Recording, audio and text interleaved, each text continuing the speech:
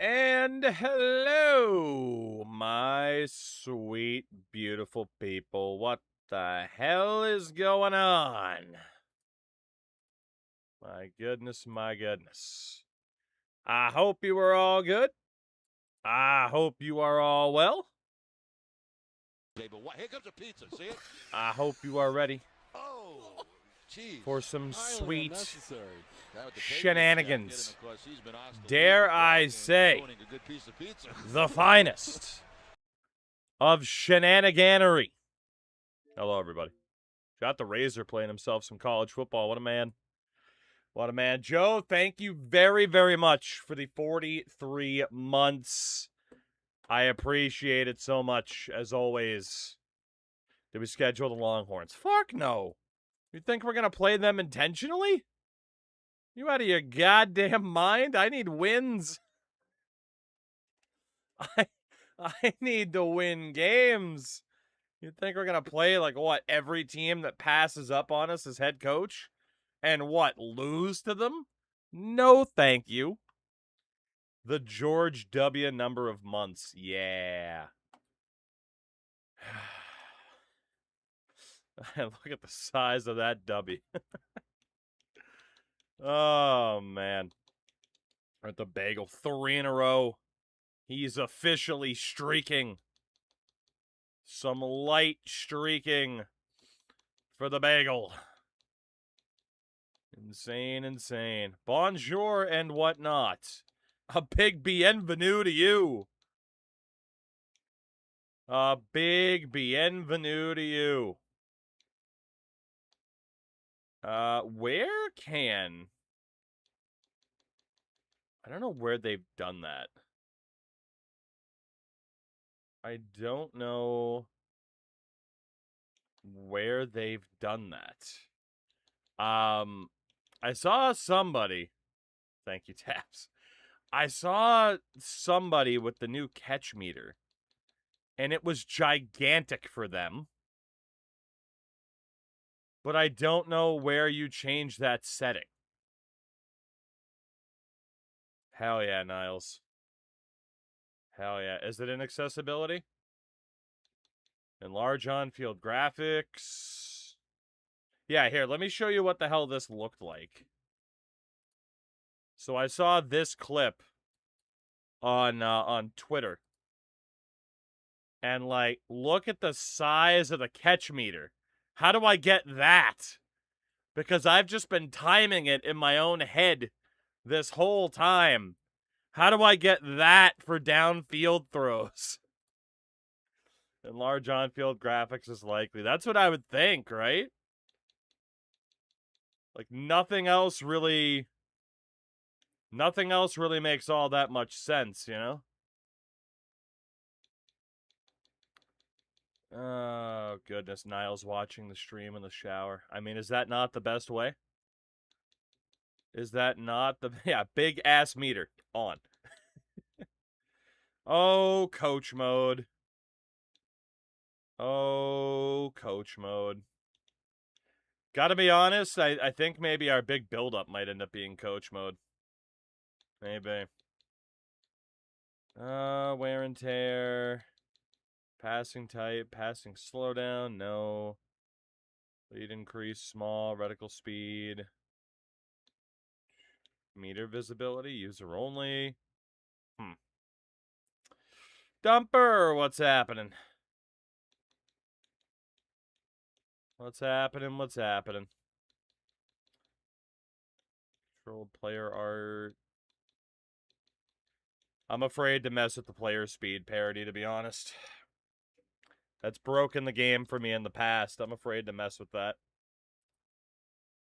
Oh, goodness. Goodness, goodness. Just here to witness greatness. I don't know. I don't know if that's a good thing. I don't know if that's a good thing.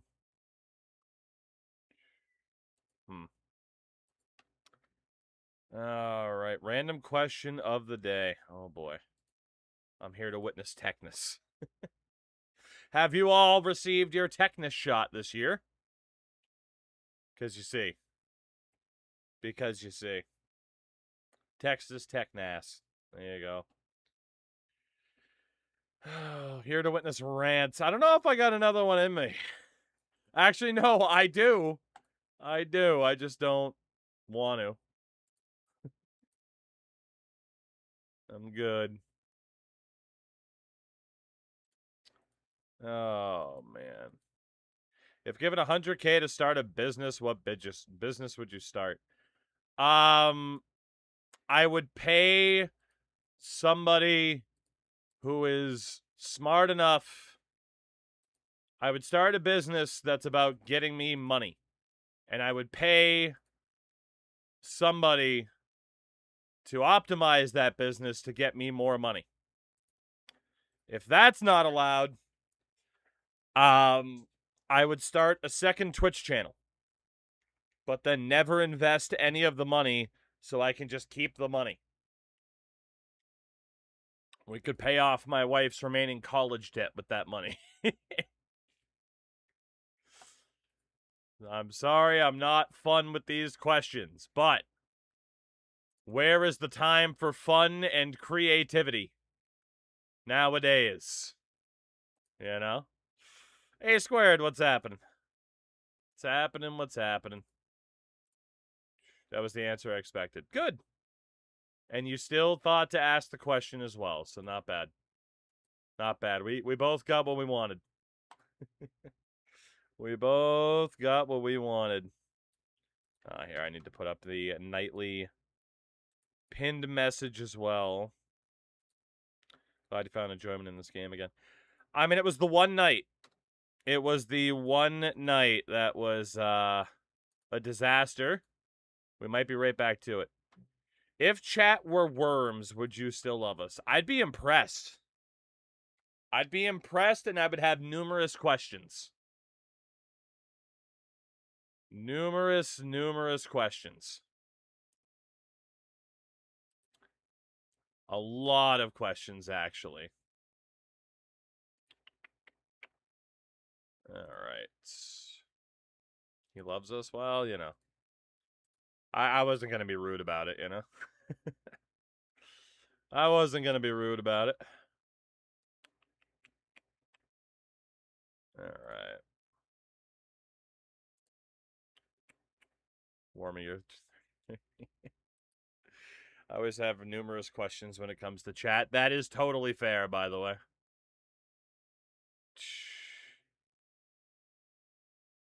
I mean...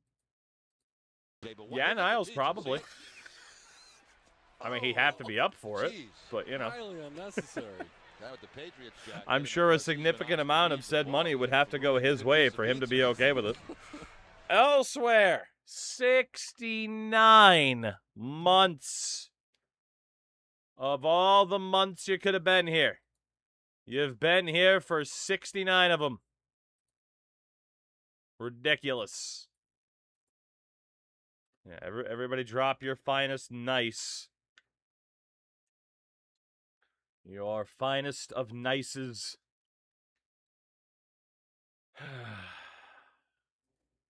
Ridiculous. Ridiculous people. I think a 50-50 split would only be fair. Oh, you know, decades, I don't really feel like further engaging in this question, but probably. Oh, man. All right. Oh, shit. Damn. 69 too many. I can't disagree, but I am very thankful for your horrific decision-making. Thank you. Very thankful for your horrific decision-making.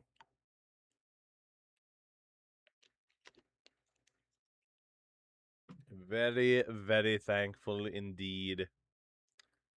But, alright. Give me 1 second. What school is our dream job right now? Texas Tech.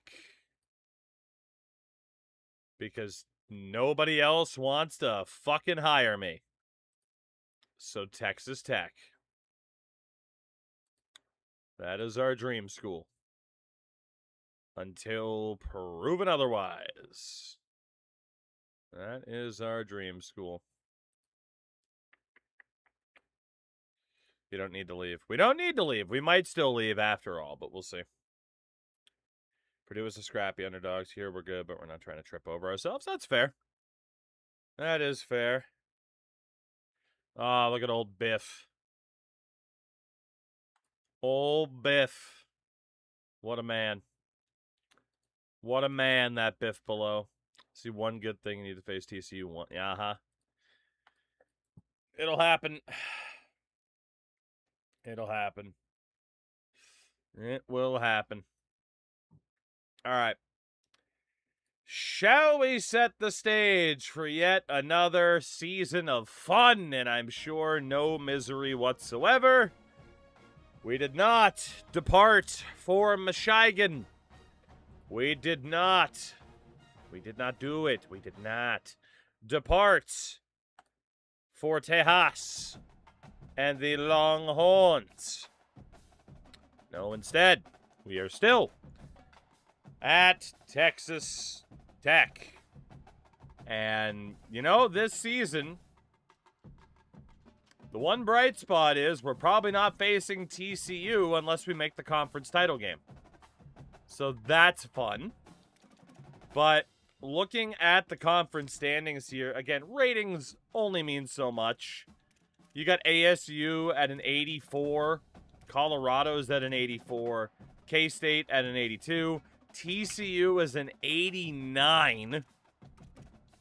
And then, of course, there's us at an alleged 97 overall. We'll see if that's the case. Shout out to Mills for an absurd amount of streams in a row, by the way. Good Lord. Our goals for the year, again, 15 or fewer turnovers, win the conference title, and be ranked in the top 15 at any point. So we are guaranteed to accomplish that goal. Absolutely guaranteed to accomplish that. And again, the team, again, that is the offensive side of the ball right now, which, here, we'll do a little zoom in so it's easier to look at. But, I mean, this team, the biggest question on the offensive side of the ball is easily quarterback. Definitely quarterback. And then defensively, I mean, D-line looks pretty damn strong. The linebacker core is pretty decent. I mean, I do feel pretty good about the defense. Our biggest game changers are definitely on the defensive line, though. So I'm intrigued to see if that works out for us. But yeah, definitely. Biggest question is the quarterback. And whether or not it will be Daquan Ivory or John Strong. And again, we are going to start off with Ivory, which is, I don't know, maybe the better choice, maybe not. I'm really not sure. Like, they're pretty damn close. Deke said, if/when you play Black Flag, you need a pirate cosplay outfit for the occasion. You know, maybe, just maybe. Maybe, just maybe. Yeah, you know what? We're going to give Ivor the chance. We do have a couple of warm-up games on the schedule. We might be able to give Ivory an opportunity here. But the team is in as good of a spot as we could have imagined. And if there's one benefit to Texas saying, no, we don't want you, we still have a very, very good team that we are in charge of here. So, we're looking okay. In terms of recruitment, we are going after nothing but 5 stars to kick it off, which is very risky, but it's worth a shot. At least I hope. I mean, we do got to be a little bit careful with the NIL that we hand out this year, but I think we can make it work. Maybe. I don't even think we're going to be able to offer all of these guys. I don't think we are. Let me see here. We have 925 points left. Minus 160, minus 160, minus 190, 165. Oh, yeah, we don't have a hope in hell. So I'm thinking maybe the gems. Because there were quite a few gems. So, like, Nick Andreas, we can take out. Joe Shank, which is a great name. Eric Cheeseman, phenomenal name. Remember, you can cut NIL if the pipeline's strong and the green checks are good grades. True, but for 5 stars, like, I don't know, man. I don't know if that's going to happen for the 5 stars. You know? I feel like most of the guys I've taken off the board that haven't been gems don't have a pipeline anyway. There were a lot of gems. Cordell Lynch does have a good pipeline, but man, if like Alabama or LSU go in for him, yeah, I don't want to take that risk. Shelbyville, Lemon Sucker, Carter Byron, Richard, good old Dick Penny. Sucks to get rid of Prince Klutz as well, but Paulie, what's up, man? What's happening? Alright. You know what? We actually will take Kavka off the board. This defensive tackle was the only one who had even a slight bit of interest in us by default. So I feel kind of tied to him. He also looks absolutely insane, and we really need defensive tackles. But aside from that, there's 9 dudes on the board. Let's target offensive tackle John McCracken. We'll go at a base level. And then how much money do we have left? Just to make sure we are within budget. Ty wants 155. 165, 165, 165, 200, 180, and 160. 280 points over budget. Right. So we have 3 edge rushers, 2 corners, and an athlete who's also a linebacker or edge rusher. Okay. Right. I mean, getting Ben Ramsey as a running back could be pretty good. His speed isn't super high-end. His acceleration is, though. Between the corners, Barry Stamer. Stamer? 91 speed, 78 zone, 97 speed, 81 zone, 62 man coverage. They're both pretty damn bad at man coverage out of the gates. As Adrenaline, he's got Legion, fan favorite, and winning time. Could also play safety if we need him to. Man, 97 speed at corner. I'm leaning towards Dorian Smith on that one. Yeah. Stammer, I'm sorry, buddy. You're out of here. And then for the edge rushers. Finley, Abel, Pineda. I mean, the fact that Niles, I mean, he's listed as a linebacker and he has Robert. Guy's got 90 speed, though. 85 strength, 82 speed. 81 speed, 82 speed. I think it's got to be Ty. Whether or not it's linebacker or edge rusher, the guy's insane. The guy is absolutely insane. All right. So, I mean, it is true, though, the Pineda is elite. You're right. That is confirmed already. Do we risk it for Ty, then? We're going to take a Scott Stevens hit, Paul Correa-esque, or an Al McInnes slap shot wearing goalie's 70s gear. I'll take the slap shot over the concussion. You don't want to fuck around with concussions, you know? So that was what? That was Finley.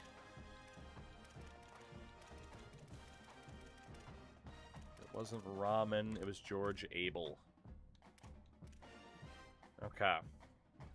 So ideally, these would be the 6. And I believe we have the money to push for these 6. I believe we do. They can revive your heart if it stops beating. You don't need the CTA, exactly. So that leaves us at 265. And we are just going to immediately go all in for these 6 5-stars. Even if we only end up with one of these guys, we're in a really good spot. If we end up with multiple, then we're in a tremendous spot. All right, immediately 50 points. Those 6 are the top targets. So, financially, with the 4 stars, honestly, we're going to have to avoid them for the moment and do some 3-star gem hunting for cheap. Until we know what the answer is going to be with those 5 stars. So in terms of athletes that want $0, you guys can fill out the board. And we'll be scouting you out. That was back when CTE didn't exist. That's true. That's true. The CTE in 2003 didn't exist. That is very, very true. Alright, let me just spam the button a bunch. Quick and easy. They tried to charge for franchise. You think they'll try to do the same in the NHL games? I mean, it's a risk for any EA game, you know? Like, do I think they'll do it in the NHL games? Probably not. Because I think it would have been much easier to try to implement the microtransactions in this. I don't really see what they could attempt to paywall based off of the way the NHL franchise mode works. You know? Like, what would they paywall? Serious answers, because people be like, oh, scouts. Like, but seriously, like, what would they paywall? That's already there, where they could realistically think, oh, some people might pay for this. Like, what would it even be? You know? All right, there we go. We did hit that goal, so we'll have 250 points, end of season recap. X Factor? I doubt that, man. How, like, the issues they have already in programming franchise mode, and they're going to paywall players getting X Factor. Come on now. You know? NHL is a small enough player base that might kill the game. Honestly, you're not wrong. This team is broke. Or, on the flip side, we are incredibly rich with talent. You know? It's in the eye of the beholder. Alright, so how are we looking for these 5 stars? We made some progress, but not a ton. We will keep fighting, though, with those guys being the best of the bunch. Let's keep scouting out these 3-star athletes. Yeah, to my point, like, something like NHL is never going to be as easy to try to just be like, oh, fuck it, microtransactions compared to this, you know? It's because of the mechanics in the system and the ways that they're already implemented. Not saying it couldn't happen, I'm just saying it feels unlikely. Our first game of this new season, we head on down to Charlotte to take on the 59 overall 49ers. Of all the ass whoopings, oh my god, that uniform's terrible. Of all the ass whoopings to ever, more like the 59ers, got him, to have ever been handed out, this should be one of the most brutal. We should absolutely obliterate them. It shouldn't be close. It really shouldn't be close. But we will see. We wanted a nice little warm-up game, and this is our opportunity. Our opportunity. This is for stealing mining valor. Right through the field goal posts.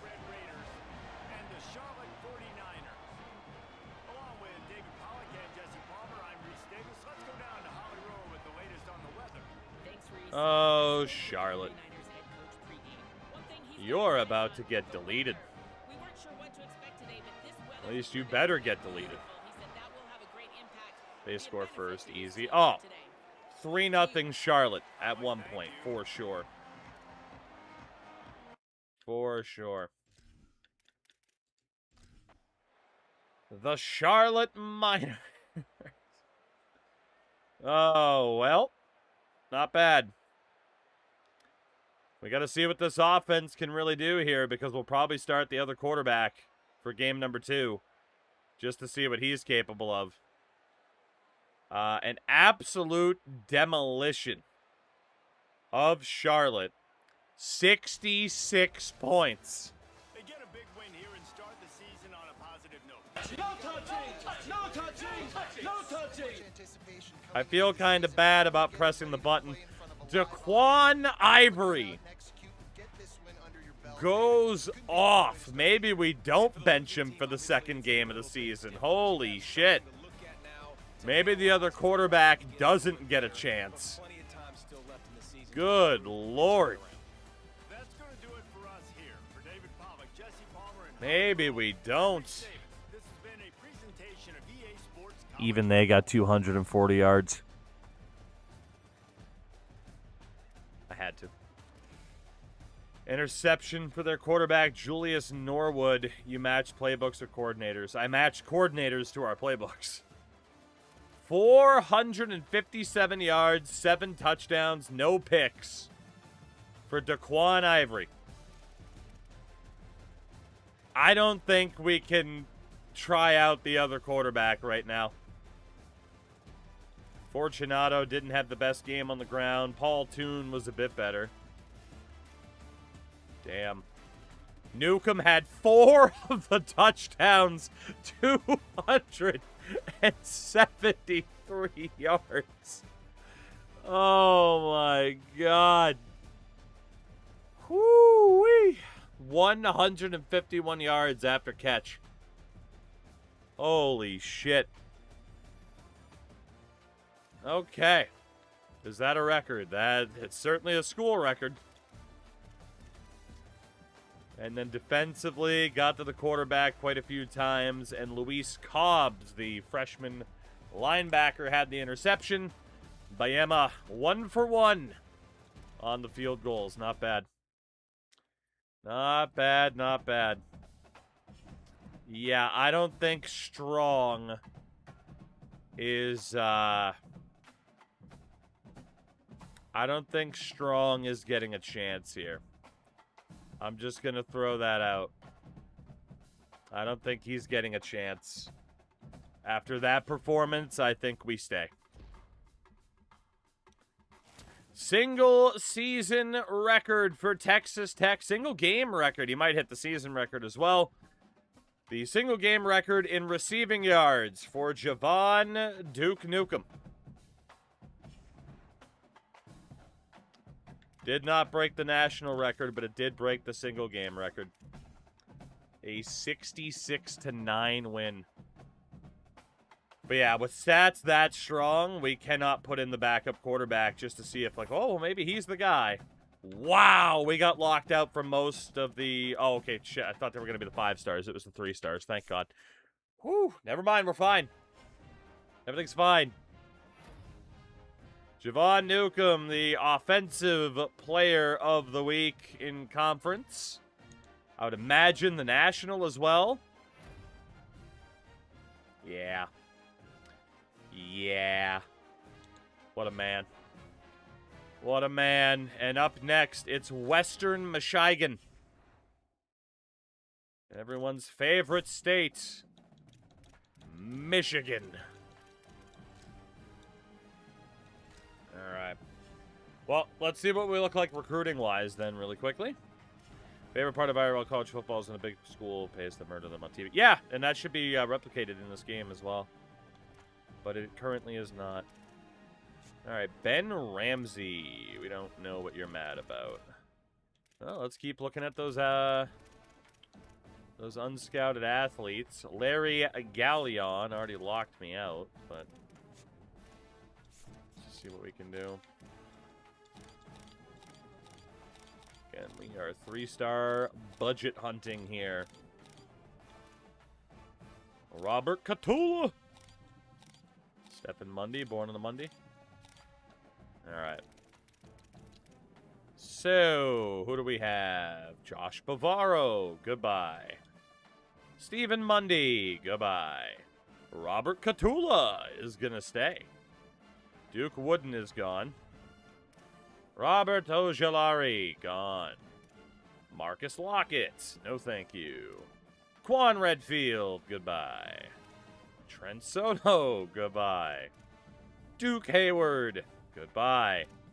Brenton Castile, goodbye. Devin Creer, my God, none of these guys are good. Ahmad Meeks was a bust.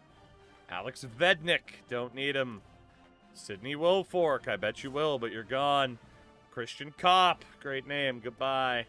Manu, goodbye. Don't drop the Undertaker on his head. Maybe do it. Who knows? Kyle Russo. Addison Schultz. Romeo Bostic. Well, at least we got one gem. Oh, we got two. Okay. We got two. Let's see. Timmy Leonard. Terrence LaFell. Ron Gillibrew. And Matt Brower. All right. Well, Braylon, let's see what we can do for you here, buddy.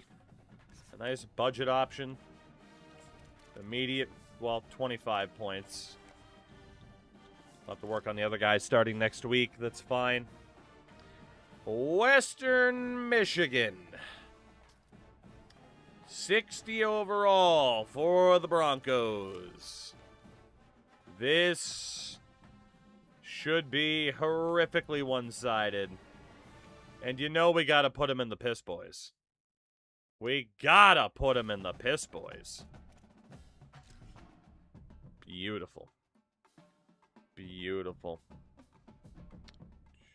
I mean, no slip, honestly. Like, the progression sucks in NHL anyway. Oh, man. What a game and what potential drama we have in store. You've seen this script before. Cut that horse's head off and put it in a mobster's bed. To be able to get out and tell about it. It's the Texas Tech Red Raiders and the Western Michigan Broncos. Just to assert our dominance. All again, Jesse Palmer. I'm Reese Davis. Let's go down to Holly Rowe with the latest on the weather. The Wyoming of the East, the Western Michigan Broncos. The Western Michigan Horsies.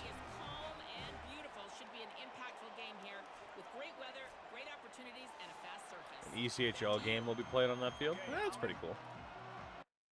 People are going to fucking freeze to death, but that'll be cool.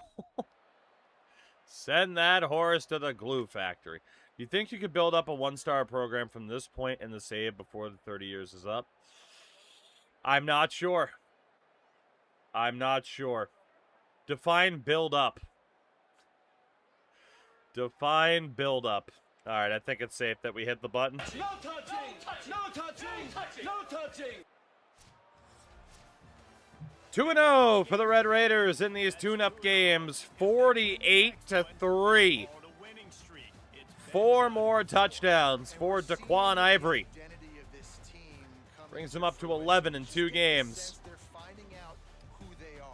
And the boys are performing at as high of a level as they should be performing. Delightful. Absolutely. It's coming home. We held them to 96 yards.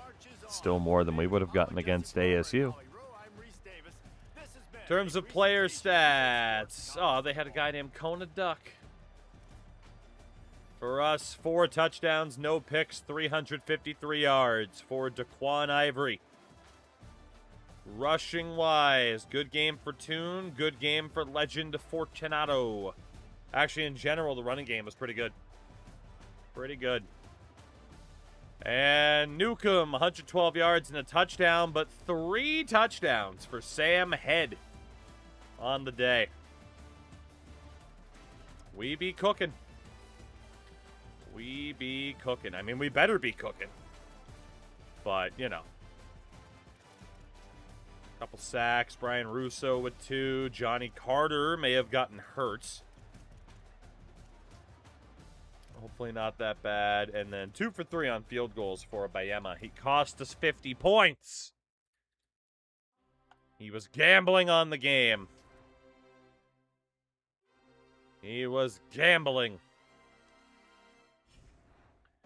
Do we play ASU this year? Yes, we do. Yes, we do. Very soon, actually.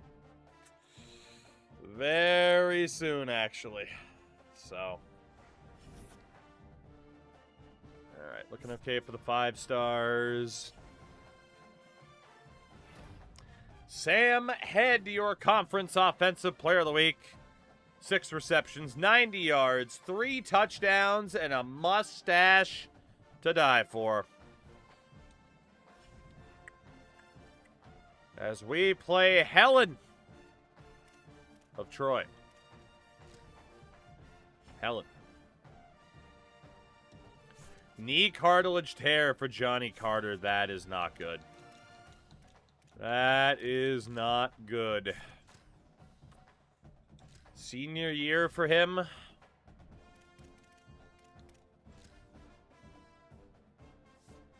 Six weeks. We are definitely going to redshirt him for now. And I don't think we'll be able to keep eligibility, but we'll see. We'll see. Helen of Troy, star of Chris Nolan's Odyssey, maybe. Paulie, they are not, thankfully. Freddie Damania. Looking okay. There's McCracken. What about Ben Ramsey? Nothing to do there. Dorian Smith, still nothing. Ty. Still nothing. And then Finley. We can schedule some of these guys on visits. My fear is that unless we up the NIL cost, we don't have a chance. Especially for, like, John McCracken. He's probably going to Georgia. But let's try to do the visits first. And hope that that's enough.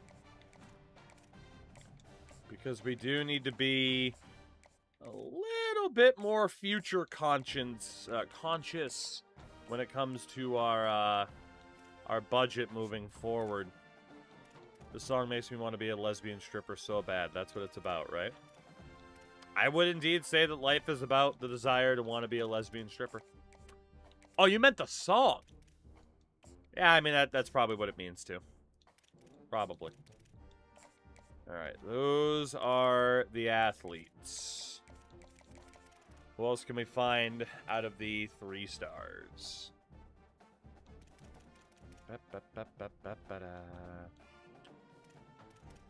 Let's go safeties. Who do not want any money. The anti-stripper. They don't want any money. They just want your attention. Hello? Thought the game crashed for a minute. Alright, let's start there by looking at these safeties. Don't forget leaving Tennessee as well. As someone who's only been in Tennessee once in his life and came back with, No, wait, that wasn't the COVID trip. North Carolina was the COVID trip. I got bronchitis in Tennessee. Same trip where I fell in the water like a fucking idiot that I talked about the other night. So, yeah, shout out to bronchitis. That was fun. That was a great time not being able to stream for like a week and a half because I couldn't talk. Best week of my wife's life, though. Me when I get bronchitis from falling in a lake in Tennessee. God damn it. Oh, man. Okay. Can we make it 3-0 before we get to our conference games? Troy is just another bottom feeder that we should absolutely obliterate. I mean, this should be disgusting. How one-sided this game is. Disgusting, I say. This should be disgusting. We're about to be the most Mickey Mouse 3-0 ever. Correct. And that is the plan. That is what we are hoping for. In the Wiregrass portion of the state of Alabama Veterans Memorial Stadium They tried to schedule us for actual Alabama here. Fun one ahead. Top 10 team, target on their back. And I said no. Their road and right into the snake pit. It's the Texas Tech Red Raiders and the Troy Trojans. Reese Davis, David Pollock, and Jesse Palmer with you. Holly Rowe will be keeping an eye on things on the sideline.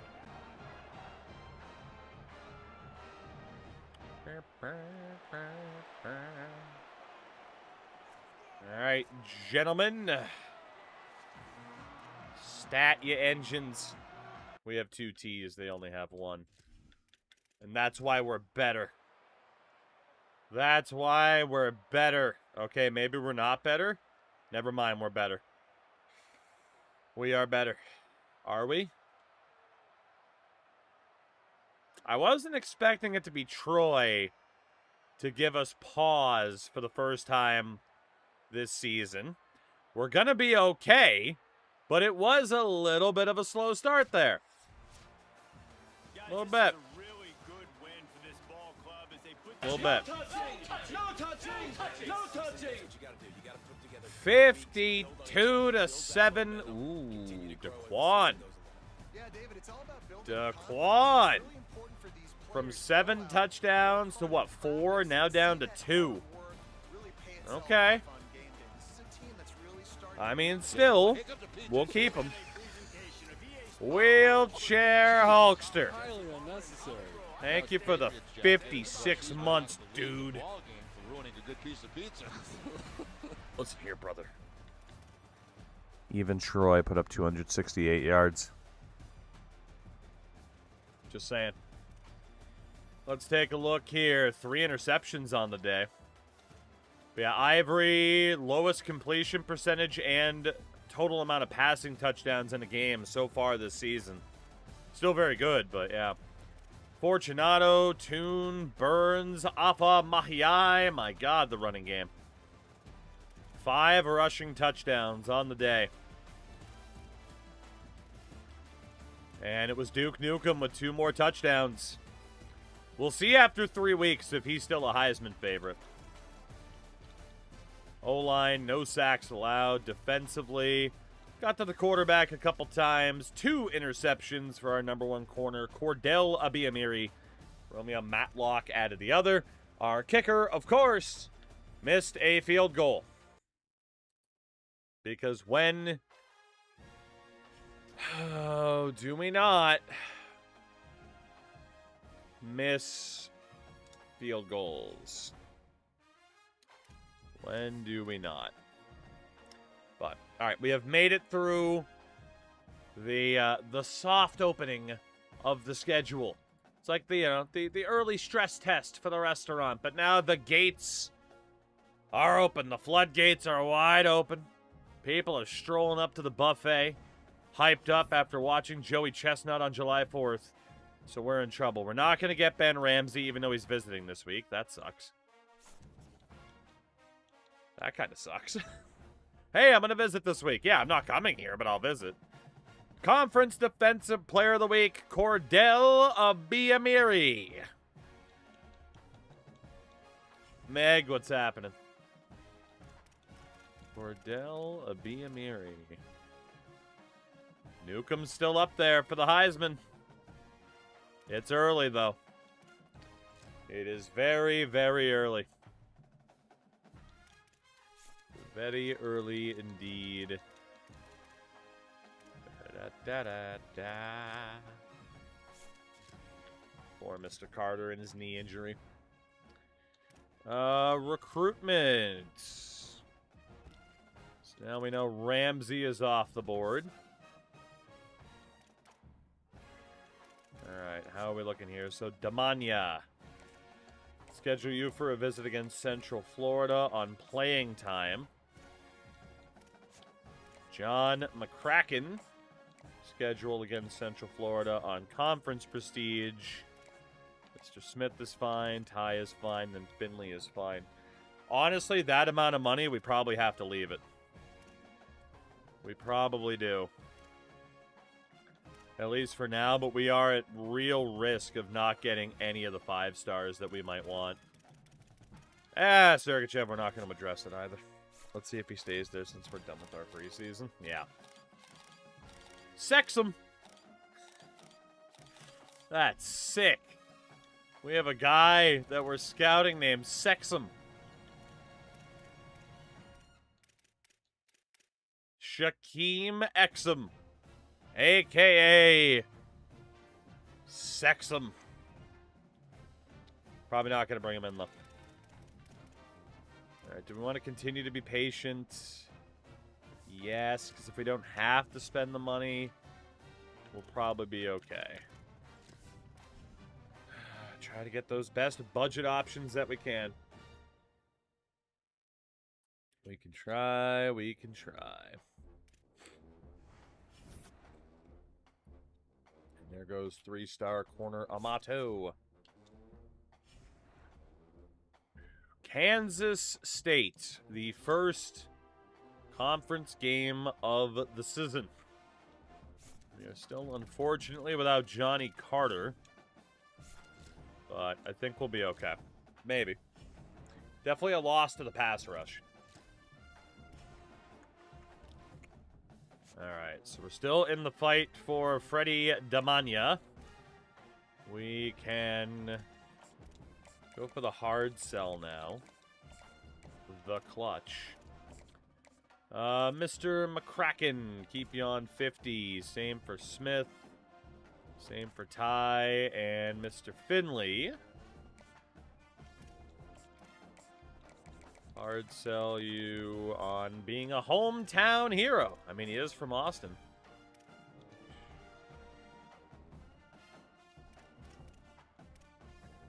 Yeah, CW, I don't disagree. Alright. Let's finish scouting out some people. See if we have any steals. Do we have any steals? Stephen Brent, goodbye. Jameson Cutting, goodbye. Javier Mingo, goodbye. Patrick Iwa, goodbye. Jamal Dillard, like the pickle. Chuck Amato. Matt Jerry. Sexum. Bye, Sexum. Kevin Stauffer. Miles Tompkins. Larry Kang. 90 speed, 3-star gem. Oklahoma State fucking thinks. Not today, fuckers. Not today. Get that visit scheduled. Oscar Saliga, we don't need him. Antoine Brown, we don't need him. Skylar Van Dyke, we do not need him. Jalen Menzie. Garrett Joy. Robert Catula. It's already on the board still. Good. But yeah, hopefully we can keep fighting for some of these 5 stars without having to offer up more money. But honestly, the guys that are in those top 3 roles, I think we do have to offer up more money. So, Dorian Smith. 330. And then Niles Ty.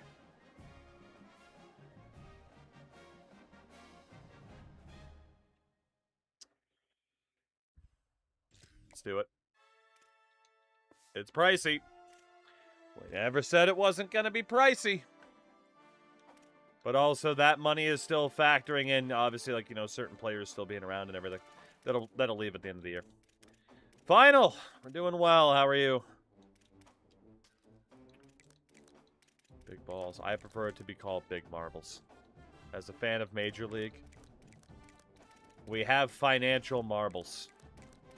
I.e., if I fuck this team up financially, I'm just going to leave. I'm here for a good time, not for a long time. Except if I am accidentally here for a long time, that could be bad news for me. We'll see. What'll likely... Testicular fortitude. Ruthless aggression. Hello, Crash. This should probably be our first tough game of the year. This is where we're going to be really put to the test against the Wildcats. Who are they? The Wildcats. Who are we going to beat, I hope? The Wildcats. Let's do it. Let's do it. Let's do it.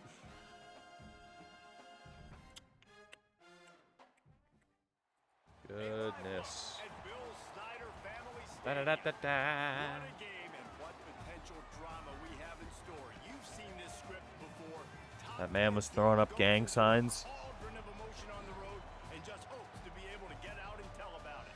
It's the Texas Troy was a smokescreen for the real trap game. Probably. State Wildcats. Reese Davis, The Wildcats. Palmer with you, and Holly Rowe is down on the sideline. Hello, Holly. Checking in with the Texas Tech head coach before the game. This wide receiver has been unstoppable all season. He will be a huge part of their game plan today. All right, fellas. Might be young, but they This will is fit your into their chance. offensive game plan to make Your sure they time get the ball to their star to player. prove that Securing we the are defense all season legit. long. Back to you. Okay, Holly. Very, very legit. And not legitimately garbage, but actually a good team. We have secured no-touching victories over Kansas State before. We'll see if this is another one of those examples. We have done a very good job so far this season of taking advantage of turnovers. That's where we're scoring a lot of points. And this game is over. No touching! No touching! No touching! Complete and utter dominance in this 42 to 13. 4 touchdowns for quarterback Daquan Ivory. And we are 4-0. Very nice. History I don't want to know the answer to. Did the Wildcats break off their own when Zumbafu died? That's a sentence that has never been said before, chat, Crash. So well done. History made in this chat. I'm Reese Davis. This has been a presentation of And it's EA also Sports not College Football. Zaboomafu. It's Zumbafu, you uncultured swine. You call yourself a proud Canadian. Zumbafu was Canadian, wasn't it? I thought it was Canadian. It might have been Canadian. It was in Canada, I know that much. Oh my goodness. 503 yards of offense on the day. In Canada, they added extra vowel. You know, that happens quite a bit. That happens quite a bit. You know, especially if you're looking for a night out. You a fool. Got him. Jesus. Daquan Ivory, 300 yards, 3 touchdowns, no picks. Rushing-wise, Legend Fortunato did well. Ivory actually had a touchdown on the ground. So did power back Jaquez Burns. Oh, Jaquez. Receiving-wise, Sam had a touchdown.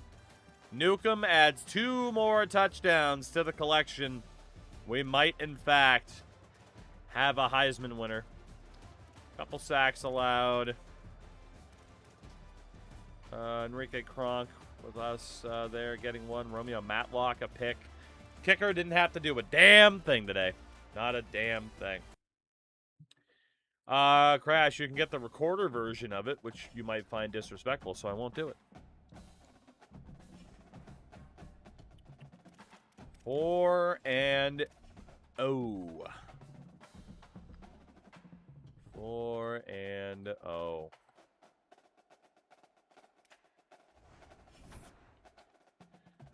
Didn't get locked out for anybody except for Dorian Smith, who commits to Michigan. Damn Michigan. And Central Florida is next. 4-0, or as Americans say, 4-0. Oh, man, we lost Coco Singletary to a dislocated elbow. Okay, that's 2 tough injuries, but not impossible to overcome, I would say. You know, the one thing I don't think I looked at this season was the auto subs. But honestly, outside of the quarterback wear and tear, I'm kind of cool with just being like, yeah, make sure we utilize our depth. I am just cool with that being our strategy, really. So, recruiting-wise, It's a verbal commit from Dorian Smith. I don't think I could have offered him any more money. No, I couldn't have. I'll fight till the bitter end. I will go down with that ship, but he is probably gone. He is probably gone.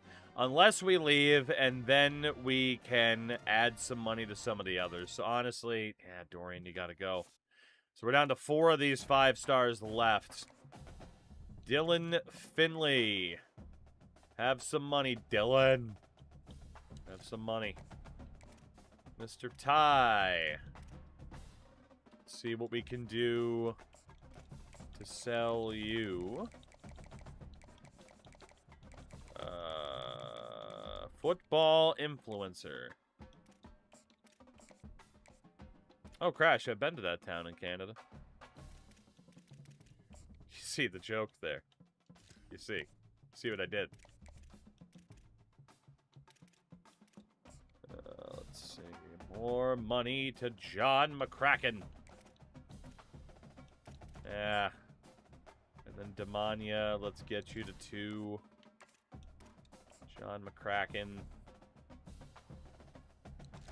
That's our money, fellas. You better be happy with it. We're going all out because I really don't think we're going to get those guys. It's kind of the problem. Braylon. You call yourself an athlete? Never had the makings of a varsity athlete.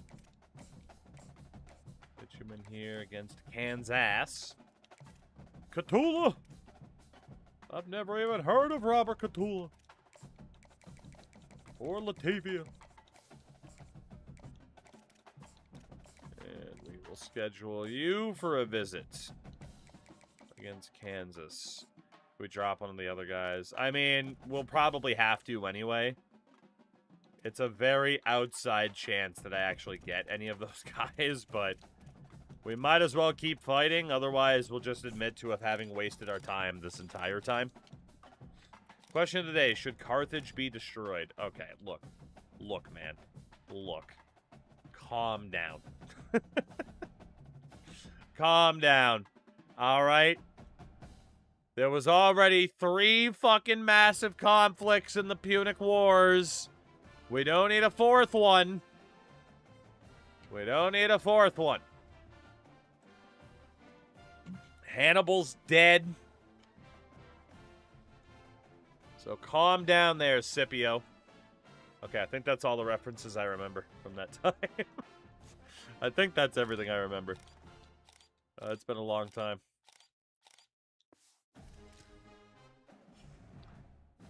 All right. Central Florida.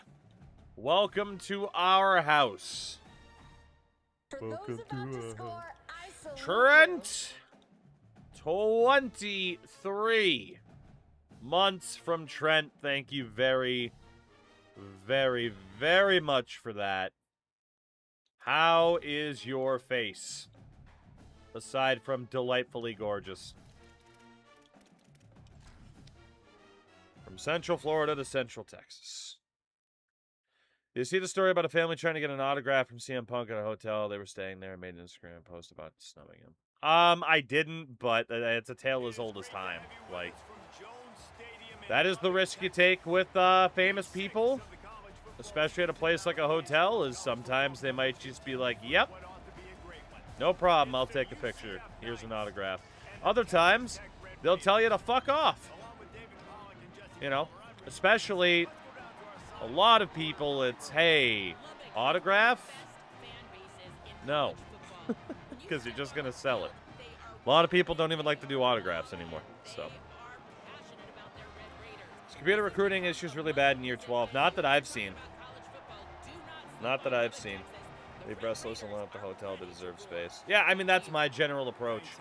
I've talked about it like many a times. I've passed up opportunities to take pictures with wrestlers who have either been on TV or would go on to be on television. And it's because they are people. They are people. You know? Like, if someone goes up to you and it's like, hey, man, sign this thing for me. It's like, no. Now you could say, well, it comes with the territory to expect it to be asked, but it doesn't come with the territory to have to absolutely do it. You know? But some people have no sense of social awareness whatsoever. You guys know. You're in a Twitch chat. No touching! No touching! 45-17. Another four. Oh, my God. Look at Daquan Ivory. Jesus. Jesus. Jesus, uncalled for. Oh, well, I gotta respect the YouTube chat as well. But obviously, if someone's watching on the YouTube side, they just have us up in the background. YouTube's really become the place for the lurkers, which I respect. Oh, man. Held them to 220 yards. They still put up 17 points, but we really pulled away in the fourth quarter. Ivory threw his first 2 picks of the season in this game, so he is human after all. Rushing-wise, 2 touchdowns for Toon. Legend Fortunato picking up some good yardage. And receiving-wise, 1 more touchdown to Newcomb. And 2 touchdowns to Sam Head. And 1 for Foster. Blocking-wise, no sacks allowed. Only got to their quarterback once. No picks. Kicker went 1 for 1. Can't go a season without an interception. I know, right? What a scrub. What a scrub. He threw not just 1, but 2 interceptions. What a shitbird. What a shitbird. We have enough points to unlock the strategist here. And hopefully that'll actually still give us credit here. Because we had prospects visiting this week and we won. So hopefully this actually gives us the boost.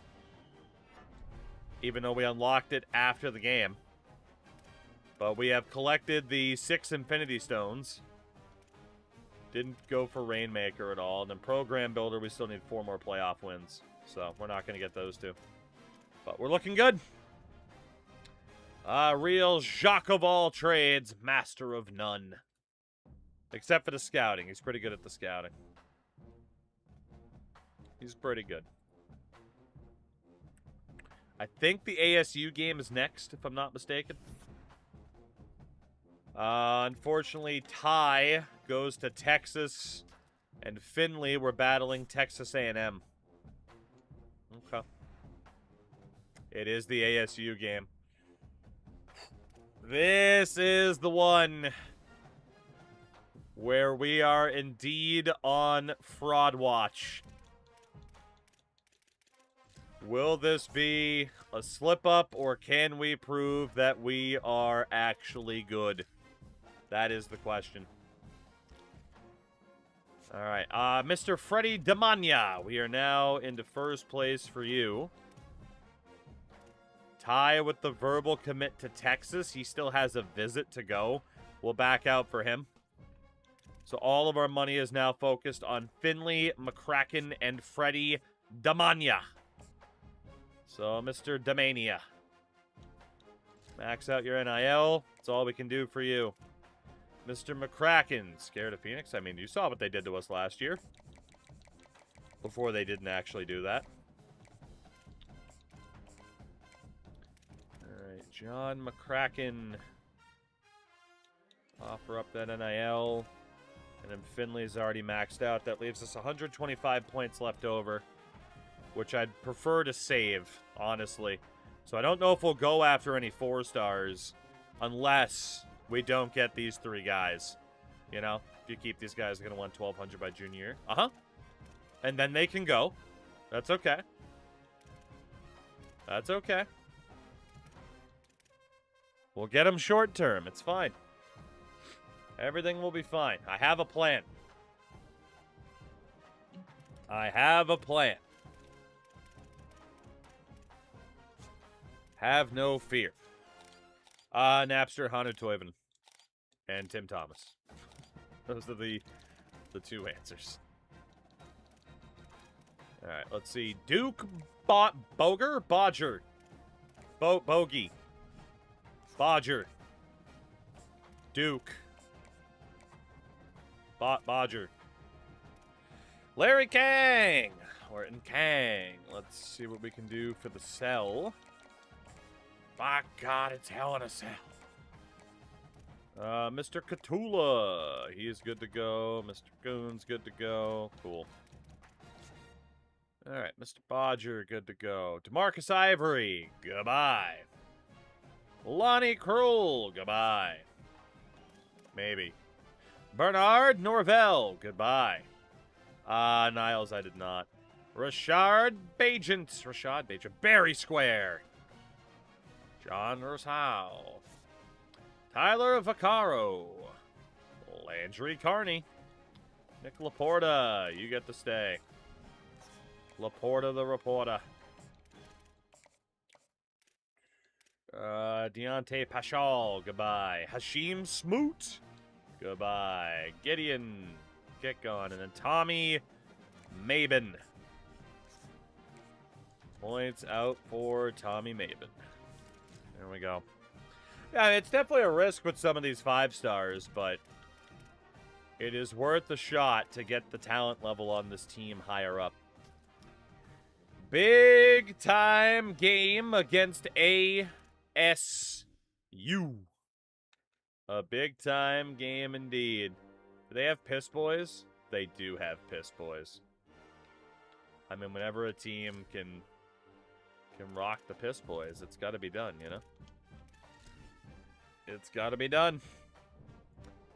This is the real challenge. Outstanding for the Mets. Outstanding. Tempe. Boy, I can't wait to visit the hockey stadium there that the local government certainly approved of, instead of having a toxic landfill in its place.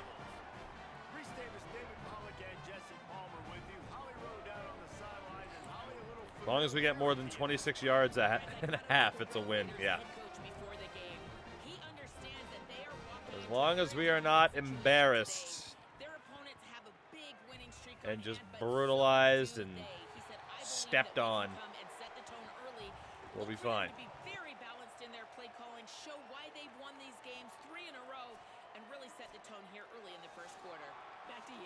Toxic landfill, Morello, and the Coyotes. I mean, you get the stadium. Maybe he sells eventually. Instead, now there just isn't a team at all. You know? You know? I'll take the Coyotes playing in a college stadium over them not existing at all. Yeah, this is a close game. But the turnovers reign supreme. Sun Devils, more like, you suck. No touching! No touching! No touching! 49-35. Texas Tech is rolling. Ivory does it again. Good thing you're wearing yellow pants. They still got 35 points. That they did. That they did. Still a big road win for us there. The yardage was actually really close. Jesus. Their quarterback threw 4 interceptions. Typical McNabb at quarterback. Am I right, Eagles fans? A lot of people hated Donovan McNabb way too much. Ivory, 3 touchdowns, a pick, 334 yards. Not bad. Rushing-wise, not the best game for Toon. Fortunato was hurt. 2 carries, scored a touchdown, then he got hurt. Fuck. And then Head with 2 touchdowns. Duke Nukem adds another one. Blocking-wise, they got to the quarterback a couple of times. 2 sacks, 1 for Russo and Maslinski. The picks from Ferrier, Cobbs, Matlock, and Abiamiri. Damn.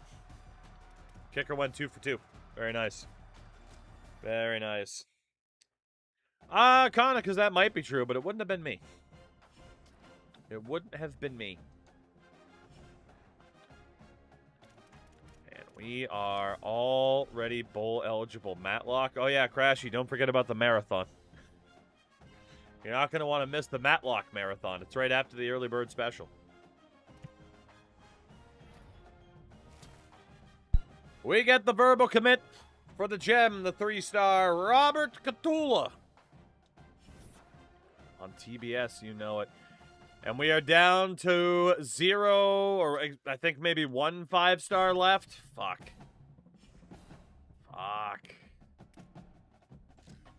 5-star hunting was very risky. Most of those guys did not have interest in us out of the gates.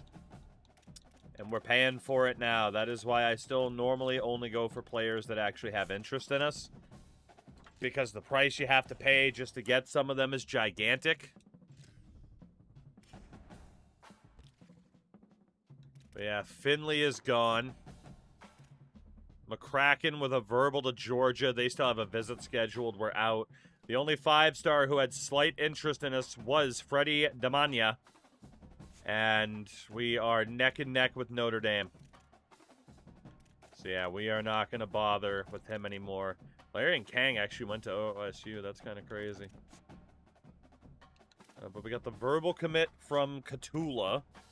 And no 4-stars. Not yet. I mean, there will still be other 4-stars we can target. It's not a big deal.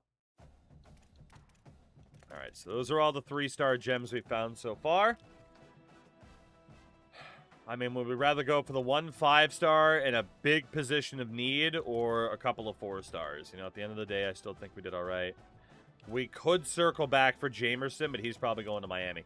So, any 4-stars that are left, there's tons of them. Tons! Yeah, we're going to be just fine. Don't worry about it. Holy shit, that's a lot of 4-stars still out there. Yeah, we're going to be just fine. Don't you worry about it. Don't you worry your pretty little faces about it. We're going to be just fine. Trust the streamer's process. For I have a big brain. Alright, so quarterbacks, we're fine. Running backs, I still think... I mean, granted, we did technically bring in a running back. But you know... I don't think we're going to need anybody there. I mean, again, right now we have 6 quarterbacks on the roster. It probably won't stay that way. We have 4 running backs. I'm going to not factor in seniors if I can.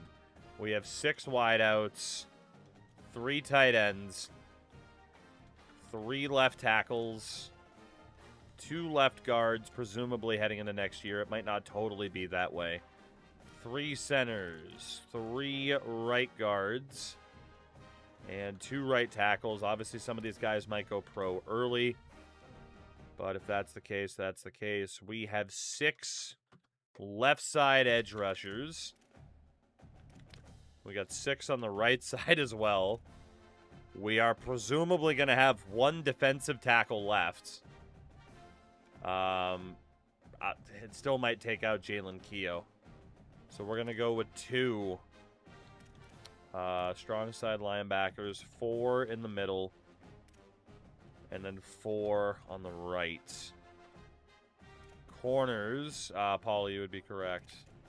Corners, in theory, we have 6 of them. In theory, we have 4 free safeties and 3 strong safeties. We do not need a kicker nor a punter. Unless somebody magically goes pro late. So, factoring that in. Quarterback's a no. Maybe a little bit of help for the O-line, but not a ton. Definitely no defensive ends. Maybe like 1 linebacker. And then safety, we're looking pretty good too. Okay. Okay. Alright, we know what we want to target. And then running backs, Catula was threatening to be a running back, but that's fine. So, if we look at 4 stars that are left, and we look at the running backs. We got a bunch of people who are interested in us. Honestly, the priority is to keep the price down. 105 is the minimum. So, Matthias Dwumfor. Somebody we could definitely target. There is also... Do you happen to know how much you're spending roster NIL right now? I think I'm spending too much. I need to figure out how to recover. Yeah, so you can always check what your team budget is by going to Manage Blueprint. So, you know, in a general sense, right, like, my budget, my NIL budget, is currently 82% of my 10,000 available points. So if you think you're spending too much, you can always come back here, see what you're spending, and then adjust, right? In terms of like, oh, well, this is kind of what I want to do. You know, strategy. You can set that to what you think you would want it to be in terms of that. I thought I might be underspending compared to you. Oh, no, you're not. We went all in on the budget this year. But yeah, my recommendation is go down to this setting here, even though it's computer-based, right? Unless you turn these settings on. It's still worthwhile saying, ideally, this is our strategy, right? And you'll notice, too, under Dynasty point allocation to the left of the chart, it will change the percentages of what you're aiming for. So if you feel like you're having a little bit of trouble keeping track of the budget and what you should be spending, set your strategy there just so that it gives you the idea of what percentage number you actually want to hit. Doesn't mean you have to follow it. Case in point, I don't. And might be paying for that in some ways. We'll see. But I have a plan for the future, I promise. I have a plan. But yeah, I wanted to go all in this year because we made the playoffs last year, and this year we wanted to take a real shot if we could. All right, so any player in the top 3 that is on the bare minimum asking price, so those 4 running backs, ideally one of them would be nice. Cheapest price for wideouts is 110, so the guy to target would be Marco Vines. Ideally, we'd get a tight end. Cheapest price is 100 points. We have nobody else except Joey Coates in the top 5, so we'll look at him for the moment, too. And we will start there. So, yeah. Dwumfor is not happy about the other running backs being in the equation, so we'll get rid of him. Chuck Gentry. 87 speed, no abilities out of the gates. Mike Yeast. 93 speed with safety valve. Cesar Quintana, 90 speed, no abilities. And Marco Vines, 83 speed, wideout. Ugh. I gotta be honest. Mike the Infection. I mean, Yeast is probably the best of the bunch because of that speed. Maybe Quintana.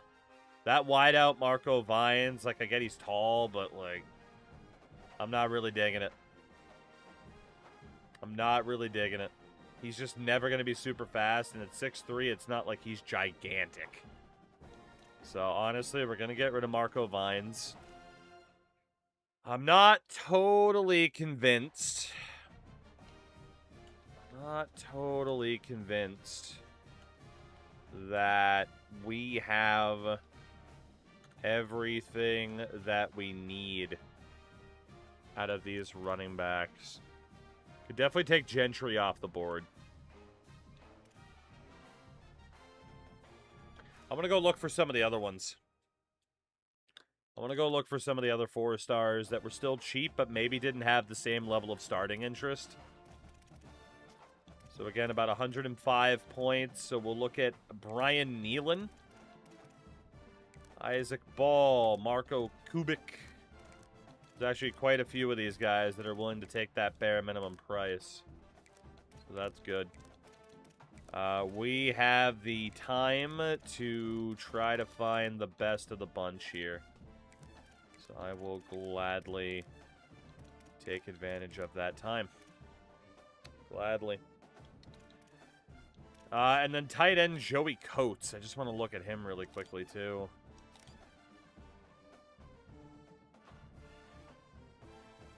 I don't like him either.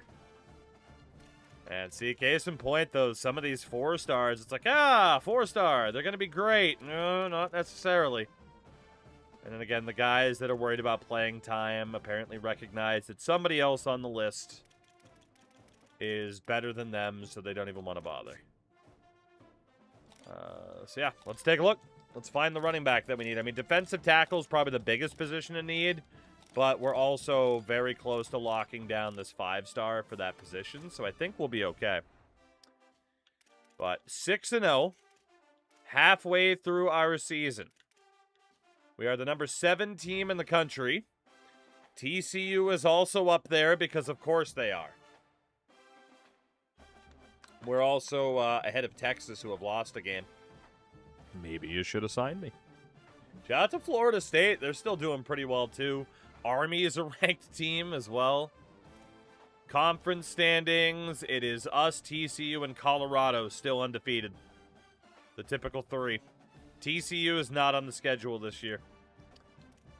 And then Heisman watch, we've fallen out of the mix. We have fallen out of the mix in that regard. And then our season stats. Daquan Ivory, pretty damn good so far. I thought I might split the first 2 games between he and John Strong, but Ivory's proven to be the man so far. Legend Fortunato's having a pretty good game. A pretty good season on the ground. He and Paul Toon. Honestly, Jacques Burns, pretty good trio right there. But in terms of Heisman conversation, you would obviously be looking at Javon Newcomb. But man, Sam Head has 10 touchdowns on the season already. There are 2 clear-cut favorites in the passing game. That is not debatable. Kansas, they are absolutely dreadful. We have a 35 overall point advantage on the Jayhawks. Oh my God. This should be an absolute massacre. Just an absolute massacre. This should be ridiculous. But my recollection doesn't fail me. We have lost to this team in the past. We have lost to this team in the past. Don't jinx us. I'm challenging us. As we've said, rise to the occasion. Make the most of the opportunity in front of us. And don't bring me down, Bruce. Don't bring me down. Wow, jeez. Yep. Oh, my God. We might score 70. All right, the offense kind of slowed down a little bit. The backups might be in. Holy shit. I don't even feel right hitting the button, man. No touching! No touching! No touching! 5 touchdowns for Daquan Ivory. My biggest piece of advice to people playing this game right now is make sure your playbooks and coach schemes all align, because that has clearly made an unbelievable difference. Might just be confirmation bias, but good Lord. Only 17 points in the second half. We had to have just taken our foot off the gas. 101 yards of offense for Kansas. Way more than we would have gotten against ASU last year. In terms of the numbers, 4 touchdowns, 461 yards passing for the sophomore Daquan Ivory. Rushing-wise, Legend Fortunato, 2 touchdowns. Toon and Ivory. Man, Ivory also had a touchdown on the ground. That's insane. My one piece of advice, quit. Well, you know, that too. Gigantic game for Javon Newcomb. 132 yards, 2 touchdowns. Carlisle, and then Sam Head is unbelievable. His head game is, in fact, strong. There we go. I made the joke before someone in chat could do it. Blocking-wise, Nate Lowe allows the only sack against in the game. We got to their quarterback twice with freshman DT Brian Russo. Brian the Bro Russo. And a pick for Mitchell Christian Cage. Our kicker went 1 of 1, 8 for 8 on the points after. This team is disgusting, but also not the strongest strength of opponent. All right. Could this be something special? We are 7-0 as the number 7 team in the country. After Michigan and Texas both passed on us as their new head coach. Hard commit from the 3-star gem, Robert Catula. But he was an athlete as well, if I'm not mistaken. But that could be the one running back, if you really think about it. That could be the guy. And we are in a recruitment battle with Notre Dame for Freddie Demania. Okay. And we have Houston up next. I do wonder if maybe we should just be fine with that one running back. Ooh, a certain fullback just came back from injury. I like that. Carter still has the red shirt on, but honestly, he's a flight risk to go pro if we keep him out. So let's just take that red shirt off of him since he's back. He'll definitely hit 4 games played, so Paulie is correct. But his 2004 or 5 WWE theme is also way up there. All right. So defensive tackle, Carter's back in as number 1. Good. Okay. Recruitment-wise.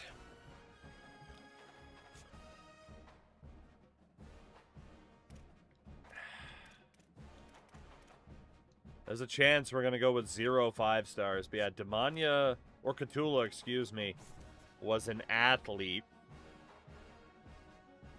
Could be a member of the secondary or the running back.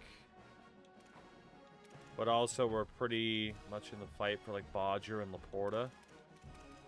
Technically, we could rule out some of these other running backs and come back later on. Same with the secondary.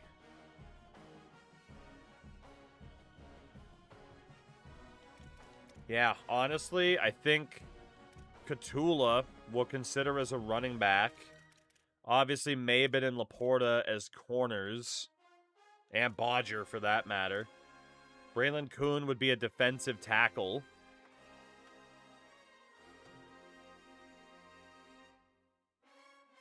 Yeah, I think we'll actually remove these running backs for now. And there's got to be a faster way to do it, but you know, we'll just go this way. Mainly because if anybody we scouted is already a gem, we might want to take a look. But yeah, plans kind of changed a little bit. So now it'll be wideouts, or 1 wideout, tight end, couple of linemen, and then defensive tackle will depend on what happens with Demania, that 5-star. Yeah, we will go for our big positions of need first and figure it out from there. The yeast is not rising. The dough has collapsed. You overworked the dough, and now the bread is ruined. All right. Prospect lists. We could look for a top wideout. We could look for a top tight end. Again, cheapest wideouts are about 110 points. So that will be... I think we already looked at Vines, but let's just add them again. Let's go for that key wideout because we could definitely have some dudes leave. Definitely have some guys leave. A little bit earlier than what we would want. And all these guys are looking for basically about the same price. Okay, so we already looked at Marco Vines. Is anybody upset about other people being on the board? Damian Moody. Goodbye. Okay. So, scouting. Let's see what we have. Although, I was going to say for someone like Emery, but he doesn't have a scholarship offer yet, so we should be fine. Spam that A button. Spam it. Spam it. Until we are out of points. There we go. And we'll keep looking in the subsequent weeks. That brings us to Houston. 45% chance of rain. I'm only happy when it rains. Away option number 2. Terrible. Alternate option. Terrible. Alternate 3. Delightful. No touching. Let's do it. No touching. Whoops. No touching. Is that a bad omen? Is it symbolic, King? Is it symbolic? We're here at John O'Quinn Field. and We could be in trouble. That could be bad karma. Little gets the blood boiling. Why like a rivalry game? Barbs, shots, trash talk. That could Things be go on throughout the week. bad karma. On this field. It's the Texas Tech We'll Red see. Raiders and the Houston Cougars. That could be very, very, very bad karma. Checking in with the Texas Tech head Very coach bad. before the game. He understands this is a huge conference matchup. Ba-ba-ba-ba. Seven-game winning streak on the line, but more importantly, conference play and ramifications for a conference championship. This is All a right. huge matchup today, and he has warned his Gentlemen, it is time for you to do the do and win this game like it looks like you're gonna do. Yeah, we're not hitting the button twice. A little bit of premature touching never hurt anybody. 51 to 13.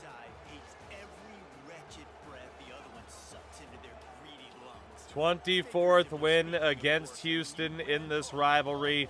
3 more touchdowns for Daquan.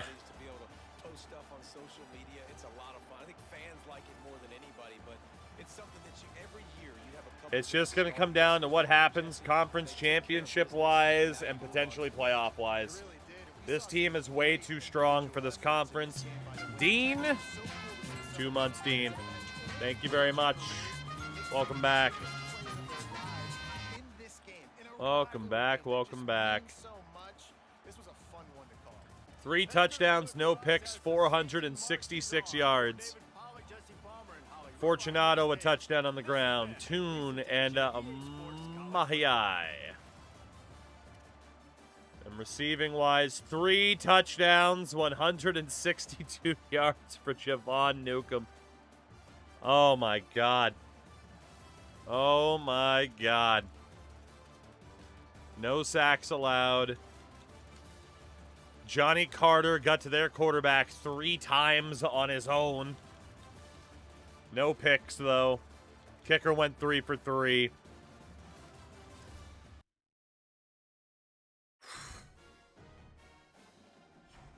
His team has been unbelievable.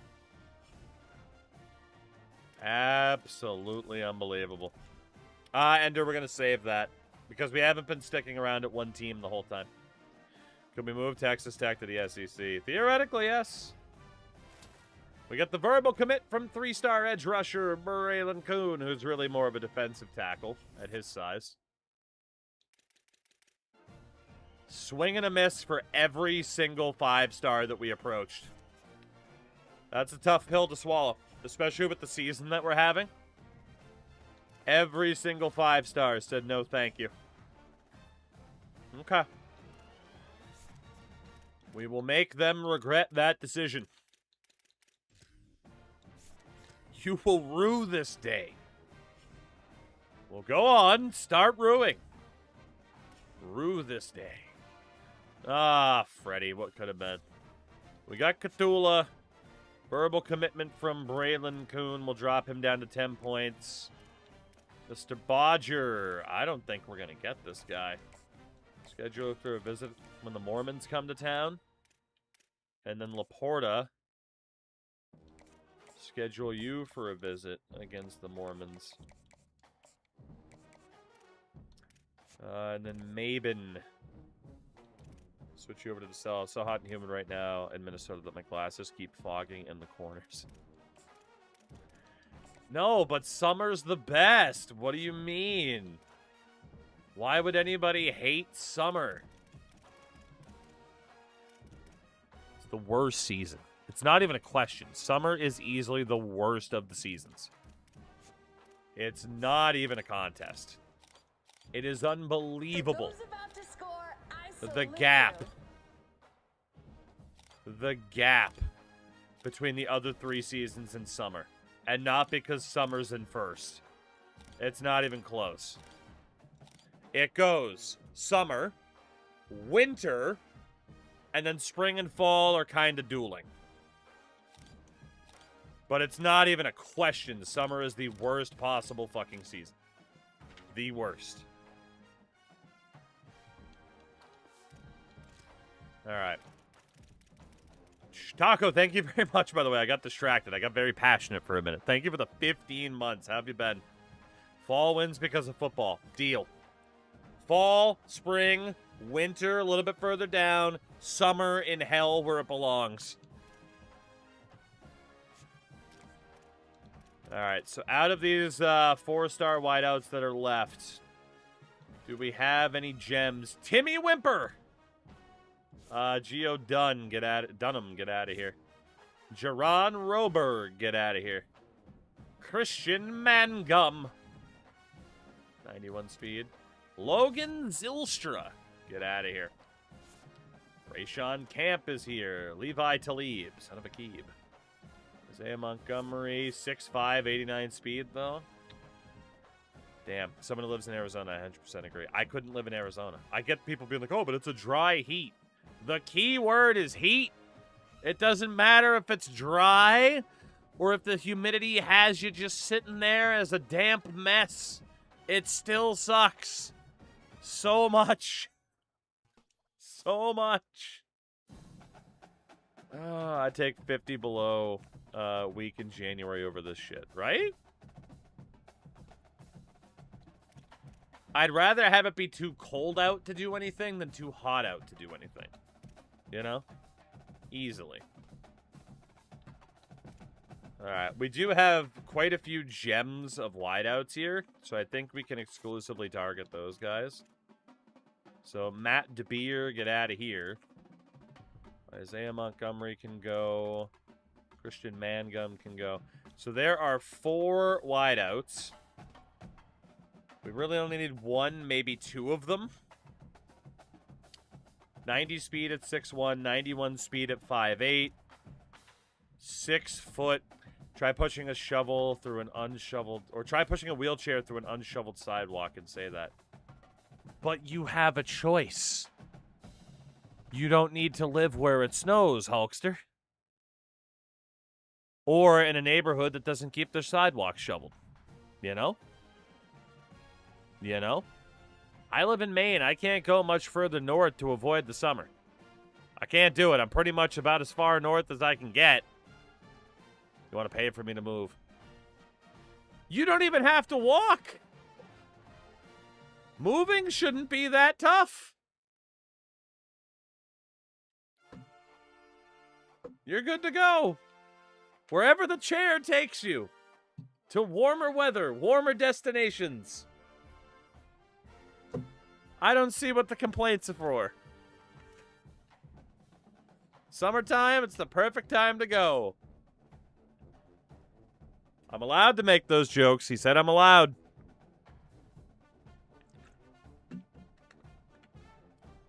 So, anyway. Marcus Bosby. 6'3" with 87 speed. 6 foot with the... Okay, so Bosby, the benefit is you are tall. Wheels, I deserve it, too. Moving a sofa on a hot summer day sends a chill down my spine. No, that's the heat stroke.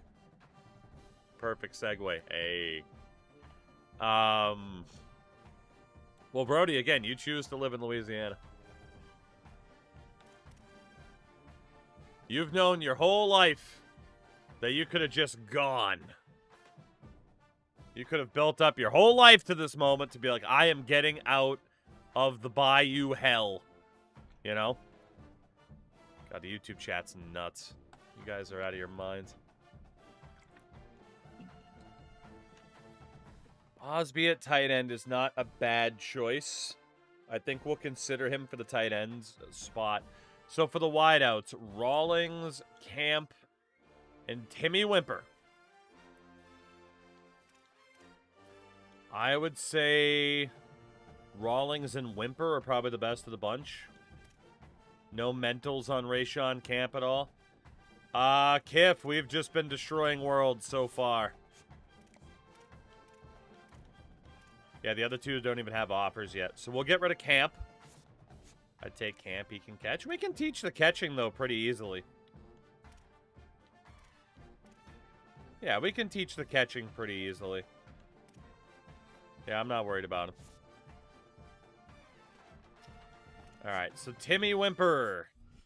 Base level scholarship. Immediately to 50 points. Also, if some of you like the summer, that's okay.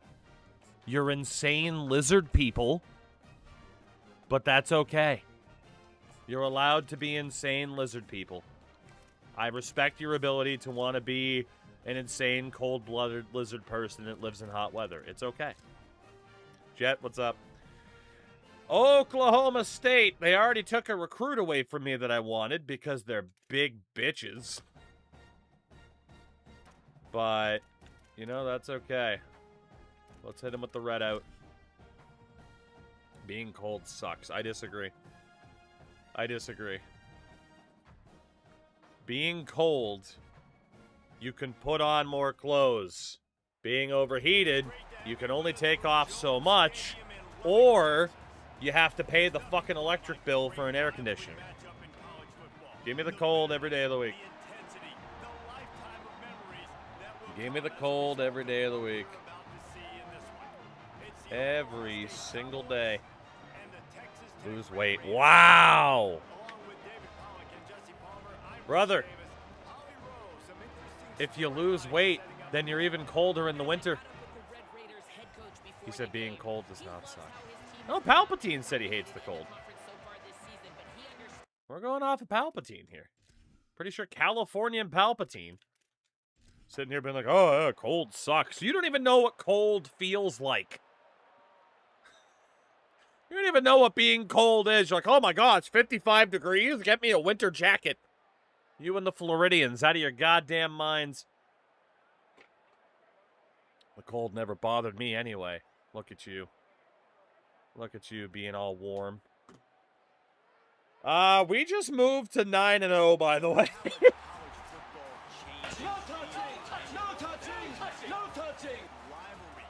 Oh my God. Slight breeze, I'm shivering. Daquan Ivory, 326 more yards. Only 2 touchdowns, though. How do you feel about Californians? They're great, except when they complain about cold, because they don't know what that means. They don't have a clue. Have we touched the joystick at all tonight? Including or not including my own? We are, no, we're 43-17 over Oklahoma State. We are 9-0. I have not had to play a single second of gameplay. Not a single second of gameplay tonight so far. And it's because Daquan Ivory is insane, and clearly playbooks and coach synergy matters a ton. A ton. An absolute ton. Rushing wise, winter only sucks because it gets dark at 4. Correct. That is the primary reason winter sucks. But it's still better than summer, where I can't go outside at all without either sweating to death or getting obliterated by bugs. So no thank you. Oh, Newcomb, another touchdown. Only 67 yards, but not bad. Not bad. Maybe you should play a bit in the war. Yeah, honestly, our next blowout, I should probably hop in because, let's be honest, against TCU, it's probably going to be needed. And we got to their quarterback a ton today. No picks, though. Kicker 3 for 3. Way to go, Tomas. This team is nuts. Like the cold, it's the ice that sucks. That's fair. Lives in the middle of the woods, complains about bugs. Brother, come to New England. You can't escape them. They're everywhere. They're everywhere. I'd be down in Portland. Bugs all over the place. It's terrible. It's like a goddamn horror movie. What do you want from me? This is taking a while. Alright, well, Marcus Bosby just said fuck you, so he will not be in tight end consideration. Okay, what is next? The Mormons. The Mormons, the Mormons. So again, we have just been absolutely obliterating the competition. Closest game was Arizona State on the road.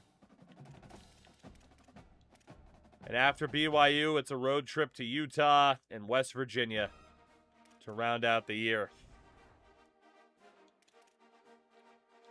Conference standings. 3 teams are still undefeated. Ourselves, TCU, and Colorado. Hopefully, TCU and Colorado play one another. They do. That conference championship game appearance, it's in our hands. We control our destiny. And Duke Nukem is in the Heisman conversation. Along with Oklahoma's Kolo Amatangi, Colorado's Kaufusi, and Washington from Notre Dame. 3 games left, plenty of time to shoot ourselves in the foot. And Taker, nope, you made an educated decision. You're allowed to do that.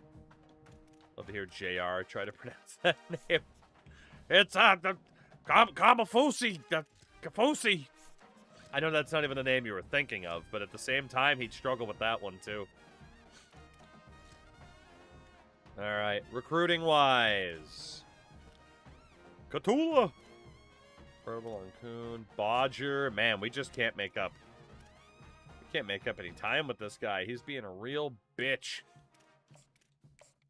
He's being a real bitch.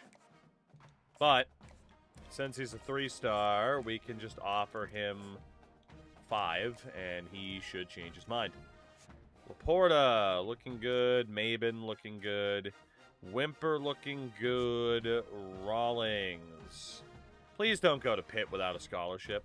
And then Bosby locked us out. Tight ends. We need 1 tight end. The Fusa are attacking. Mufasa, he's here. Here's Mufasa. 4 stars. Cheapest is 1 hundo. 1 hundo, 1 hundo. All right, these are the guys that are left. Joey Coates we already looked at. Jewel is a real bitch. What about Devin Azuma? Yakazuma. Not a gem. Darren Scruggs. Not a gem. Tony Kozar. Not a gem. And Joseph James.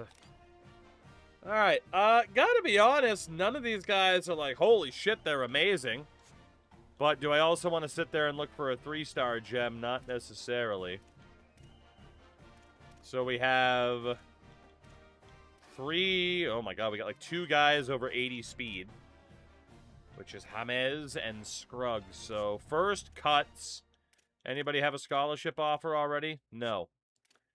So Joey Coates, no abilities, has some mentals though. Devin Azuma has outside shield already. And Tony Kozar is gigantic at 6'6", 235.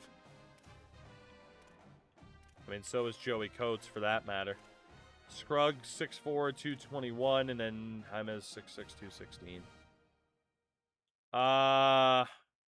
GPEM, they're not on the schedule unless we get to the conference title game. Let's go down to these three. I like Azuma. Well, he's gone now. He is gone now. You can't teach height and with a little bit of speed. You know? I think Joey's my guy. I think Joey's my guy. He's got the height. He's got the speed. Joey, come on down. The other thing I hate about the cold. We're still talking about the weather? How old are we? Is having a layer to stay warm. I don't want to wear 2 to 3 shirts, a hoodie, and 2 jackets just to exist outside. You need to buy better shit. You need to buy... You're buying, like, that cheap Californian, like, ah, yes, wear this in the winter. You gotta stop buying... You're getting ripped off, brother. If you need any more than just, like, a jacket, you're buying the wrong shit.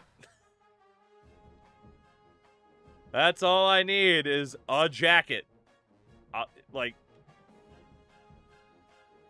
all you gotta do is you gotta buy the right stuff. You're buying the wrong stuff. In fairness, the first time Sin and I went to Finland in the winter, he was like, yeah, I got like my winter, like my cold weather stuff. And that man was still cold. I was perfectly fine. I was right at home in my one jacket. That's all you need. Damn Californians thinking they understand cold weather. Don't you sit here and talk to me about cold weather. I was born in the cold weather. I was molded. I literally was born in a blizzard. I was born in the cold weather. You're doing it wrong. You're doing winter incorrectly. Damn. All right. We need a couple of linemen. Cheapest 120. I need a guard and a tackle. I need a guard and a tackle. So as long as we get someone who's at least like over 6'3" on 120 points, we should be fine.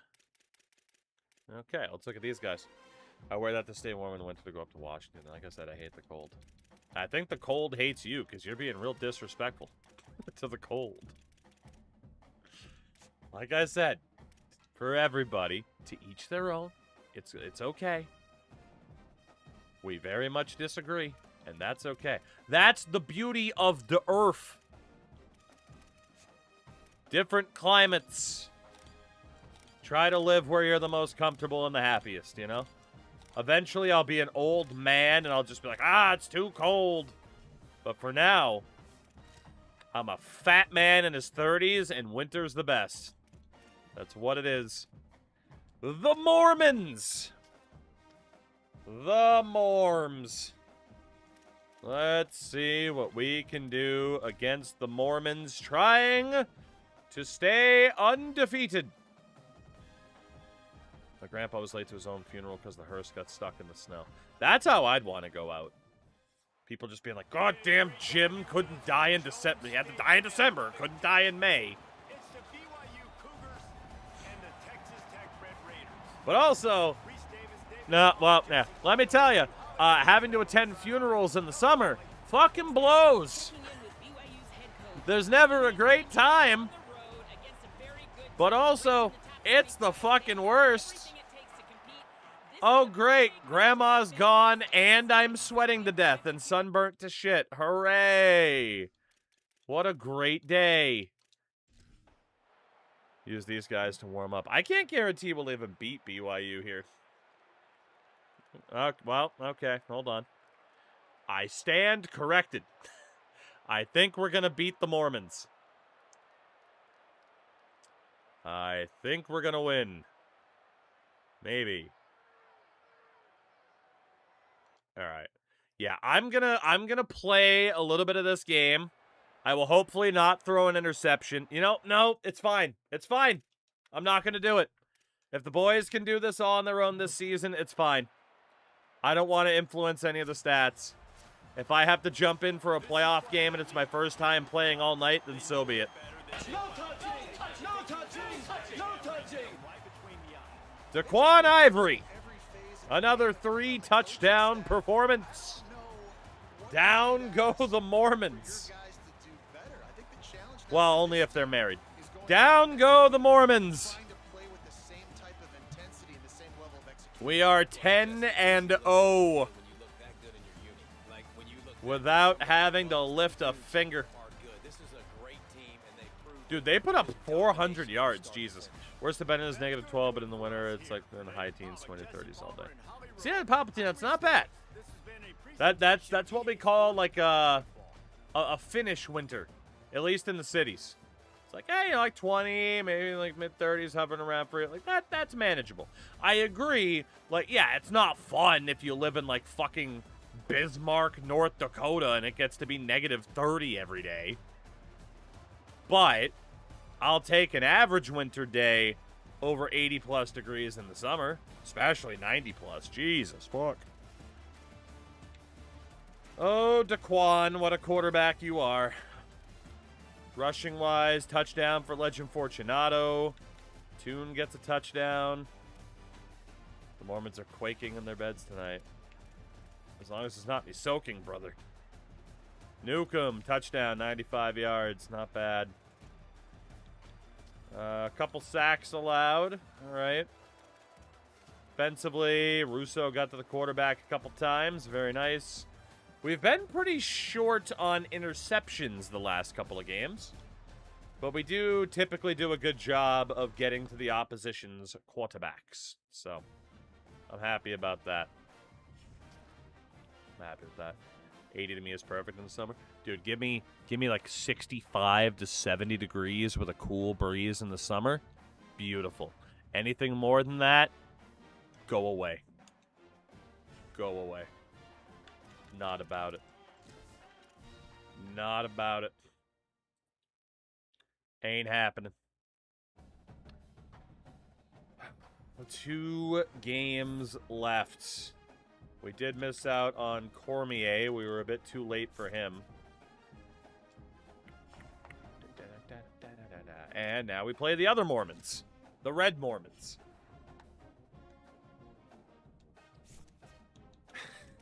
It's like they didn't have the license, so it's like Pro Evo, where it's like Manchester Red, Manchester Blue. Mormon Red, Mormon Blue. Alright, recruitment. What do we have? Cthulhu's good. We got Kuhn on the verbal. Bodger. I don't think this guy's going to fucking play here. You know what, Bodger, you can go. I'm not even going to bother with you then. Because we should have Laporta. We should have Maben.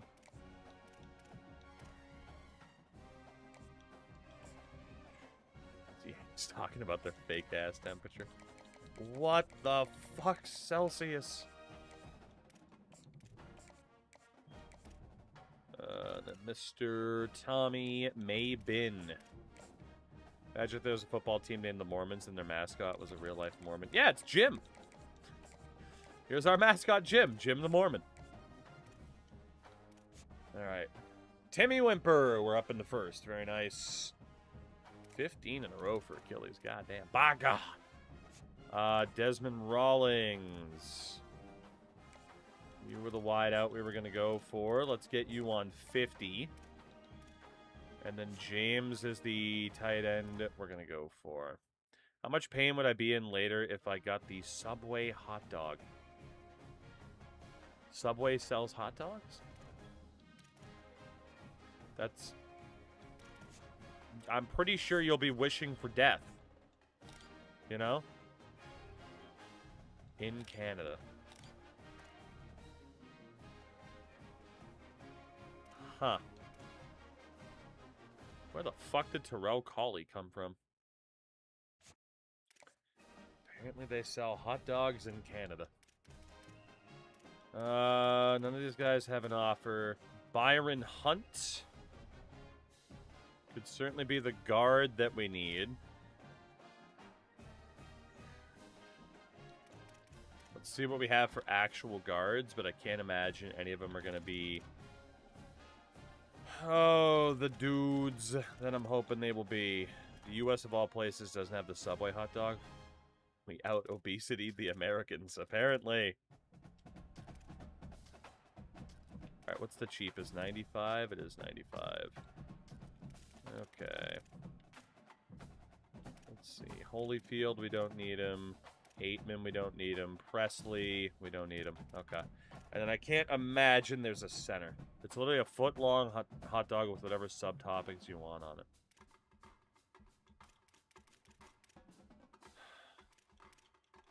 The choices we make in this life. The choices that we make. Alright, so Byron Hunt we could definitely go for as our top guard as opposed to a tackle. He's fucking 321 pounds. That's a huge bitch.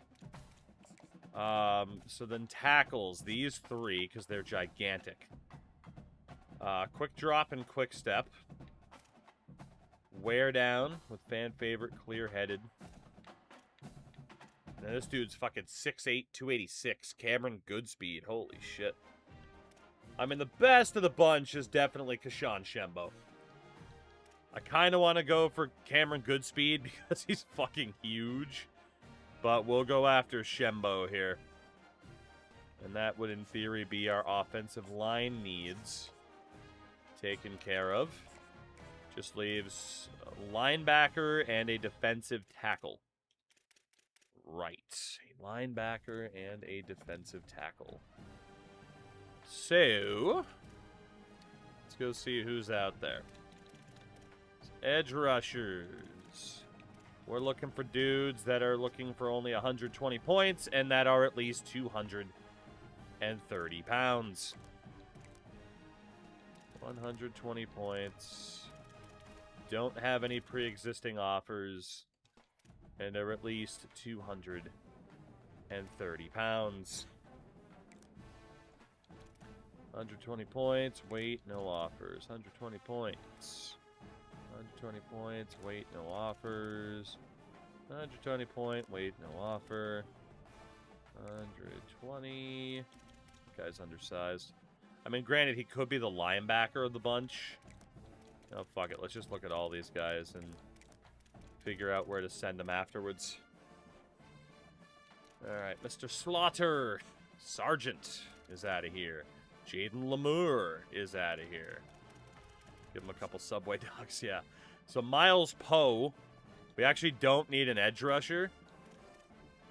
We need a defensive tackle and a linebacker, so you're out. Avilas is out. Doug Falk is out. Hugh Tribble. If he's a gem, he's right in that sweet spot. He is a bust. Lindsey, 6'4", 224, could definitely be a linebacker. He is a bust. We're not going to make it. James McMichael, son of Mongo. And then Cameron McNamara. Also a bust. Jesus Christ. Okay, I'm sorry I asked. Damn. I'm sorry I even inquired. Alright, defensive tackles and then linebackers. Cheapest defensive tackles, 110 points. We need probably 2 of these guys. Whoa, what just happened there? There we go. Alright. Edge is not good this year. Well, I mean, at least this class. At least this class. I mean, we have found some awesome defensive tackles, though. But we also have 2 seniors this year. Or some awesome edge rushers. And there is a gem of a DT, Marcus Leon. Or Leon. What about Sean Toon? Not a gem, but not bad. Barry Rooks. And have a Daniel Adams. All right. Mormons. The Mormons of the Stormin variety. We are the number 6 team in the country behind undefeated TCU, Alabama with the loss, and then Ohio State, Nebraska, and Oklahoma. Conference standings. Colorado has lost. As long as we do not lose one of our final 2 games, we will play for the conference championship for the 2nd season in a row, and it might be another showdown with TCU. Heisman watch does include Duke Nukem. Here we go. Utah Red. Utah. With its mountains and rivers, Utah. What a great place to be. It's the land that we love. Blessed from above. It's the place, whatever the fuck that song was. Utah. It's time to beat the Mormons, Utah. Who gave him a license? It's the Texas Tech Red Raiders and the Utah Utes. Must understand strict scripture. Because Mormons, the muss. Motorcycles are allowed in Utah. You know? A little bit surprising. A little bit surprising. Here we go. Looking for 11-0. I have not had to play a second of this season to get to this point. We have built a wonderful team. We have a great coaching staff. Hulk, I don't, but we could find it. It's snowing a little. And after the turnovers, we're going to pull away. 11-0 Red Raiders. No touching! No touching! No touching! 37-10. Legend Fortunato is the first star, the player of the game. For the first time this year. Normally it is a certain quarterback, but I guess today was not his day. Paulie, I'd recruit a nose tackle if he was 500 pounds. Just give me a dude and tell him to just don't let anyone get past you. 37-10. Almost 500 yards of offense. Their quarterback threw a pick today. Ivory only had the 1 touchdown. We killed him in the running game. Yeah, 181 yards for Fortunato, 75 for Toon. We ran the ball right down their throats. And Nukem, 100 yards added, no touchdowns. Tight end Ty Carlisle had a touchdown. Blocking-wise, only 1 sack allowed. Would I recruit Yokozuna? I sure would. 1.5 sacks for Kronk. Macklin was involved in one of those. And we finally get another interception for Romeo Matlock. Tomas Bayema. Bayema. 5 for 6. 5 for 6 in terms of field goals today. Very nice. 1 win away from an undefeated season and a date, very likely, with TCU. Our kryptonite. If we make that conference title game, we know that we are going to the playoffs again. Nick Laporta, 3-star gem corner from West Palm Beach, Florida. With a verbal commit. A couple of those defensive tackles we just started looking at took us off the board. We've already accomplished one of our goals. The other 2 are very much in play. Very much so. West Virginia, with the 5% chance of snow, is the site of our final regular season game.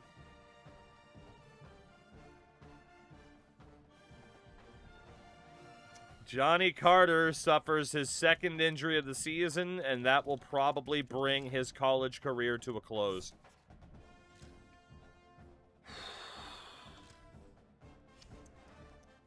Just out of nowhere had absolutely horrific injury luck.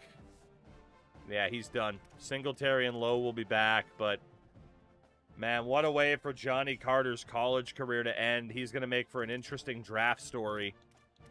Great player, but can you trust him to stay healthy? Nick Laporta, let's drop you down to 10 points. Maben's still looking okay.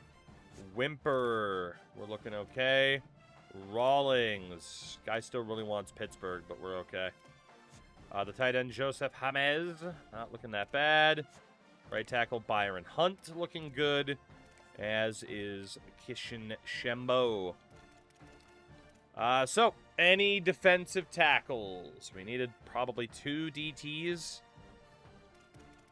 Let's see what we have not fully scouted. Darren Hack from Bethlehem. Defensive tackle. He loves himself some ham. Alright. And then again, we do have Braylon Kuhn, who probably is a DT. But we needed like 3 of them anyway, so we do still need 2 more. Okay. Anybody a bust? David Proctor, get out. There were 2 gems, Darren Hack and Marcus Leon. Neither are that crazy in terms of abilities. Sean Toon has Workhorse and Hammer. Did anybody have a scholarship offer? Hack does. Daniel Adams has a couple now. So maybe we go for Leon and let Hack go. I mean, that's tough to get back into that battle with A&M, but we are in 5th. We do have a chance. In case he disappears... Honestly, these guys aren't the worst. 89 strength, Workhorse, and Road Dog. Grip Breaker, DL Rally, Team Player. Let's go for Jowers over Furio. Sorry to the fellow Sopranos fans out there. Roller Coaster, Clear-Headed Fan Favorite, Grip Breaker, and Workhorse for Barry Rooks. Was Furio elite? I didn't notice. Furio, come back! I forget that it's defensive tackle that also can show up the early reveal of their depth traits. I always just presume it's going to stay on hidden. My bad. Good catch, because I did not notice at all. Hidden, hidden, hidden. Alright, well, Furio's one of them. Which means Leon's probably the other. Alright, we'll take out Hack, Toon, and Rooks. We'll go for Leon and Furio. So Marcus Leon. Initial offer. Immediately put 50 points. And Jacques Furio. Same thing. Okay. We don't have a ton of negotiating room from there for other 4-stars, but we are only looking for linebackers, a single linebacker from here, so we might as well go for it. Goddamn darn it. Were any of these edge rushers under like 230 pounds? I don't remember. Don't remember.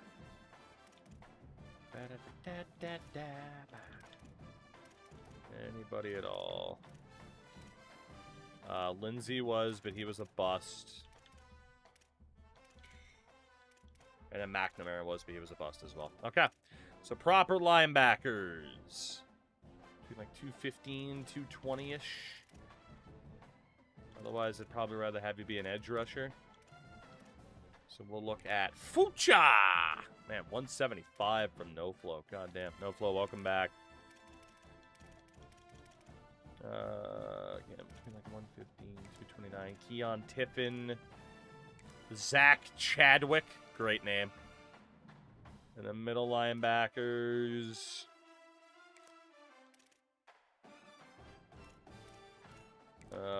Nico Marciano. Steve Milano. Terrell Drugsma. Kashawn Roth. Eric Delgado. Drew Semple. Pat Gradkowski. And Nathan Irwin. If there's somehow not a gem out of this list, we could probably look. Well, actually, in fairness, I don't think there's any safeties left. I highly doubt there's any safety that's as heavy as what I'm thinking, so. Okay. Any of these guys mad about competition? Nico Marciano, get out. Anybody have scholarship offers already? Nathan Irwin, get out.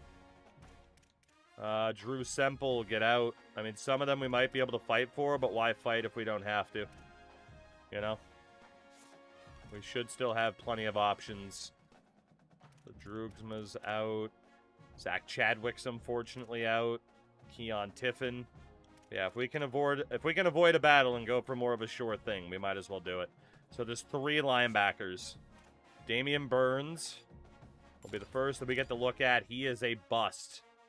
Fuck, he does have house call, though. Steve Milano. We don't know. And then we'll take a look at Kradkowski next week.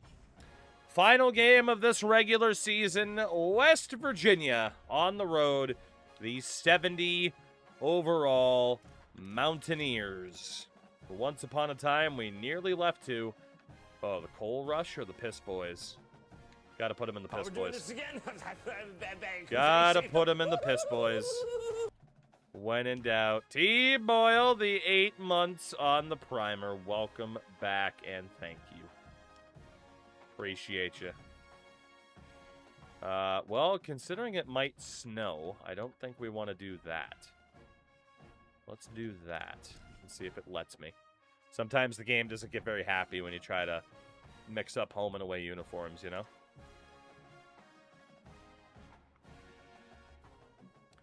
Not at all. Somebody shoot that man. Sorry, it's the American in me. It just kind of came out. I see a weird person, and I'm like, he must be doing something wrong. It's senior day.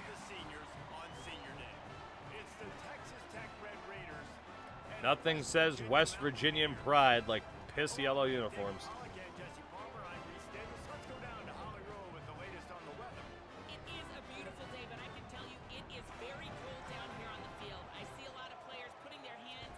By the heaters, there's a lot of heaters set up here on the sideline. We'll see how that impacts the game. Keep you posted from down here. 28 degrees in old West Virginia. We are looking to have an undefeated regular season without me having to play a single down. However,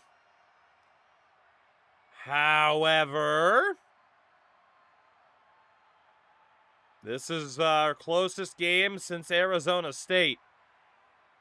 And it's still kind of close. Jesus. It's over. Undefeated regular season. No touching! No touching! No touching! When we get to the offseason and they start 12-0, 45-28 over West Virginia. Daquan Ivory and company back on top. The undefeated regular season.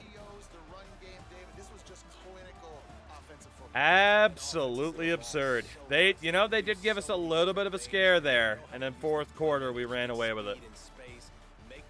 Almost 600 yards of offense. Defense need not apply today. Their quarterback threw for 4 touchdowns, had a pick. Ivory 2-1, 447 yards. Fortunato, pretty good game on the ground.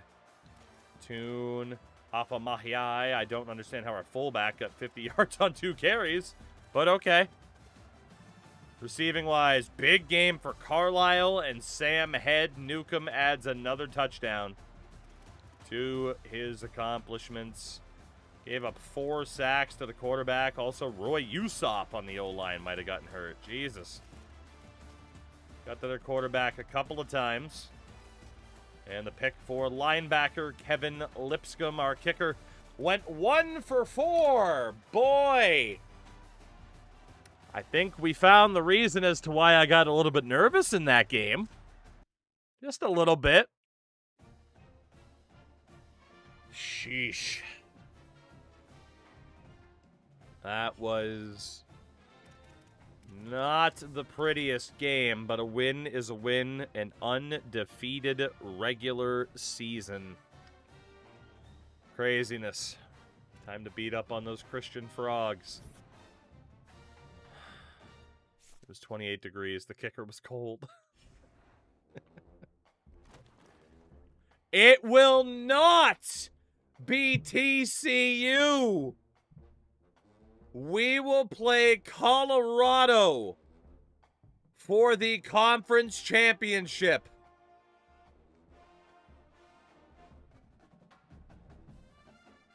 Oh my God. TCU slipped up.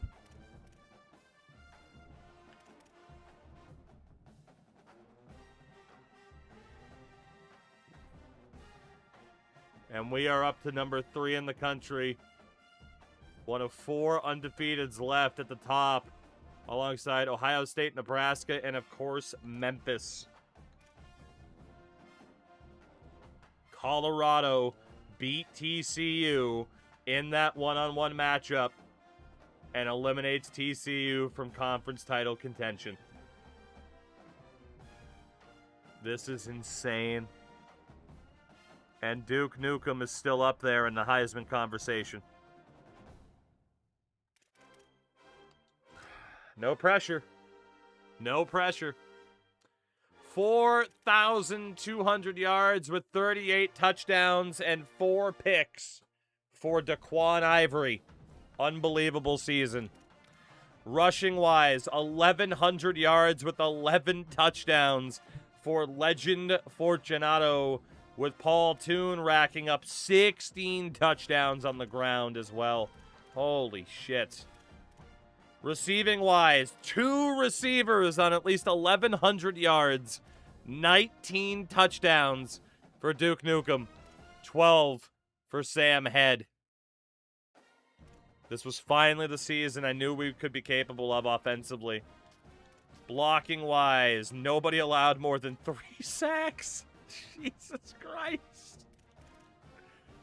Oh, my God. And that is with a very fresh O-line, by the way. Like, not that many people played, even with the keep fresh strategy. Defensively, sack leader with 8.5, freshman DT Brian Russo. Then, of course, Johnny Carter, who just could not stay healthy this year, but he was a wrecking machine when he played. Enrique Kronk might also be hurt. Jesus Christ. We might have gotten obliterated at defensive tackle. We might have to think about a defensive switch. And then 4 picks for Matlock. We might have to switch to 3 on the line. Kicker went 24 of 30. Longest 52. We can look at nationwide stats after the Army-Navy game. But looking at the injury report, yeah, Kronk and Carter are both done for the year. So is offensive lineman Roy Yusoff. We are probably going to have to switch because we have 1 defensive tackle left. We're going to have to switch to a 3-man D-line. We don't have the depth. We don't have the depth. We're going to have to switch and either emphasize the linebackers or the secondary. Damn. That is pretty harsh. I mean, some of these edge rushers might be able to kind of handle playing at defensive tackle, but they're also maybe not as much of a lane clog option as we were hoping for. And, of course, we're sitting out Keogh this year, which is risky. So linebackers are Brazel at a 76, Singletary, Sproles, Tov, okay, that's not bad. I'm thinking 3-4. I'm definitely thinking 3-4. With those defensive tackles being hurt. The good thing is the defensive coordinator's not as affected. Fucking 3-2-6 is insane. So we will just switch to a 3-4 zone pressure instead of a 4-3. So, I mean, it's still the same idea. Are we in the playoffs regardless? We should be. We lost the conference title game last year, and we still made the playoffs, so we should be back. But we are looking at a top 4 seed and a first-round bye if we win this game. But yeah, unfortunately, some pretty big injuries there. Some pretty big injuries there. But we are going to trust those linebackers. Braylon Coon's on 10. Laporta's on 10. Maben looks good. Whimper looks fine. Rawlings, he is just so desperate to stay in Pennsylvania and go to Pitt, but JJ looks good. Byron Hunt looks good. Shembo. And a defensive tackle, Marcus Leon. And Jaquez Furio will keep fighting for. So these linebackers, we needed like one of them. And Pat Gradkowski is the gem of the bunch. Damian Burns was a bust, so if it's not Gradkowski, it's Steve Milano. It's definitely Gradkowski. Definitely.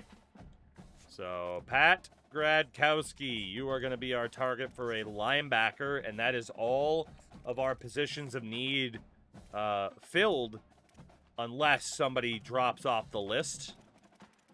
So now it can definitely be target 3 stars for dirt cheap if we can find gems and take it from there. And we normally start on the defensive side, so let's start on the offensive side here. We definitely don't need any quarterbacks. So running backs, anybody that has some interest that is on 0 NIL requirement. Those will be the first guys that we look at. But some extra running backs or wideouts wouldn't be the worst thing in the world. Okay. Boise State lost the Pac-12, made the CFB at 17, right? I mean, I guess it depends on the rest of their record, right? Cliff Corker, Labinjo, get out of here. And then we already looked at Stephen Mundy. All right, let's see what we got for the rest of these guys then. Gem hunting, please be Dele Alli. Oh, David. Remember when Dele Alli was a good footballer? And then he wasn't. I can't believe Colorado beat TCU. The window of opportunity is wide open right now. Crazy. Yeah, CW, you're right. I read that too fast. You are right. That's fair. Game gonna game. The number 3 team in the country, unless we turn the ball over 10 times, we're going to be fine. Winning the conference title was a big goal for this season. Not just by the athletic department, but of course, you also have the coach goal as well that can hand out extra experience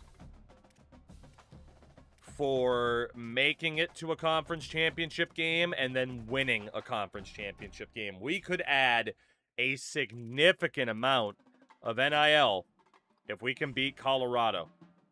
The one thing I'm a little bit worried about is we can't beat TCU to save our lives. They apparently can.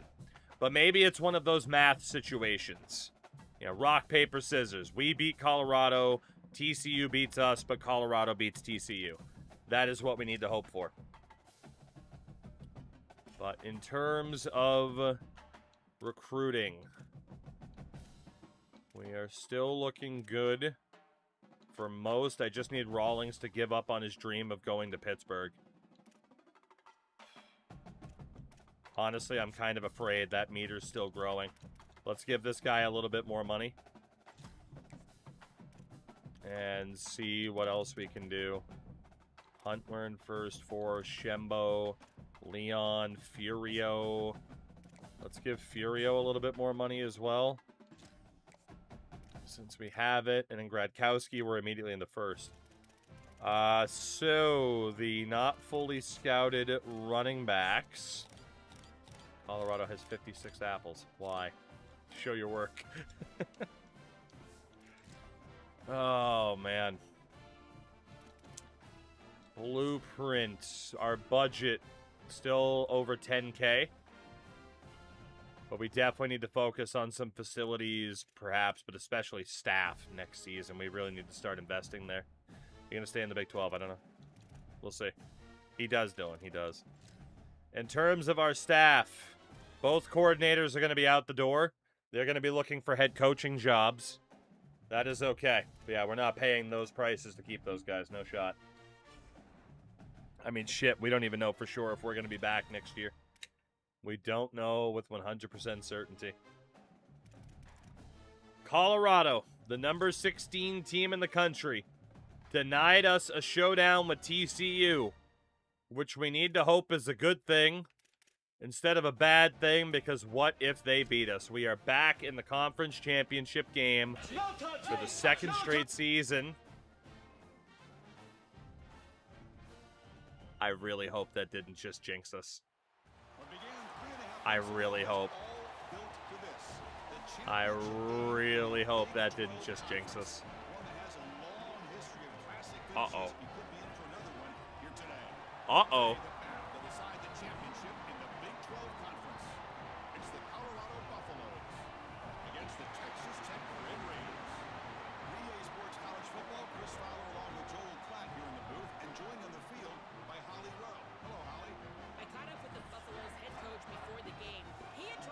I mean, we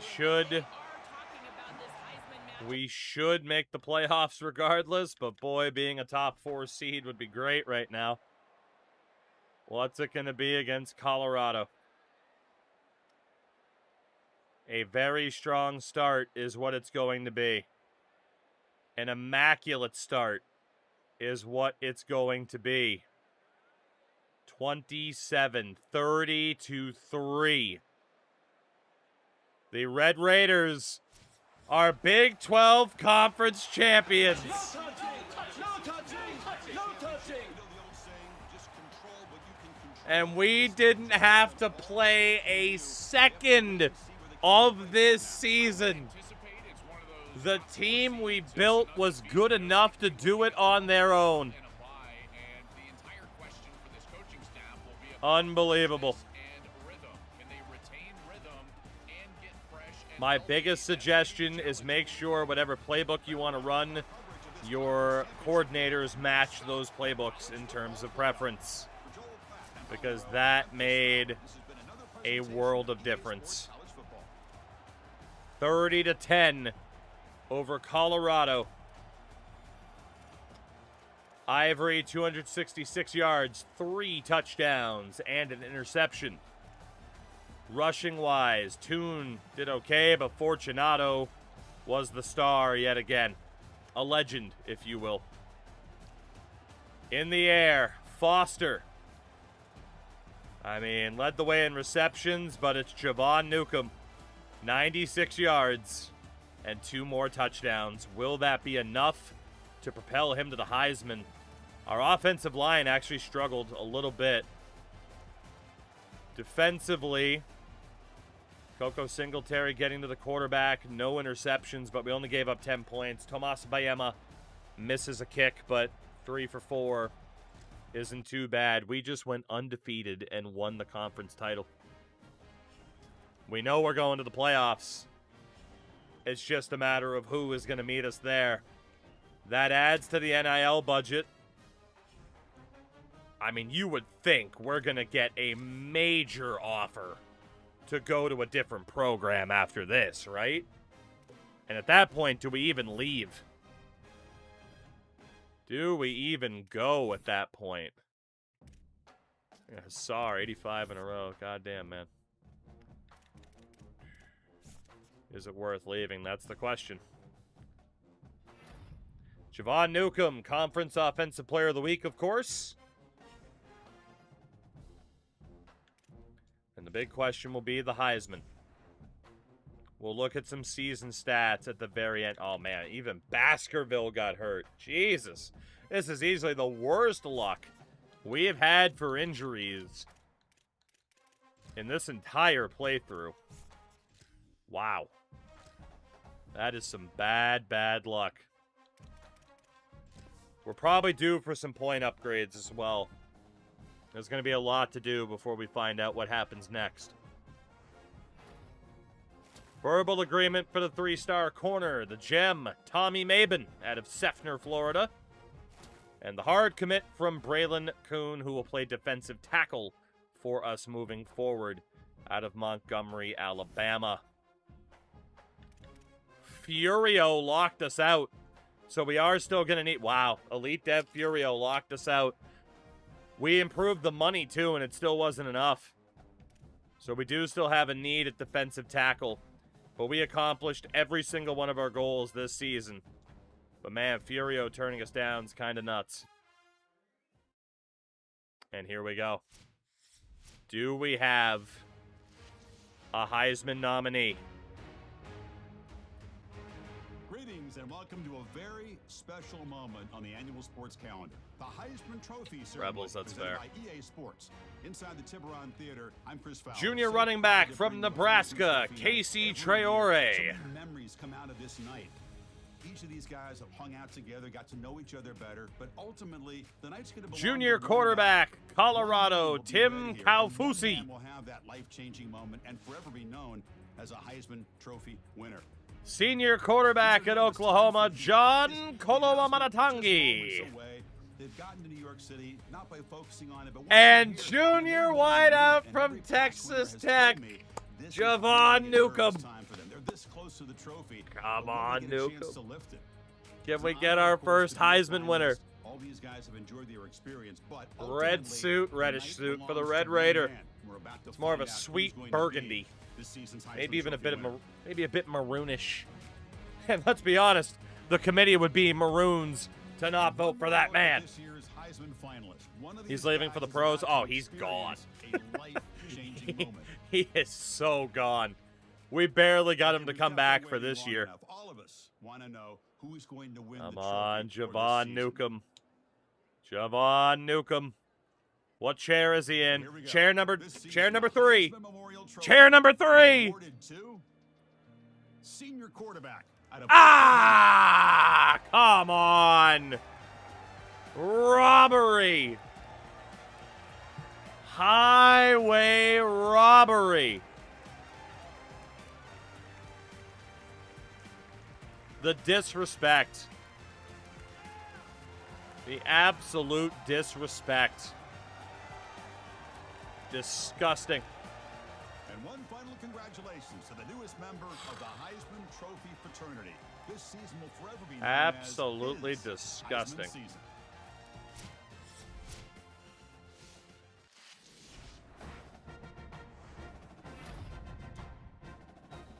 John Koloamatangi is your Heisman winner in 2037 for the Oklahoma Sooners.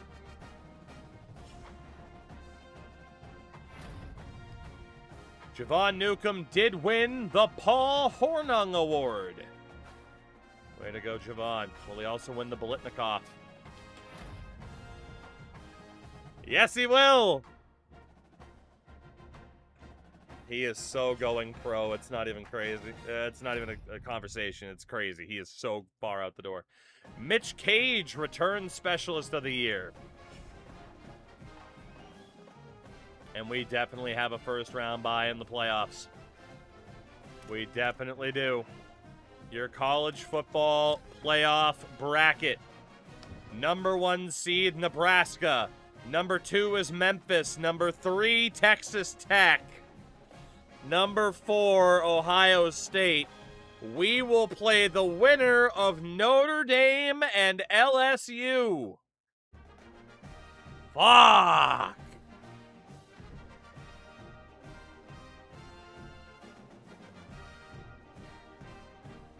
Winner goes to the Superdome, brother. Oh, man. There's a reality where we could play Texas and TCU in this timeline. Or maybe it's a rematch with Ohio State, who eliminated us in the quarterfinals last year. But we do get a first-round bye. At the very least, Army-Memphis second round would be based. Daquan Ivory to this point, 4,500 yards, 41 touchdowns, just 5 interceptions. Rushing-wise, 1,200 yards with 11 touchdowns for legend Fortunato. Paul Toon adds 16 touchdowns of his own. Receiving-wise, 1,400 yards, 21 touchdowns for the junior Javon Newcomb. Sam Head, 1,200 yards, 12 touchdowns. Blocking-wise, nobody allowed more than 5 sacks in 13 games. Ivory had better stats, yeah.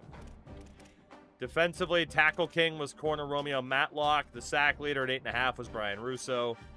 And the pick leader with 4, Romeo Matlock. If we look nationwide,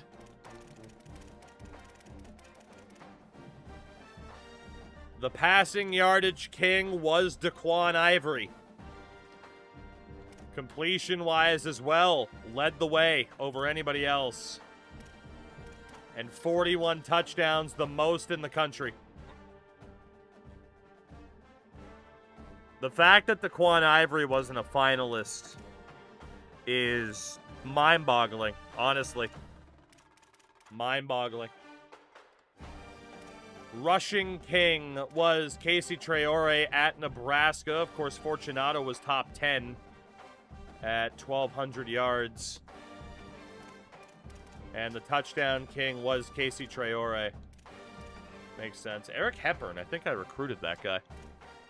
I think I did. Yeah, Fortunato was up there, not bad. Yeah, Josh Brower at Baylor had 26 picks. Just because I know the question is there. Koloamatangi. Hit the wrong button. I was going to check his rushing yards.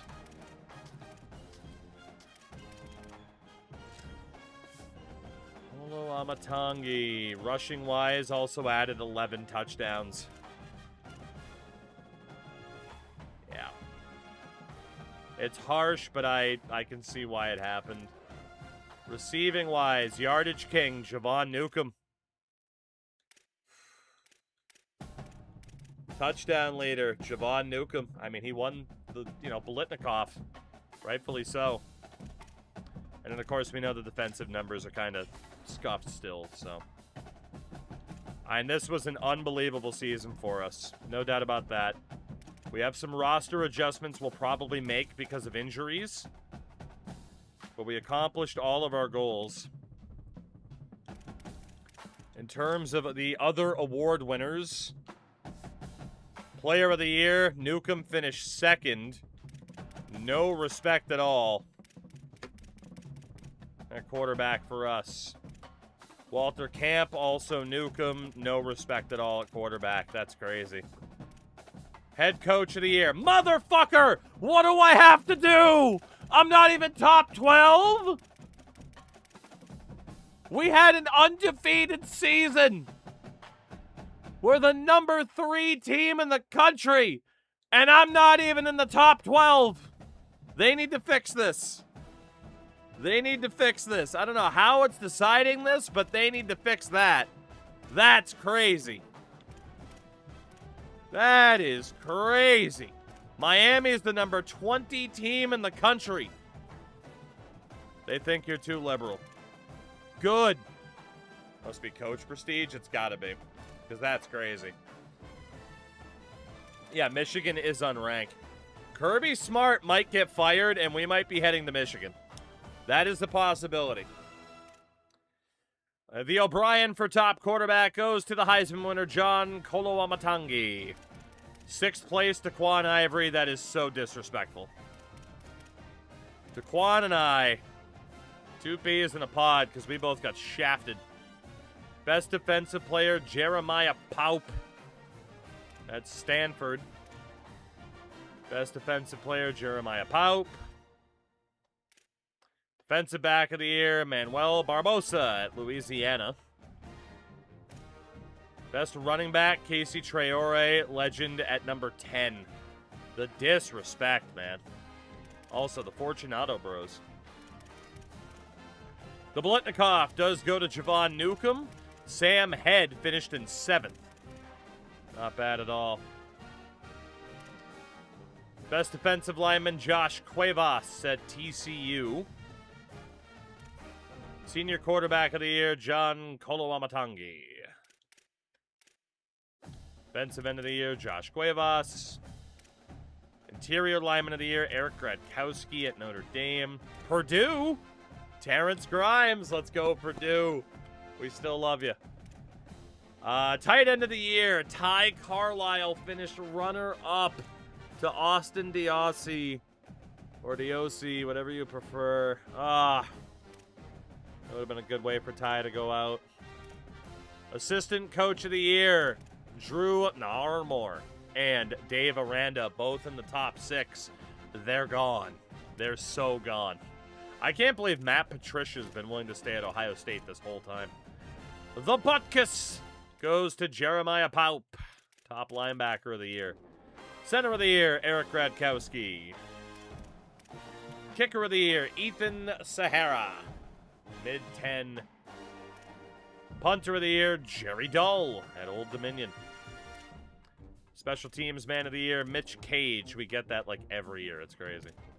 Freshman of the year, Ian Fabian for the Trojans. Most versatile player, Javon Newcomb. You're damn right. You're damn right. So, we've made the playoffs. That's wonderful. We've gotten a first-round bye for winning the conference championship. That's wonderful.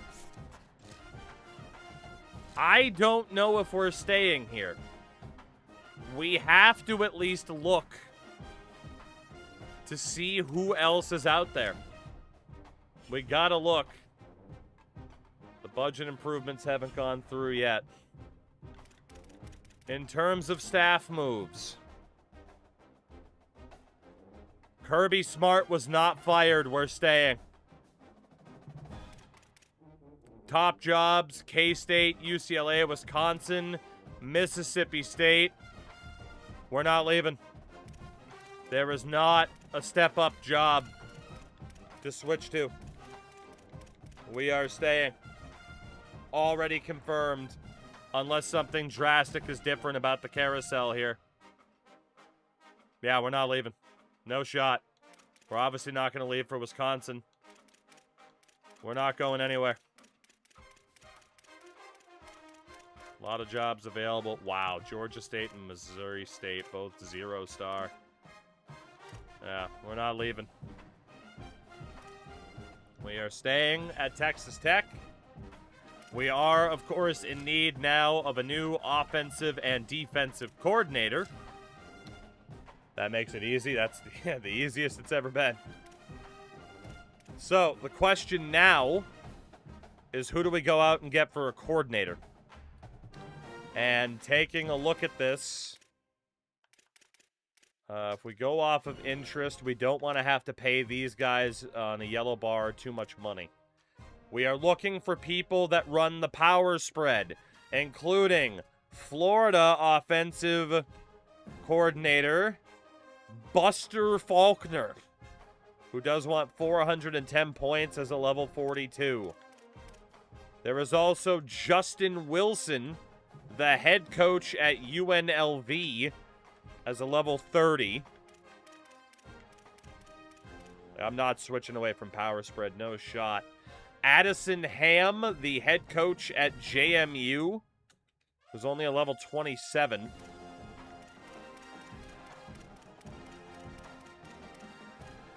Miles Carney, the fired head coach from Sam Houston, but he is only a level 19. Russ Calloway, the offensive coordinator at Tulane. 325 points for the level 37. Rico Hollyman, the holy man. 165 points for the FIU offensive coordinator. Jamie Cesar, whatever, level 17, was the USF offensive coordinator.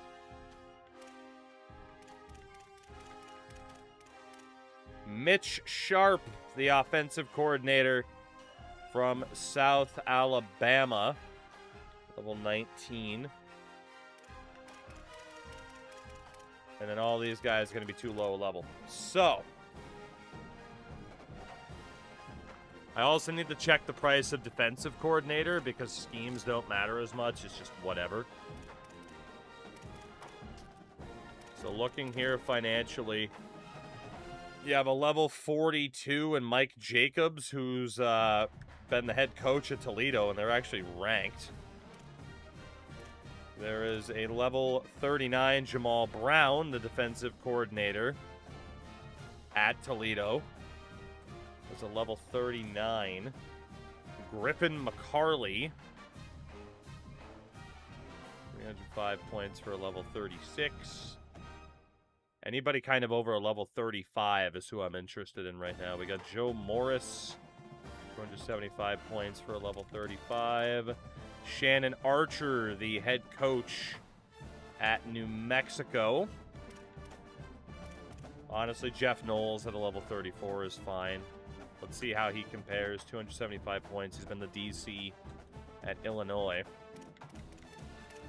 Adam Moss, the ridiculous defensive coordinator at Virginia Tech, level 42.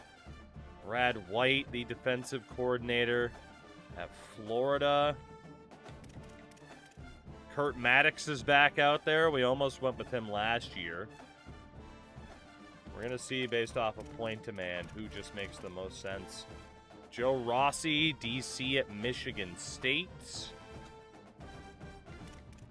DJ Durkin, the head coach at Louisiana. Taylor Polk.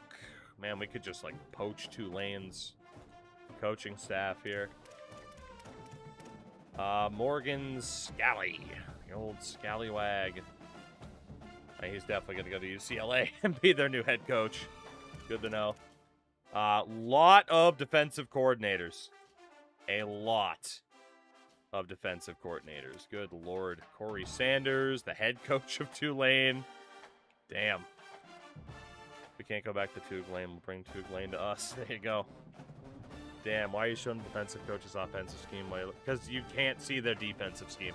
Oh, why are they showing? That's just what it does. That's just what it does. So, yeah, in terms of, like, defensive scheme fit, it's either it doesn't matter or that's a mistake, and I don't know which.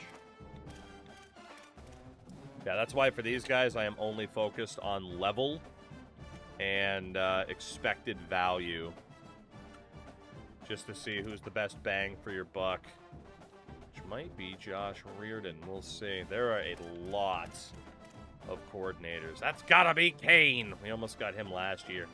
Honestly, defensive coordinator, because there's so many people, it is probably worth just waiting a week and seeing who's left. There's so many dudes. So many. And if we wait a week, we should be able to shortchange them. Honestly. I mean, unless there's just one guy who ends up standing out above the rest. We'll still do the research here just to make sure. But, yeah, there's just so many people. And then Matt Quinn at Utah State. 185 for a level 32. So, yeah, I mean, like, there's 8 people I had for the offensive coordinator. There's, like, 20 for the defensive coordinator. So, yeah, DC is going to be whatever. We're going to focus on the offensive coordinator here. So, Faulkner was a level 42, but he wants... I mean, let's be honest, there's a couple of guys that are, like, ranked at 17, 19, and 19. I'm going to cut those guys out. So, based off of level, financially, Ham and Hollyman. I need to look at those guys really quickly. Oh my god, it doesn't go by fucking last name. That's awful. That is awful.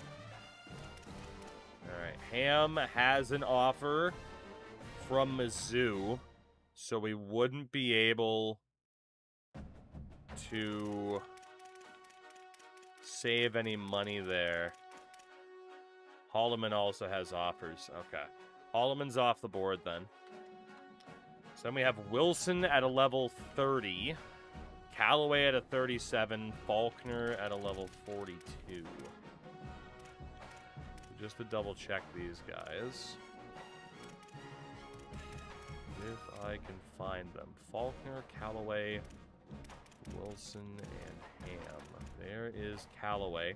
No offers on Callaway, so we might be able to save a little bit. Would be the hope. He only has points on the motivator, but that's okay. Callaway, no offers on him. Faulkner, Wilson, and Ham. Faulkner, Wilson, and Ham. There's Mr. Ham. Again, he has the offer on him from Mizzou. Wilson and Faulkner. There's Faulkner. No offers, but Christ. We're not because of his lack of interest, we're not really going to be able to save any money. He's just going to be expensive as hell. What's that talent tree look like? Motivator, architect, and scheme guru.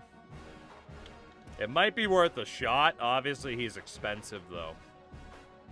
And then here was Wilson. He also has no offers on him. Okay. So the offer for Justin Wilson. Yeah, honestly, I'm kind of good with any of these guys. I definitely did not click on Joel Gordon. So Buster Faulkner. If we were to make you an offer, it would have to be $390. $390 would be the lowest price we could offer Faulkner right now. Okay, if we go after Callaway, who's 5 levels lower, or even Wilson, what's the lowest offer we can give to Wilson here? $245. Callaway might be the guy for the middle ground. Let's go back to him here. Russ Callaway of the Green Wave. We can go down to 300. So it's either Faulkner for an extra 90 points but 5 levels, or Callaway for 300, or technically Wilson for 55 less than Callaway, but he's 7 levels back. Honestly, I think either way. We'll offer Callaway that deal. We'll see if he takes it, and we will also offer Faulkner the deal as well. If either take it, we're fine. Yeah, we'll do $390 for Faulkner. And then we'll figure out defensive coordinator next week because there's so many people available. But hopefully one of those two accept that offensive coordinator gig. And we'll be looking pretty good. So we know that we're not leaving. Higher staff is already in the books. Let's find out who we are playing in the quarterfinals of the playoffs. We know it's a very tough opponent regardless of who won. Very, very tough regardless of who got that win. It's Notre Dame. Notre Dame beats LSU. We will play the Irish at the Sugar Bowl. Okay. And we have a new offensive coordinator, Russ Callaway from Tulane. Joins us, the level 37 for 300 NIL. Welcome in, Mr. Callaway. The Tulane pipeline stays intact. We do have other job offers, apparently. Oh, now Florida wants me. Now the Gators want me. You sit there and suffer. I asked to be the next head coach of the Gators like 6 years ago. And look at you now. You're bottom feeders in the SEC. You deserve it. You got what you deserved. Plus, our budget is so much bigger than yours. Go away. Go away. Go talk to Tim, find God, and make better decisions. Unbelievable. Unbelievable. The disrespect. That's what you get. That's what you get. We are FSU to the core, baby. Who still haven't offered me their head coaching gig. So, We need to figure out our defensive coordinator nonsense. We need to figure out our defensive coordinator nonsense. There were plenty of dudes that we could have gone for. We'll also check the staff moves at the end, but we have our offensive coordinator. And good old Russ Callaway. DCs. DCs. We go to all. Actually, we go to a four. Oh, holy shit, how expensive was that top guy? Woo-hoo-hoo. Oh my god, the money some of these coordinators look for. Fucking hell. Jesus. Alright. So for the affordables, let's see who was still on the list from before. Mr. Morris, Joe Morris, we had you on the list before. McCarley, you were on the list from before. Mr. Knowles is still on the list. No offers on any of those guys either. Cruz, Maddox is still there. We can consider him. We didn't have a Bowie. We didn't have a Hedgie. We did not have Sweats. Branham wasn't there. Hyde, Marshall. Quite a few of the guys that we were looking at have gone. No Marshall, no Gaines, Hinish. Hulk is still there. Man, we really could just rob Tulane blind here, couldn't we? Bray is still on the board. Aikman still there. Vallejo we don't need. Hagen. And this guy turned us down last year. But we'll deal with it. Reardon is still on the board. Autry Lindsay's still on the board. Okay. Van Lannon, Cole, Smith, Brian Smith. Also Rudzinski and Quinn. And okay, so we lost about half of our list. Half of our list, okay. So from a financial standpoint, if we take a look at Matt Quinn, let's see what the final offer would be to still be in green. 165, so 20 points off for Matt Quinn. Fair enough. What about Rudzinski? No offers. Rudzinski would be 225. That's a 30-point discount compared to last week. Mr. Brian Smith from Temple. Down to 195. That's a 20-point discount for a level 33. Autry Lindsay. Swag, that's fair. Yeah, maybe that would matter. Maybe we just take the guy that prefers the power spread offense just in case. We'll have to keep track. Autry Lindsay. Fired from Akron. 205 live. For Mr. Autry, it's also a 20-point discount compared to the first week. Reardon. No other job offers from Reardon. He's down to 230 points. That is a pretty decent discount. Ione. No other offers. What can we do here? Down to 220. So again, what we're going to do is see who's the highest level we can get for the cheapest price possible. For example, Kane, level 36, 220 points. Reardon, level 34, 230 points. So that's why it's worth going through. We know Kane provides better bang for our buck there. Jaquez Aikman. Ooh, he's got a pretty diverse chart there. I like that. What about Bray?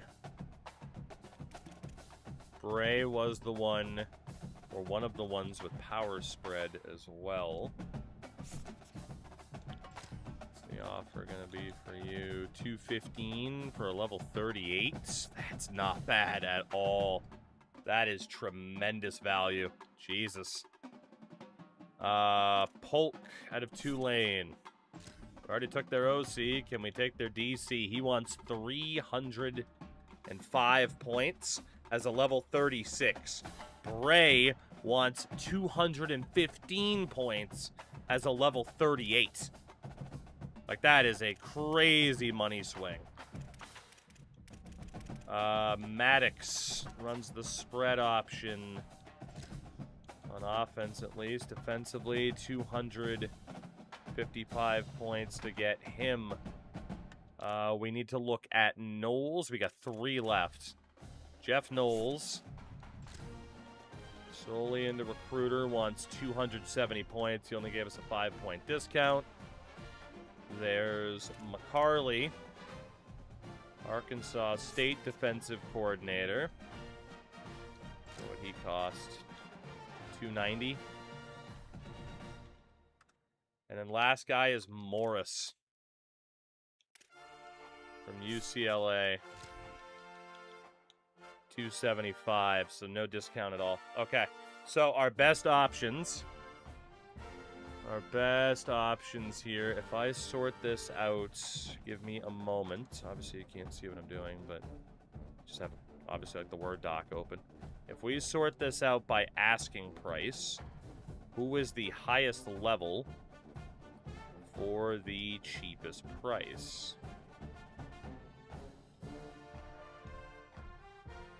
And the answer, 32, 33, Ione being a level 36 for 220 points is pretty fucking good. That is pretty good.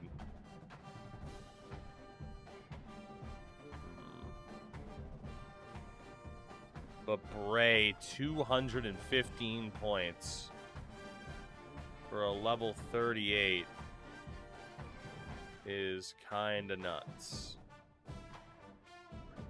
I think it's gotta be Bray.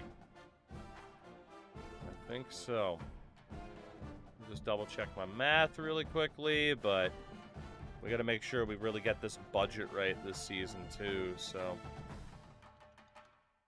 Yeah, I don't think we'll be double dipping with Tulane, unless Bray was at Tulane. I don't think he was, right? He wasn't that one. Yeah, 215 points for a level 38 is just a steal and a half. Like, that's crazy. Absolutely crazy. See, I mean, Bray is cheaper than guys who are 4 levels lower than him. Technically, best bang for your buck outside of that is Smith at 195 points for a level 33. You pay 20 more to get a level 38 if this works. Yeah, it is clearly Trent Bray from Nevada. This guy is a steal and a half at that price. So, hopefully he signs. We know we're already staying next year, so our coordinators would be unbelievable. So aside from that, before we get to this Notre Dame game, just to take a look, Narmore got the head coaching gig at Virginia. Good for him. Good for him. Luke Fickell is the man at UCLA. And Dave Aranda has left us for Mississippi State. We'll see if he gets fired again. He was on a crazy track record of getting fired up until this year. So before this Notre Dame game, it makes sense to give us the best chance to win. Anybody that is an 85 overall or better absolutely gets their upgrades because, one, they're at risk of going pro anyway after this. Yes, it does mean they might require more NIL. But two, especially if they're a senior, they're getting their points regardless for those attribute caps.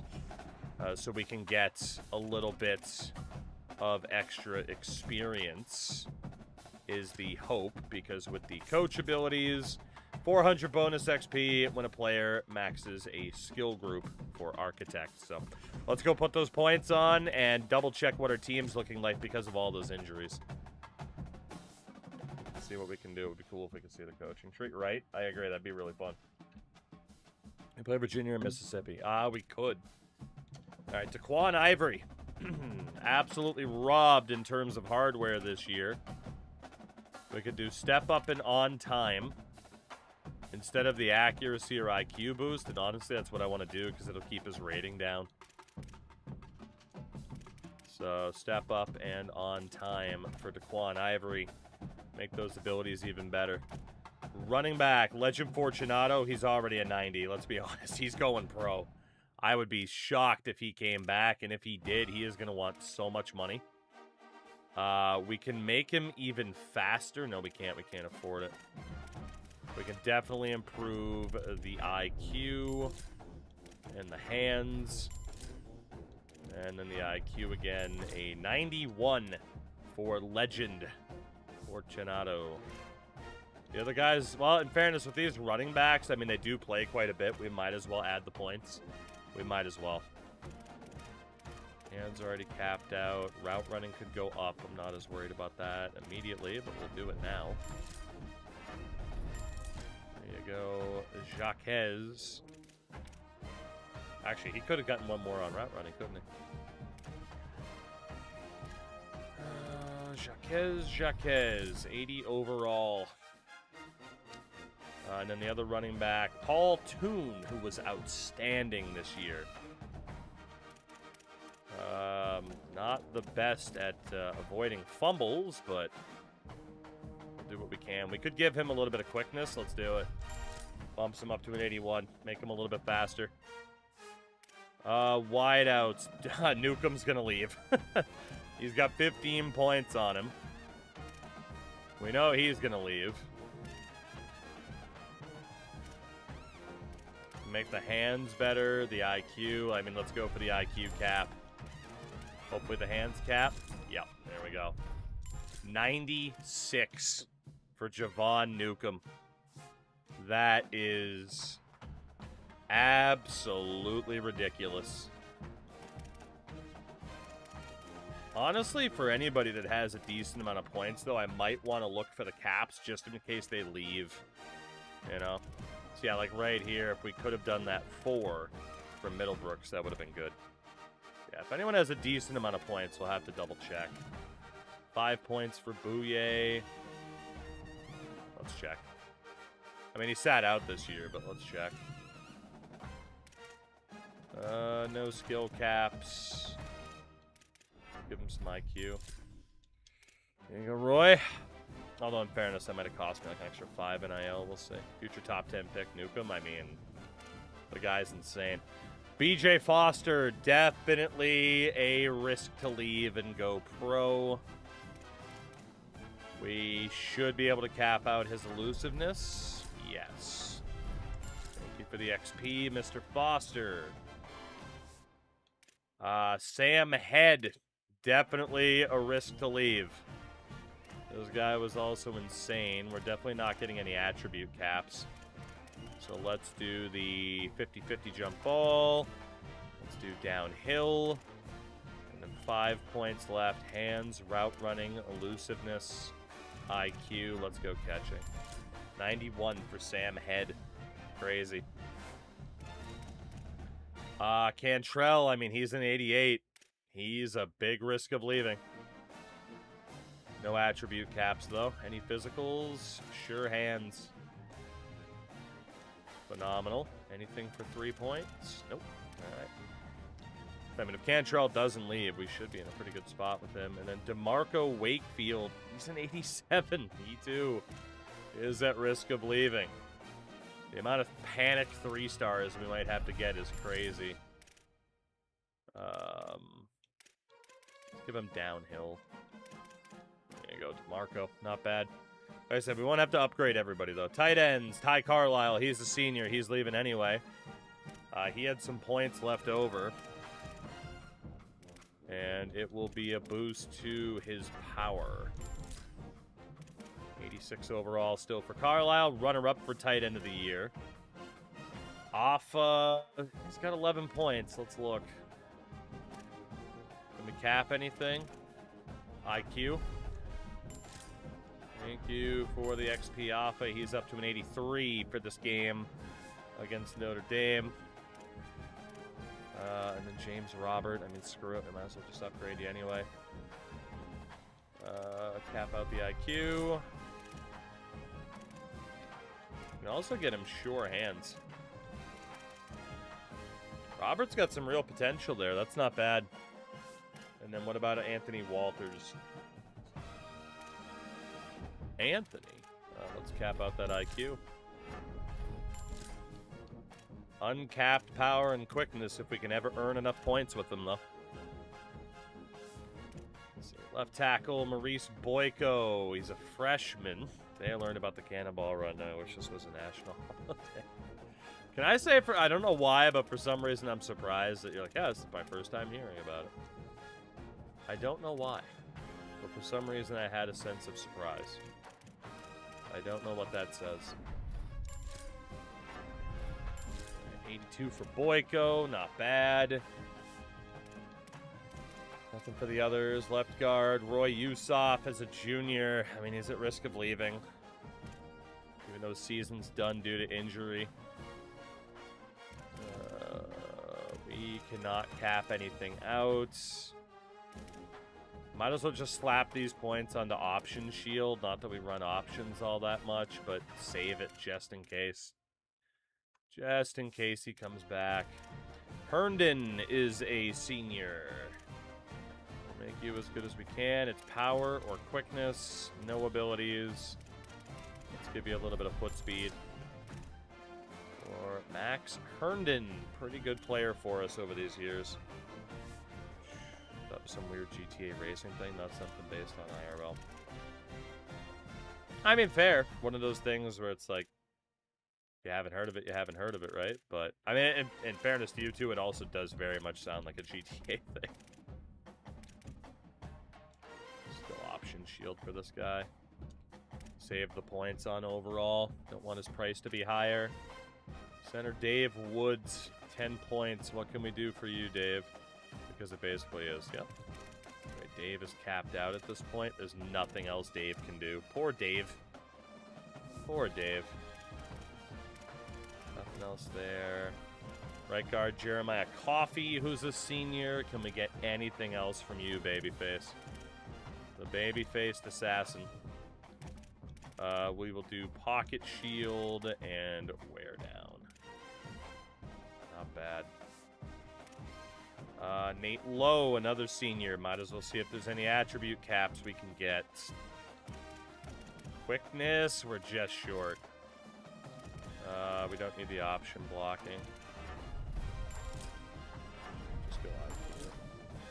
Not bad, Mr. Lowe. Mangold as a junior. Leroy, last season or this season? Because the season is not over. We are in the playoffs. But it is making sense to upgrade our juniors, who we're not going to have to worry about. But we are an undefeated 13-0 conference champs, the number 3 seed in the playoffs. We got a first-round bye. So, I mean, last year, you know, we made the playoffs, won a playoff game, lost to Ohio State in the quarterfinal. They went on to win the national title. But this year, we were unreal. We beat Colorado for the conference title. We entirely avoided TCU. So, and yeah, I haven't had to play a single second this season. Every single game, no touching victory. One of the most ridiculous things I've ever seen. Tight spot. How are you, dude? Hope you're well.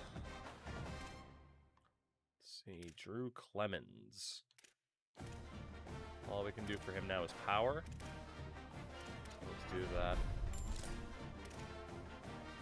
That works. God, Tony Hawk 1 and 2 remake was 6 years ago. Jesus Christ. You won every game by double digits. Did we? Was it that crazy? Manual handy. We can put some points on IQ or finesse moves. I'm not worried about recoup. Let's go with some finesse moves since we won't be able to get the cap there. And fuck it, just put the points on recoup for Mr. Handy. Why not? Baskerville, who was unfortunately injured. I don't think he'll go pro, but in case he transfers, yeah, we have no caps. Quickness or finesse. 2020 was 6 years ago. Mm-hmm. You're telling me. I met my now wife just before COVID. We've been together over 6 years, married for almost 3. Shit's fucking nuts. Ooh, pocket disruptor on Byler. Daniel, I mean, the 3 and 4 one came out more recently, but I think that was within the past 2 years, which is kind of nuts. Simp. I know, I'm sorry, I can't help it. I can't help it. On the road for work, falling asleep listening to you be disappointed. Let's shock the world. I hope it's a more positive experience tonight. Favorite 30 for 30 doc. Oh man. That is the question of a lifetime because so many of them are fucking phenomenal. The USFL one is way up there. The one about the Buffalo Bills is way fucking up there. But man, also there's over like 100 of them now. So it's tough to remember the details of all, but Red Sox comeback is good. I mean, dude, the 30 for 30 is like, I could watch exclusively those and not get bored for years. I'm a current girlfriend right before the pandemic as well, never getting married. Oh, fair enough. Does she know that? You might want to make sure, I'm sure you have, you might want to make sure you're on the same page about that, though.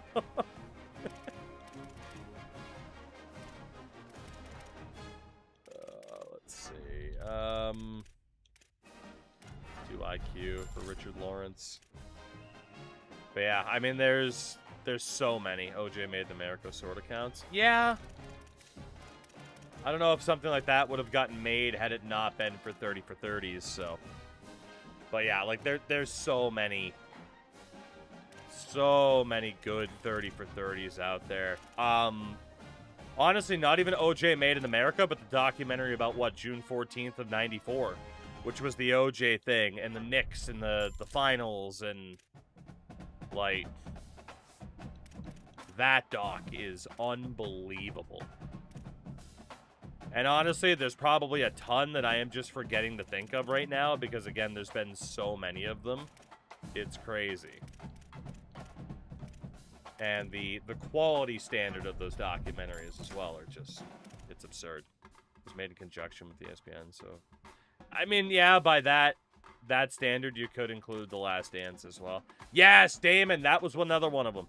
That was another one of my favorites, was the SMU death penalty doc.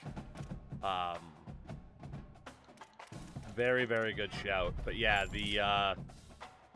just the absurd amount of quality docs from 30 for 30 is just, it's unreal. Without Bias, I think, was also a 30 for 30. I mean, it's sad as fuck, but it's still great. I Hate Christian Laettner was a really good one. I mean, 30 for 30s have been around for almost 20 years, by the way. Not to ruin everyone's night by saying that. Like, 30 for 30s have been around for a long time now. They just kept releasing, documentaries under that branding. Cowboys was directed by a dude who did it 30 for 30.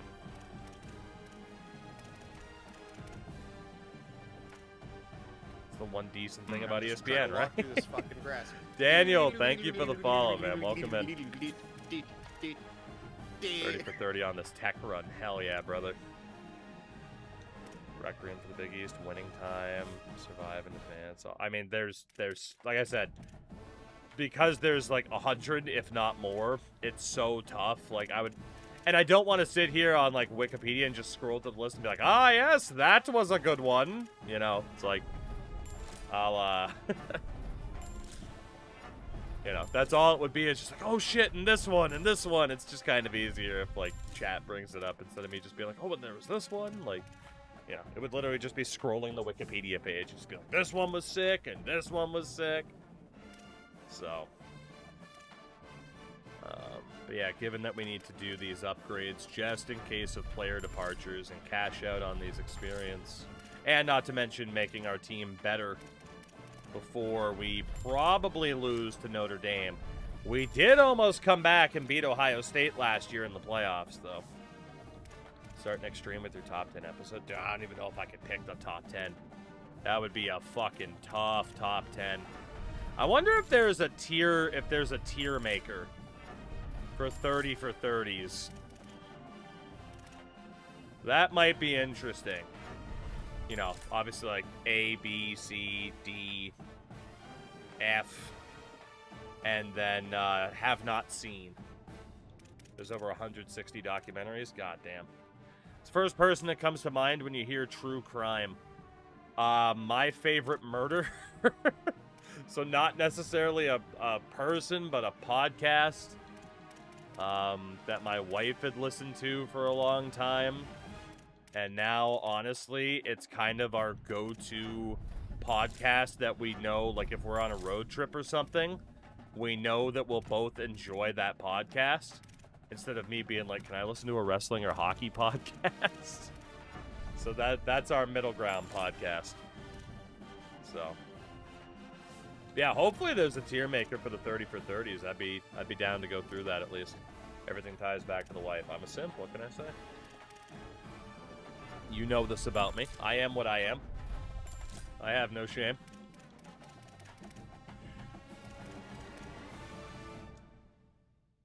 Alright, be Amiri looking good. Just play Dark Side of the Ring.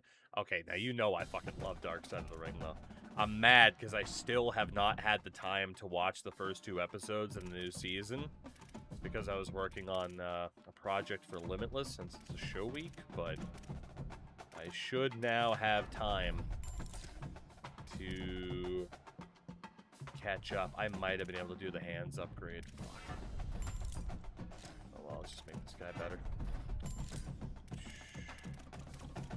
I need to rewatch last season.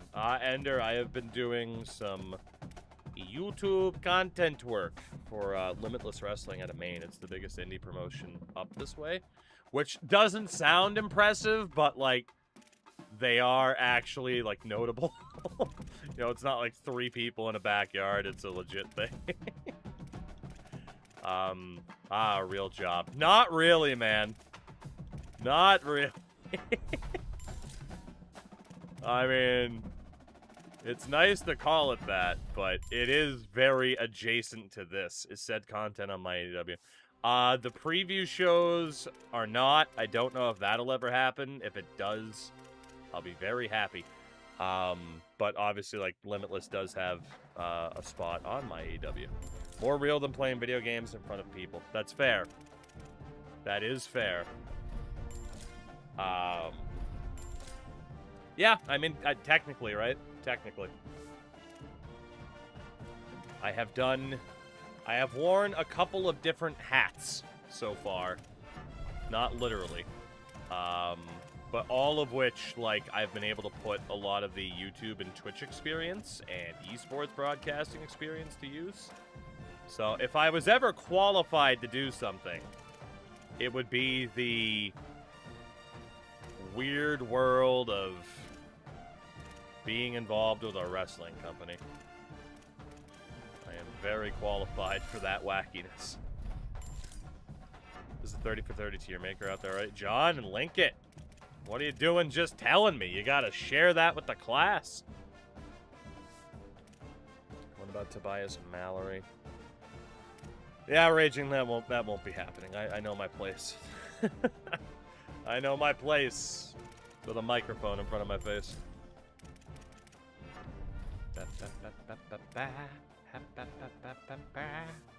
Alright, and then strong safety, new field. Last guy that we got to upgrade before this game. No caps for him. Why hands? Just because it was cheaper. Alright, it broke the link, but I still got it, John. Thank you.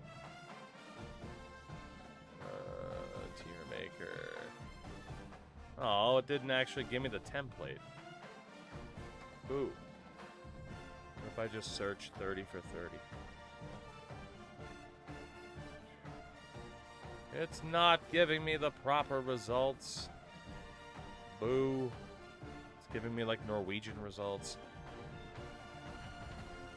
Oh, who lives in a pineapple? Tommy Newfield. On that run support. A little bit more on run support. 81 for the Newfield. Not bad. Kicker and punter. We might as well make you guys a little bit better before this game, too.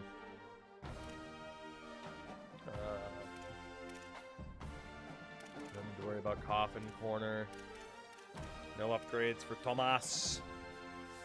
And then punter, Tyler Orr. Orr. Spaceship on the rocket fuel. We'll just give him power.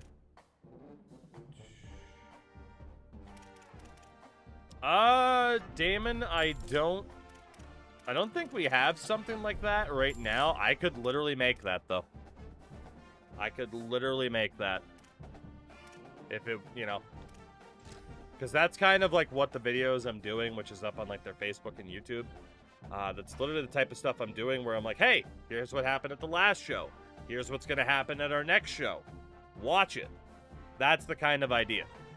But yeah, the idea... I actually already had that idea of just doing like even quick videos of like who's who for the most common people on the roster. But you mentioning that, I might have to go forward with that idea. I might have to. Matter of fact, I'll make a note to myself right now on the old phone to think about that idea more. I mean, you can watch it right on the Limitless Wrestling YouTube channel. All shows are live, including this Friday night at 7 p.m. on the Limitless Wrestling YouTube channel, as we'll be live from the Westbrook Armory with such fine folks as Leo Rush, who I'm really excited to get to meet and work with. Even if it's only for 2 minutes, I'm going to be able to. So I'm very excited about that. Yeah, it should be at 7 Eastern.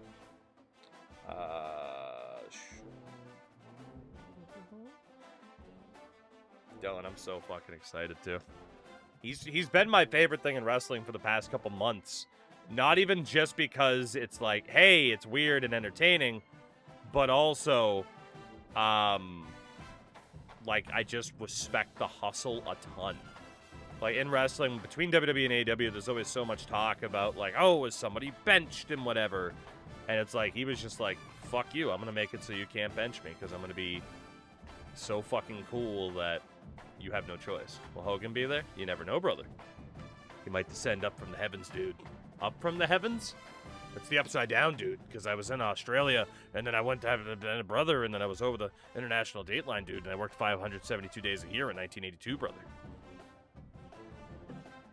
All right, our upgrades are in.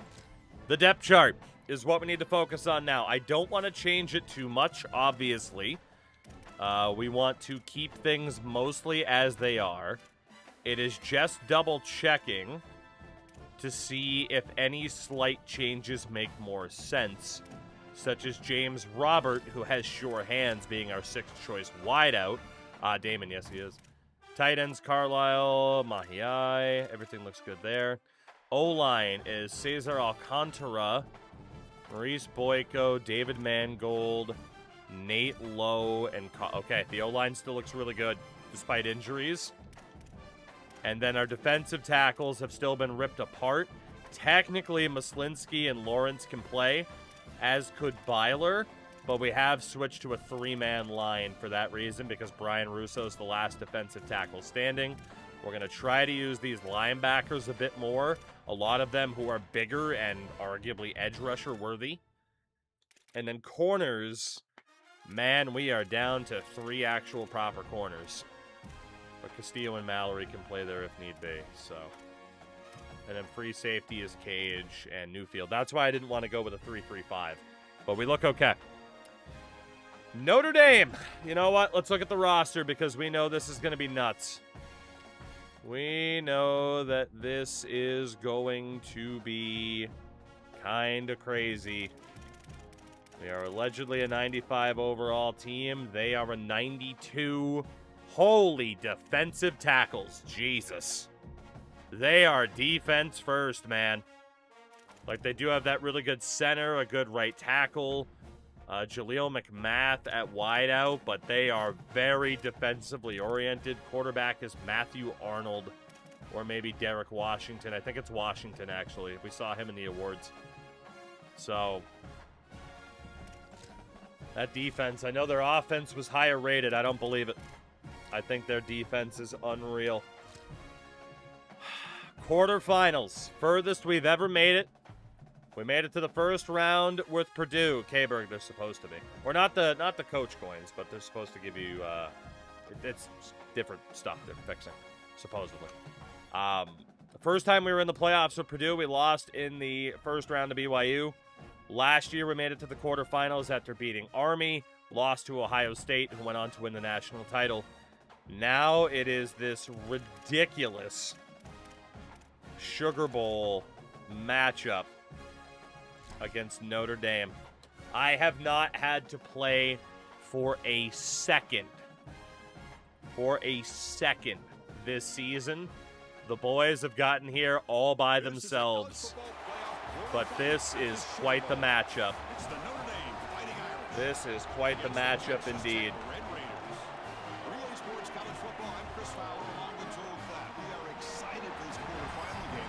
What's it going to be? What is it going to be? Guys, you know the narrative here with the first round bye. Coach said he has addressed that with his team. When you don't play in that first week, sometimes you come in slow or a little sluggish after a long layoff. Coach said we've worked all week to get out to a quick start. How's it going to go? Doesn't this game punish you for simming? Not this year, it doesn't. Not this season, at least. First quarter, we are tied at 3. Let's go to the half.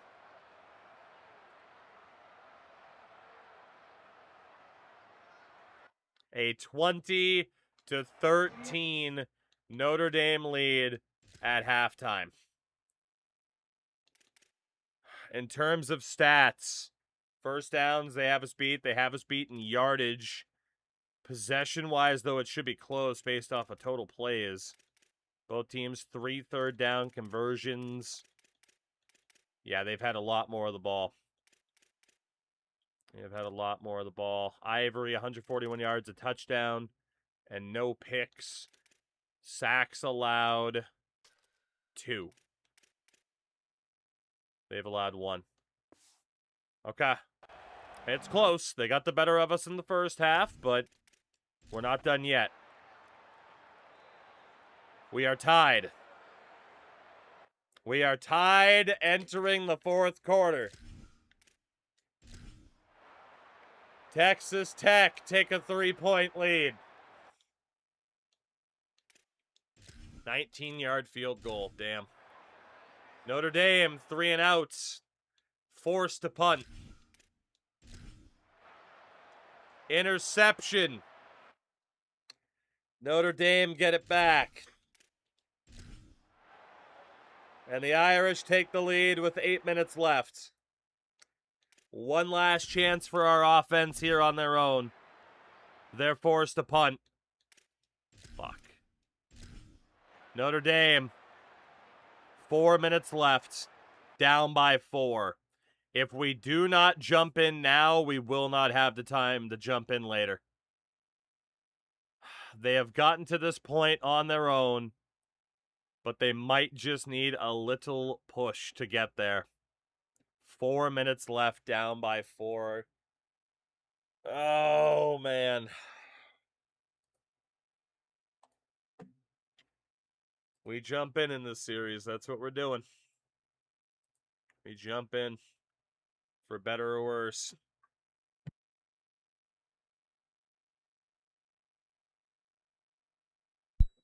Oh, man.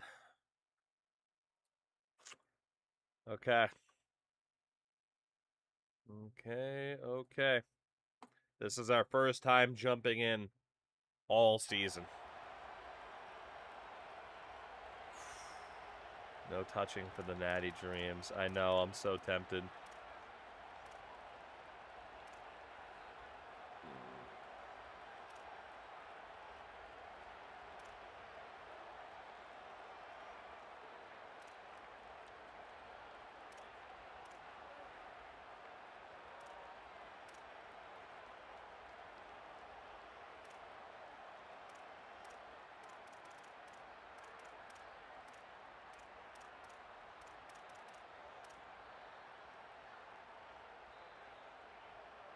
And the Texas Tech offense trots There we back go. out onto the field now. They were held to a quick 3-and-out last time, looking to put together a positive drive here. Off the play fake, looking to throw. Makes the grab. It's Foster. Tackle made after a solid gain. They'll spot the ball for 31. Good first play. How aggressive do you get on 1st and 10? A lot of linebackers. Why are the icons huge? Because I changed a setting, and now they are way too big. Entering Now settings screen, you have Now they are way options. too big. Menu I was narration trying to options, find section office an selected. option again that like allowed you to see the meter more when you're throwing the ball, and it's I couldn't find it. We gotta throw this here. They're gonna fucking blitz. Offense Somebody jumped. before Fuck. the snap. That'll cost him 5. Oh, those last second audibles. Fuck me. And the head coach will decide Not to ideal. accept the penalty and take the yardage. So the false start will back him up, sets up a 1st and 15 now. All right, legend. Let's do it. On the shotgun now, here's an inside give. They bring it Decent down to the first run for 32-yard line. Fortunato. Basically, we got a yard on 1st down. That's okay. In particular on 1st down, this offense continues to just gain yards on 1st down, churning out 4, 5, 6 yards, and staying out of obvious passing Just wanna hand it straight situations. to Toon. This defensive line has got to start winning their one-on-one blocks up front. And it's Toon He's breaking free. over the 50. Finally get him down, but a big First play carry of the for night 36. for Paul Toon. The 1st down on the ground, that's been something that's been hard to come by for this offense here. There's still time, though, to get the running game going. Chris, I don't want to risk a penalty here. That'll be the 2-minute warning. That 1st down run, there's just not a lot of room, not a lot of success. It seems like this defense is fully committed to stopping the run game. Maybe time for a play-action pass? I think it should be coming up. It comes down to this in this playoff game, 4th quarter, final 2 minutes. Can the offense step up, make a play? And in 1st down, they go right back to him. Decent first carry for Toon and the 4 yards. Well, this is exactly what you need to do on 1st down is continue to stay on schedule and keep your quarterback out of those long yardage passing situations. The run game is doing a good job, and you got to give the credit to They the got that offensive very line. well covered. Continue to churn yards on 1st. Maybe play action can catch somebody slipping. Off the play fake, looking to throw the football. Sideline route, but he's out of bounds before the 1st down marker. Here we go, trailing late in the game here. Serious urgency for this offense right now. Running play called on 3rd and short. And moves the football to the 27 and a 1st down. That's just a really Not nice afraid to job run the by ball the right now. quarterback and the offensive line. They're persistent in the run game, and it pays off for a 1st down. On 1st down, they'll keep the Not running game afraid solid. to run the football right now. And a nice 1st down gain there. They get him down, but very close to the 1st down marker. The Red Raiders are in the red zone.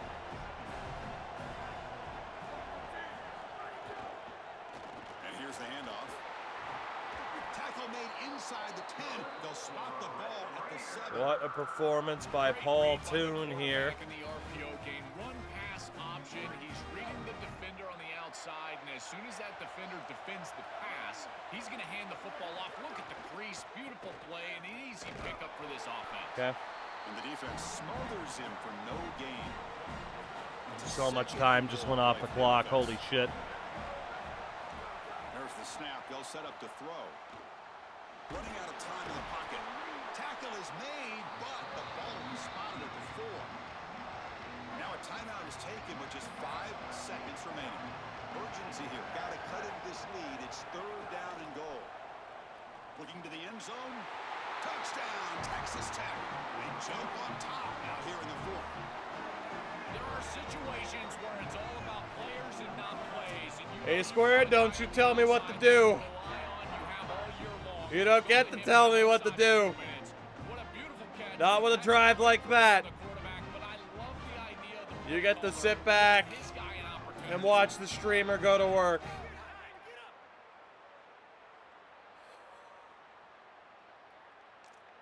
Didn't want that much time to run off the clock, but I was saving the timeouts for the end for a good reason. And it was if we had to run the ball or sneak with the quarterback, we still had the timeouts. 2 seconds to kill to beat Notre Dame. Now the kickoff team out there to kick it away.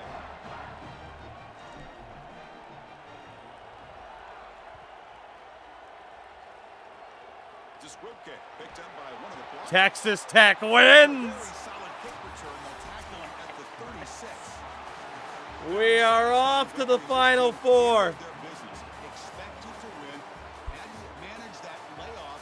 Came out, Joel, didn't look well. For as unclutch as I had been on some other drives, we're looking at you, TCU. We've seen in the history of this playoff, these teams with the long break. I showed up there when I needed to. And they won't execute their game plan, but this group That did was it my beautifully first here today. time It's certainly a group that has playing focused this on the game objective, which is go on tonight. to win a national championship. I And certainly we would not clutched wanna it play this group in and the knocked semifinals. out Notre Dame. That's going to do it for our coverage. The loser begins pointing towards next season, while the winner takes a big step closer to a national Holy. championship. For Joel Cotton and Holly Rowe, I'm Chris I Fowler. needed This that has been another so presentation badly. of Shout out to the College O-line Football. that held up so fucking well.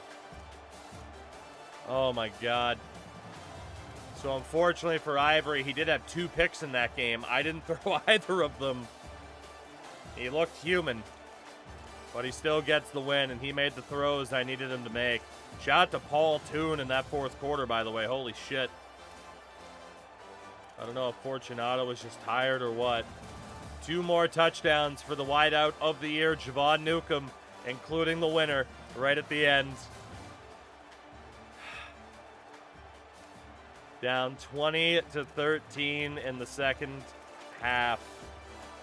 And we only gave up a touchdown in the 4th quarter. We're not dead yet. I can't believe it, but we're not dead yet. God, I needed that after falling short at the Rose Bowl against Ohio State last year. I needed a drive like that. Javon Newcomb is the new Texas Tech single-season receiving touchdowns record holder. Hell yeah. Hell yeah. And we have won the Sugar Bowl. We are heading to the Final Four.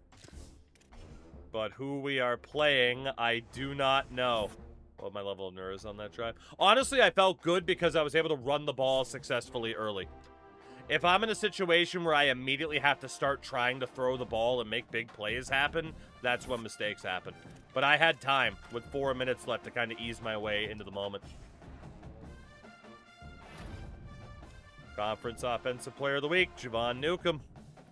Try me with a sorry-ass receiver like Crabtree. Oh my God!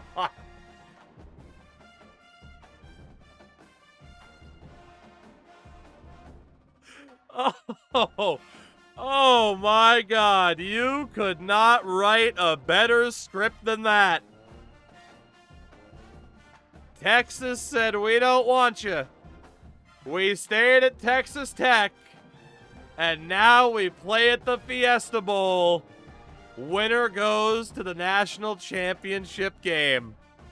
You could not write a more ridiculous script than that. Oh my God. I do wonder if TCU is still alive in the top half of the bracket, as Trent Bray has become our new defensive coordinator. Still loving the coordinators that we have. I can't believe we drew Texas. Holy shit. Let's leave for Tulane now, though. Oh, my God. Top half of the bracket is Oklahoma and Nebraska. 14-0, 14-0, 14-1, 12-2. Of course, less than a year after they said, we don't want you, we play them in the Final Four. That is absolute madness. That is absolute madness.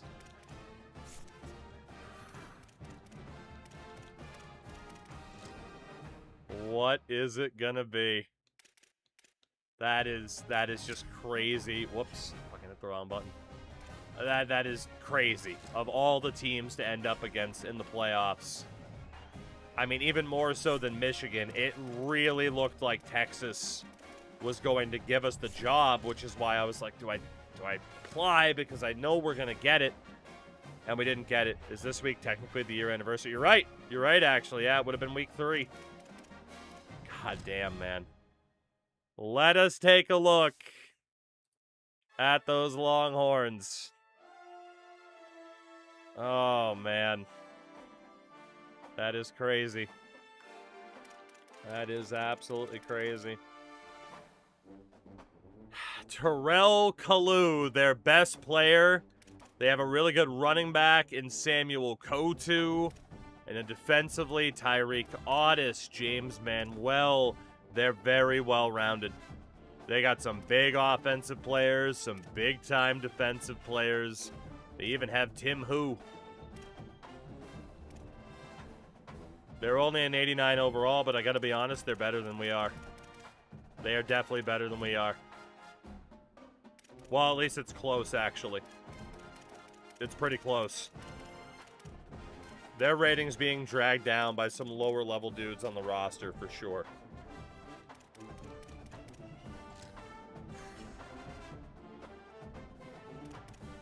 Let's do it. Texas Tech versus Texas at the Fiesta Bowl. The winner plays for the national championship against, I mean, one way or another, a tremendous team on the other side. Here we go. Here we go. You could not have written the story. You could not have written the story any better. Sando! Thank you for the 11 months. Oh, man. Tremendous build-up for this semifinal game. Holly Rowe joins us in the sidelines with some of the key storylines. Holly? Checking in Did with Oklahoma? the Texas Yeah, Tech it is true. Oklahoma did beat Ohio State in the last This team round. is expected to be here. That's the hardest thing about coming into the game here today and this kickoff.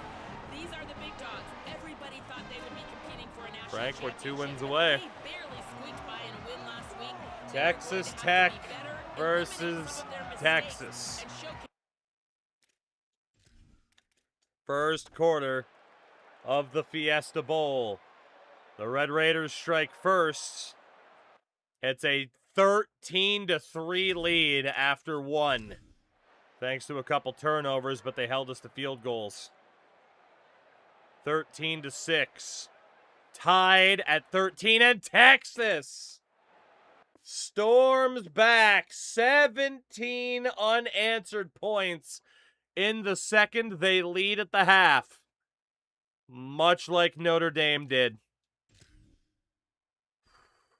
We have just 104 yards of offense, 4 first downs. Ah, shit. They've turned the ball over twice, yet they're still winning. We actually have the possession time. Oh, my God. Yeah, like Kalu. 40% completion for Ivory. 8 of 20.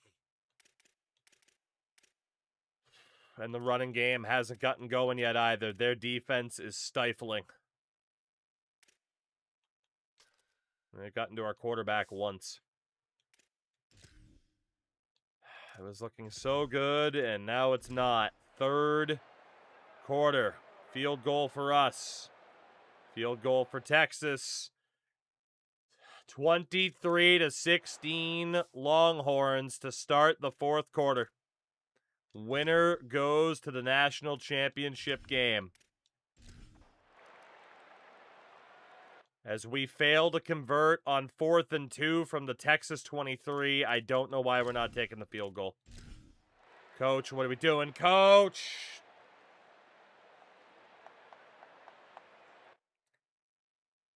If I give them one more chance and they don't score and Texas scores again, it's over. I have to jump in now. 9 minutes left. Man, has this game just gotten away from us.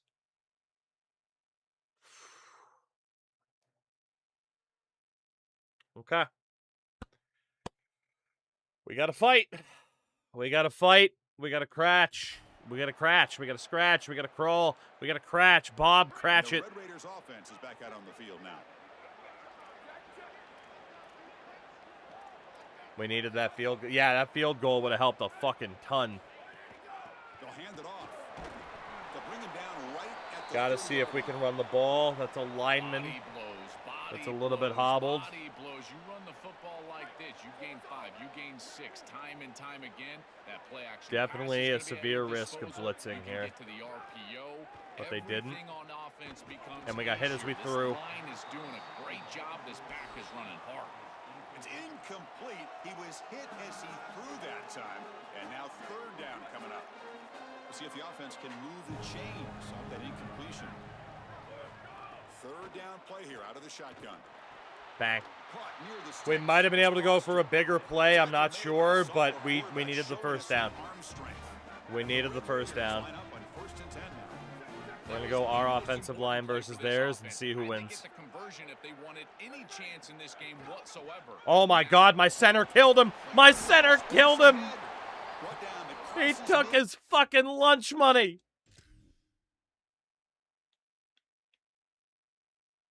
Oh, man. Woods took that guy's fucking lunch money. With a 46. The Red Raiders are on the move here. See if we can make the run with Burns. The power back. It's a shotgun run call. Not bad. Able to bring him down Made a mistake there, though. I thought the gap was going to stay open. It didn't. I needed to cut back to the middle. Defense does a great job on 1st down. Bowing up, They're pressing. stopping the run. And that's the key to this thing. At least If you slightly. create long yardage situations, now Let's they see if we have can to find throw the anybody football. here. I want that Pass tight rush end starting blocking. now. Second down, we're going to throw it. Deep shot toward the end zone. Can't hang on. Wow, would have been a touchdown. Got to shake that off now. It's third down coming up. We come to the line, a long way to go for the first down, but needing this. Their guys versus our guys. Let's go. Handoff Let's here go. for the Yay! That guy fucking shed that block. Gain. Okay. Down late, they'll keep the offense on the field, trying to chip away at this lead. And he's throwing for it. on Pressure. Underneath. We got it. fourth down. Nice grab. It's Foster. He'll be Okay, we'll rolling take down that. there, but a fourth down conversion No need to by rush Stroud. any plays yet. We know we're going to have to make a Good for defensive first down stop. yardage for this offense. That's a lot of people on the line and linebackers. Let's try to get them moving. Honestly, now's a good time to just fucking send Newcomb. And the quarterback dropping back. We got so lucky. The running back fucked up, man. He was supposed to cut into the middle. He never did. Thank God that wasn't picked. The whole time I'm waiting for him to cut back into the middle. He waited so long to cut. I might have had the curl route, but man, he was pressing. No one was really open. It's good defense, even if he catches It was this a little bit up, lucky, he's but a little bit getting unlucky at the punches same thrown. time that Defense his is route there, running must not be that good. Seems kind of nondescript. Following the incompletion, 2nd and 10 from the 30. We'll go with the bubble, maybe find Cantrell here. He'll hand it off. Nice. But a nice pickup on that running play.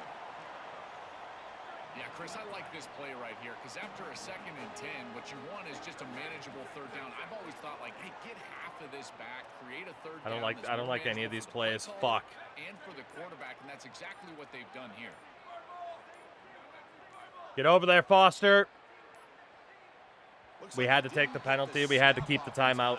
That'll cost him 5 yards. None of those audibles were great. I'd rather keep the timeout and take the penalty on 3rd down. If it was 4th down, I would have used the timeout. Unfortunately, those guys were not exactly rushing to get to the other side of the field on the audible. Drops back, needing a 3rd down completion here. Hit as he releases it, and the pass ball is incomplete. I mean, it wants me to take the field goal, which is certainly understandable, and we will. This pass rush is too good, and here, more evidence of that. They get pressure, contact the quarterback as he throws, and now it's 4th down. Right down the middle, baby. Okay. At least we got some points. The touchdown would have been better, but had we gotten that field goal earlier, we'd be in an even better spot. We know that we needed to make a stop at some point. The question is whether or not I should have burned a timeout to keep it at 3rd and 1. I'm not sure. But that is one of the big moments of this game right there. That is one of the big time moments. Gap integrity. Don't worry about making big plays right now. I mean, if it happens, it happens. Showing him those mistakes on the film, trying to get him to see what he's missing. They want to get some confidence built back up in this quarterback, but right now he's shaking his head like, I've got this, I've got this. We'll see if he really does here to take the field. Back to you. Thank you, Holly. We'll keep an eye on that. Makes a quick catch. They make the tackle, but that pass creates a solid gain. A big tight end who can run after the Not the catch. start that we wanted, that's for sure. All you got to do is hit him in stride, and he does the rest. This guy is sensational. A lot of options here on 2nd and short. Will they take a shot or try to pick up the 1st down? God, they are just faking left and Offense right. will keep it on the Get there, ground. Coco! They Yeah, test Coco it. Singletary. Nothing. That's what I'm talking about. Oh, that's a really good job by the defense. Being gap sound, there's nowhere Another to go for this 5-2. running back because of the fundamental football being played on the opposite side. This defense is where they need to be, and then they're making the tackle. Really good job defensively. Looking to pick up the 1st down through the air. Quick completion to the tight Fuck. end. He goes out of bounds. The game moves. That was the risk of going so heavy on the run commit. Force him to make a play, but he at least stepped out of play. I don't like this. Give me a cover 3 instead. I want more help short. Catch made by the tight end. Nice hit. Hard there, broke a tackle, but brought down. We're not at the extremely dangerous point Just 2 yet. yards on the pass play. Now it's 2nd down and 8 coming up. Wrap him up. Nice. We can get a stop here. We use the timeout, obviously. Challenging spot for the offense. It's 3rd down and long from the 45. Come on. Give me a chance. Back. We're going to throw for the 1st down. Nice!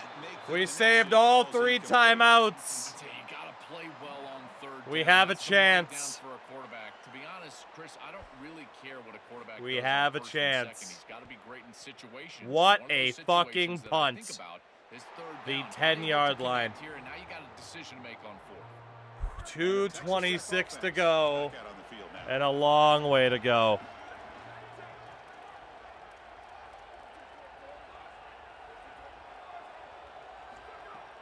On 1st down, it's play action. With the catch, it's Foster. Solid gain there. He's out across the 30. 22 yards out of the gates. Let's go. Save a timeout as well. Got the ball back. They're able to come out here and start this drive in a big way, getting the ball down the field. Let's run this. I don't like any of my passing options. And they'll run it out of the shotgun. Yep. We'll take that. After the run, Injury he's a man timeout. injured on the field.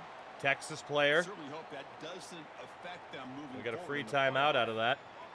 Second down after that previous play. See if we can freeze up a safety here. Off play action, he's looking to throw. Tight end, no! Pass is incomplete. What happened? Unclear who the What happened?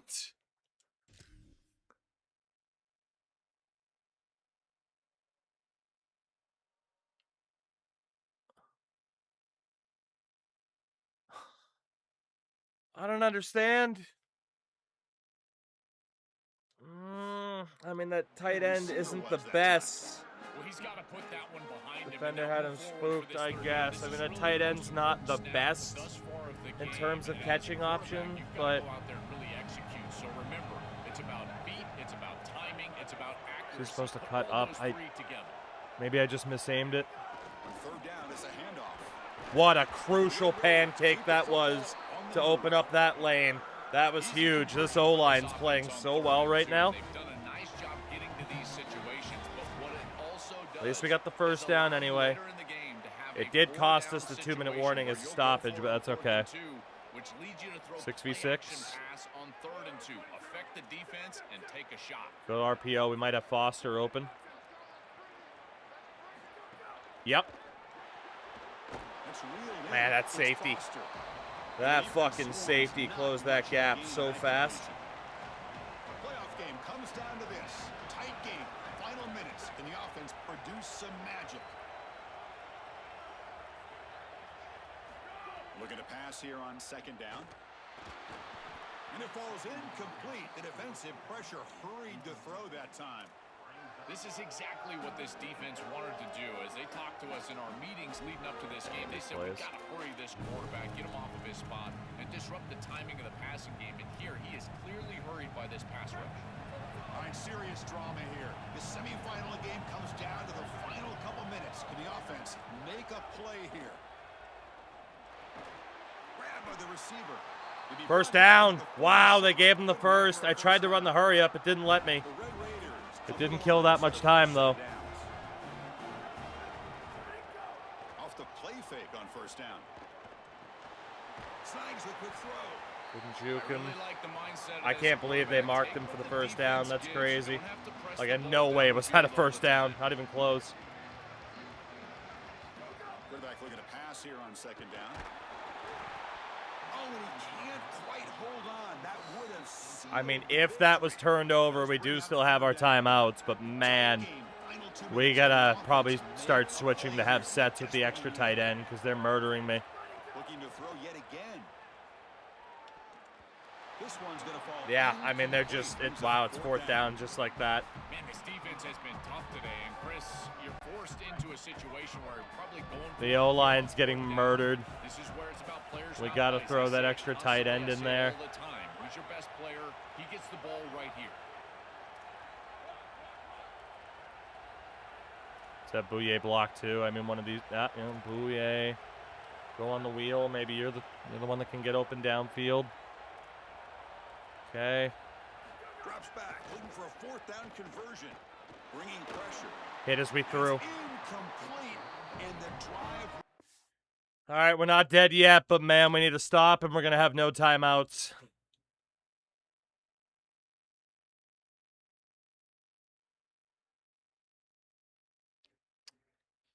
Yeah.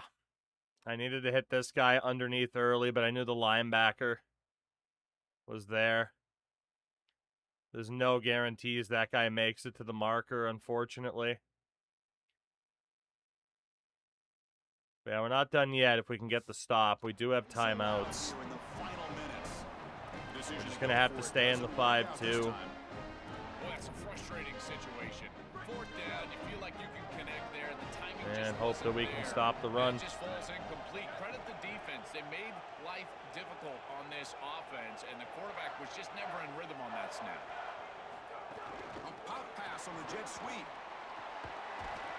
Getting close to midfield now. They bring it down to the Jet, it was flexible. Texas Tech wants a timeout here. That's their first. In those situations at the end, it just feels like they're able to drop everybody back and still pressure you fucking relentlessly. 2 minutes. Can defense keep the football and bleed out the clock.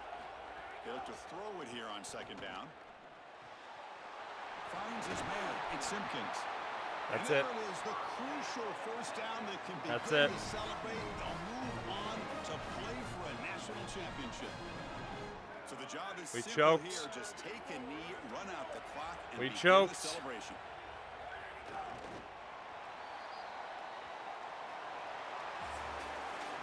So close, yet so far. Well, the confetti is falling. They're going to get that trophy. Certainly something important to celebrate. But Toby, That semifinal games hurts. are always tricky because they can't celebrate. That for long. hurts. The ultimate game now awaits them. We are exactly right. As big of a hurdle as this is, and what a wonderful accomplishment it is, the biggest hurdle and the biggest accomplishment is still ahead. They've got to go and play for a national title. That's where their focus needs to go 100% as quickly as possible. So now the final two teams remain standing to battle for this season's national championship.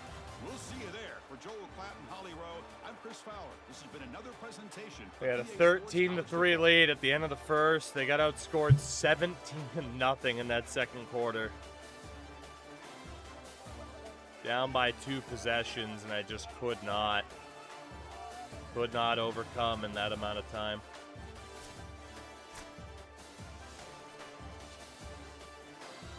Fuck. Guess Texas made the right choice, apparently. Yeah, I mean, first down. I don't know why the camera fucking does this. It's so annoying. But on the RPO, actually not the RPO, excuse me, it was just the outright play action. We were able to hit Bouye again. Can I fucking zoom out? Is it just me, or do they have the worst camera options in, like, any game? Thank you. Yeah, I mean, we had no choice but to go underneath there. Get 5 yards, just couldn't out-juke him. Should have gone the other way. But then, second down, no replay available. Okay. Third down.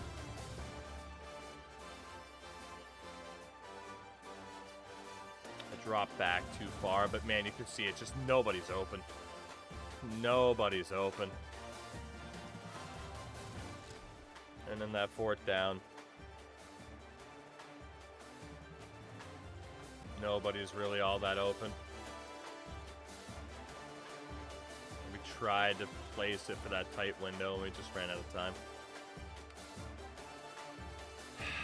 So close, man. So close to pulling off the miracle run. But Texas gets it done. Daquan Ivory, not a single touchdown. Maybe they were right. Maybe they were right to not have him in the running for the top quarterback. Maybe.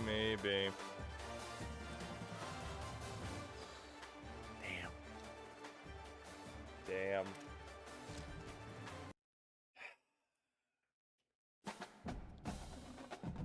Well, that is a harsh slap in the face of reality. We're not quite there yet. I hate to say it, though, that might have been our best shot at Texas Tech. Obviously, we're going to be here through next year, but we are having to maybe look at a different NIL reality for next season. That might have been our best shot. Unfortunately, the O-line throughout the game proper just could not seem to hold on. And our quarterback, he didn't have it. He did not have it. Texas via Oklahoma for the national championship. It was an unbelievable season for us to not lose a game until the Final Four. But we did fall short. As Oklahoma has won another national championship for the second time in 4 years and the third time in 6 years. Oklahoma's on top. And in the 2030s, it's been a different reality. Ohio State has just one title in that time. But a 28-20 win for Oklahoma. Texas first Oklahoma national championship would be incredible. No kidding. I don't know if we would have been able to beat the Sooners either, but it would have been nice to get the opportunity now, wouldn't it have been? But as mentioned, right? We can only do what we can do. And right now, let's regroup and try to see what we want to go for next and just kind of how this is going to play out. I am trying to decide what I want to start speccing into from here. Visits for quarterbacks and such isn't the worst thing in the world. Scheme-wise, tackle and hit power for our linebackers. I wonder if Biff's on everyone's radar. I mean, we're going to be here at least one more year. But what about motivator? I mean, we got the extra training for everyone except kicker and punter. I don't really know what I want to focus on, honestly. At least there's nothing short-term. Long-term, starting XP or starting quarterback will gain XP faster, limit a random skill cap, or increase a random skill cap, and then chance to increase best skill cap with a conference national title win. That's tough. Tactician, of course, just going to be general attributes. I'm leaning towards tactician right now. Strategist, I mean, the increased dev trait while scouting. The increased chance to learn the dev trait while scouting is huge, but that costs so many goddamn points. So many. And recruiter, I mean, increased starting interest. Wouldn't be the worst thing in the world to go after. Talent developer, players progress faster, boost pipeline bonuses. Honestly, I think I'm leaning towards scheme from here, or tactician from here, and just make players better. You know? At least to some of it.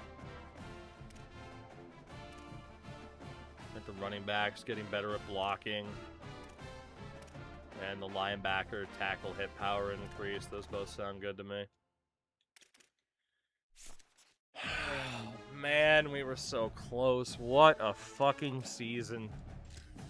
What a season.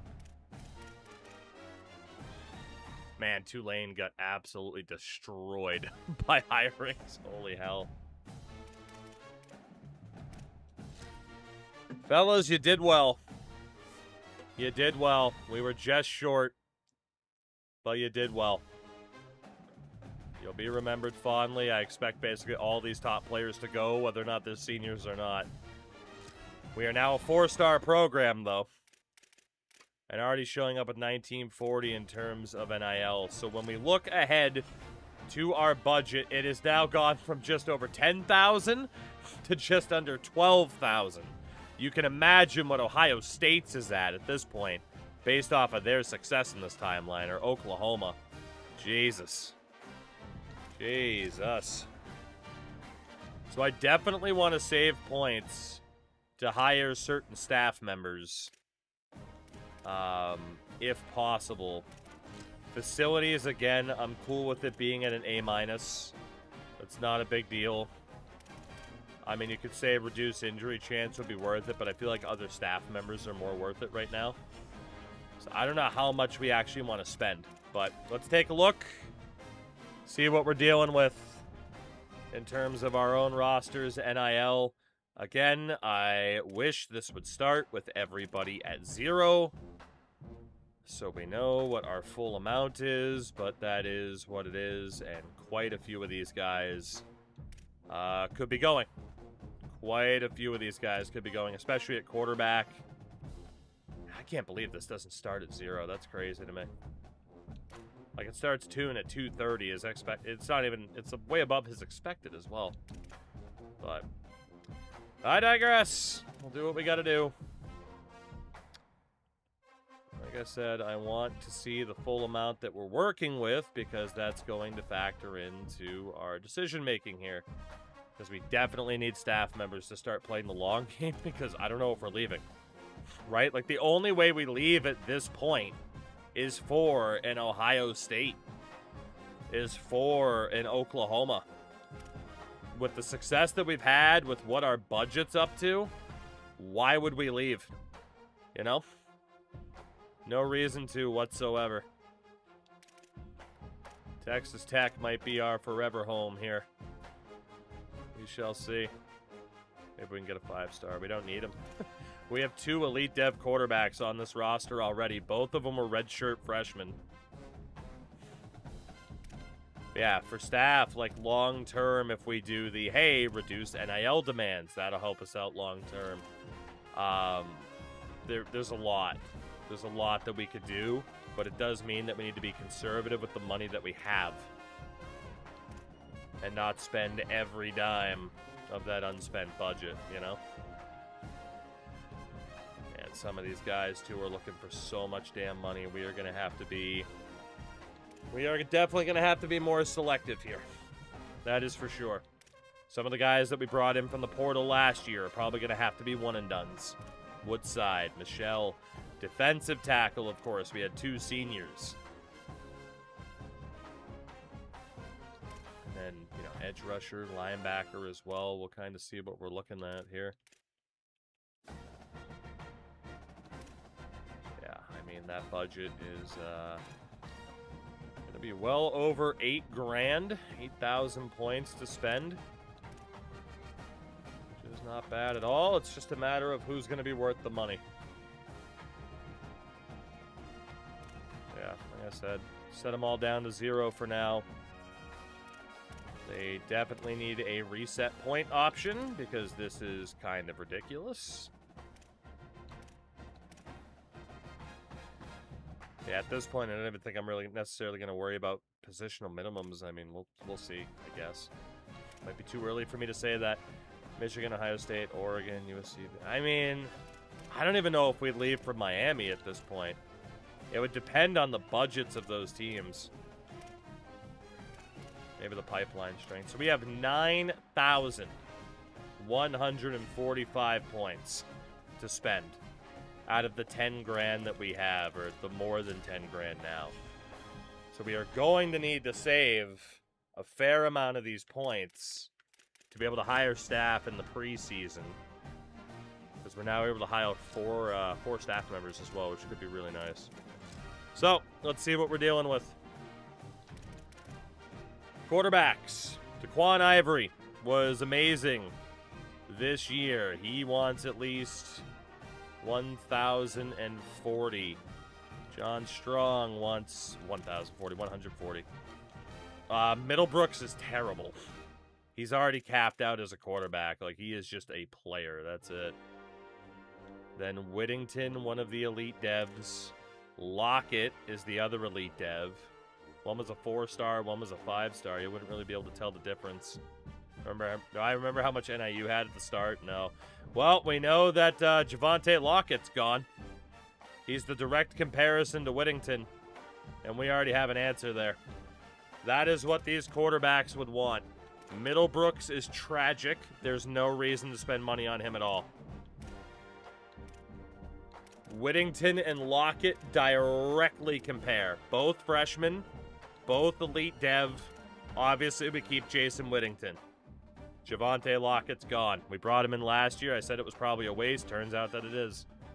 Javonte Lockett's definitely out.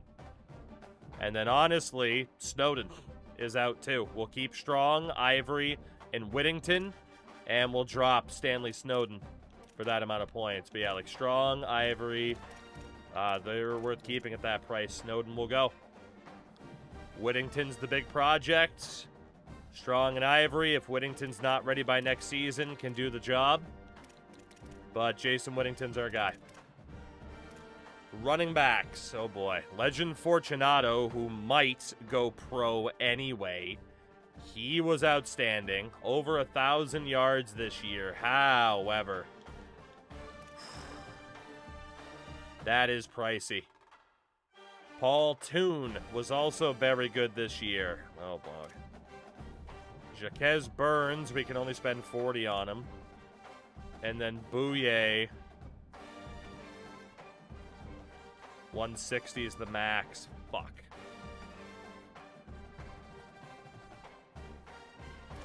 Let's be honest, we can't keep Fortunato and Toon. Toon is not worth that amount of money. We probably pay to keep Legend Fortunato, but then he most likely goes pro. You know? We can't afford to pay those guys that much. I mean, Toon is star dev at least, so maybe. But for his senior year, heading into his senior year, he's only an 81. I don't like that. And then Bouye 160 on impact dev. And it's not even the max chance. All four can't leave. It's true.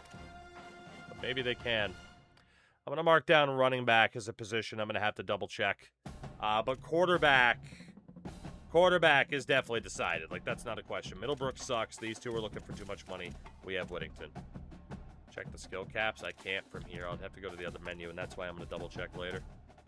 Wideouts. Javon Newcomb. I mean, there's no fucking way he doesn't go pro. He almost went pro as a sophomore.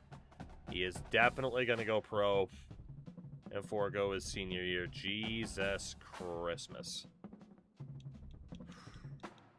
Tough to say he's not worth it. He was a Heisman finalist. But, yeah. And again, we can't even guarantee how many of these wideouts are going to be here next year. What's BJ Foster looking for? Yeah, I mean, again, some of our spending habits are going to come back home to roost. What's Oscar Cantrell looking for? 315. Marco Wakefield. And then Joey Buck will stay on 10. Jesus Christ. Well, direct comparison, Head and Foster. Obviously, we keep Sam Head. Star Dev. Foster's only impact. Sam Head had a 1,000-yard season. So BJ Foster is definitely gone. We're not paying you more than fucking Javon Newcomb. So Foster is definitely out. And we're going to have to maybe make some other decisions. Yeah, we'll come back to wideout as well. Good lord. Tight end, Afa Mahiai. I know you're star dev, but man, you are a blocker. And that is a lot of money to be dedicating towards mostly a blocker. James Robert, we can probably keep for free, and then Anthony Walters is there. We're going to have to double check with Afa Mahiai here. It's pricey, but it's not awful. Left tackle, Maurice Boyko. For 100, that's fine. Star dev. Manny Book. All we can do is 30 and hope for the best. And then normal dev, Deontay Buck. We probably let him go. At the very least, we risk him. Yeah, it's true, Dumper, but at the same time, I think we could find other people. Roy Usah for his senior year, if he doesn't go pro. Fuck. And then Alcantara's at risk no matter what we do. Center, Dave Woods at risk no matter what we do. Casey Wiley might not be too bad. Joaquin DeVito. Normal dev anyway. Right guard, David Mangold.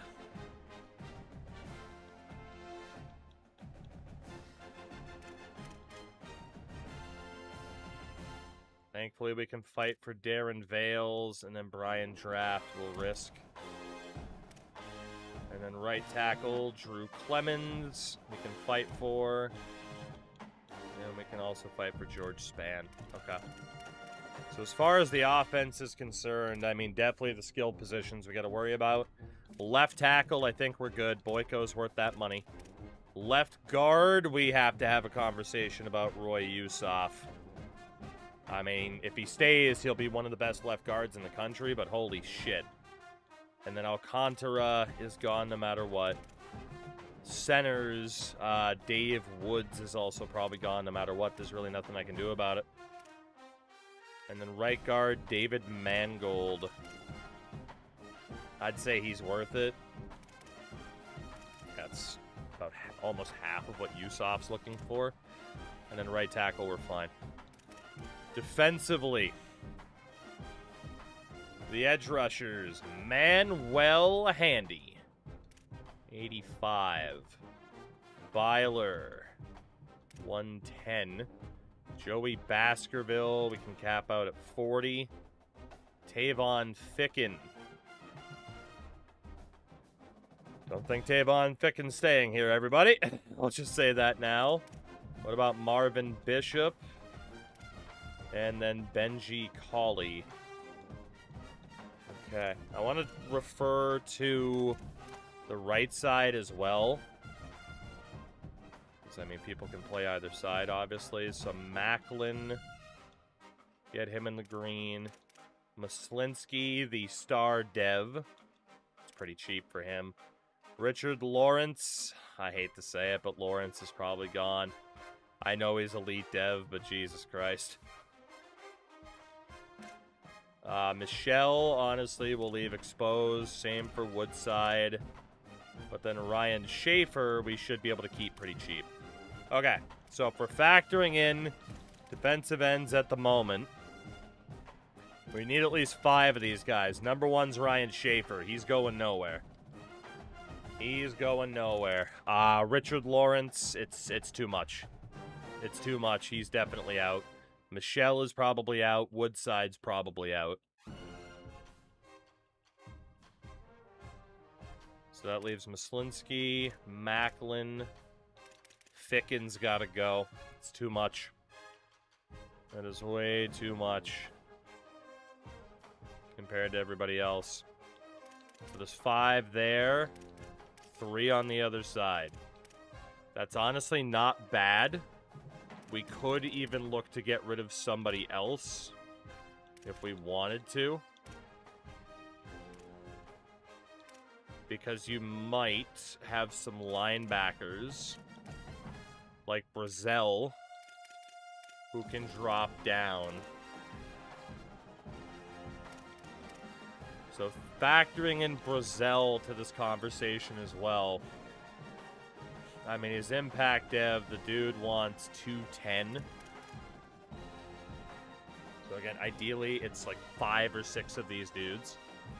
Manuel Handy has to stay, right? Like, that's great value for money. Byler, Baskerville, all of those guys are worth keeping for that price.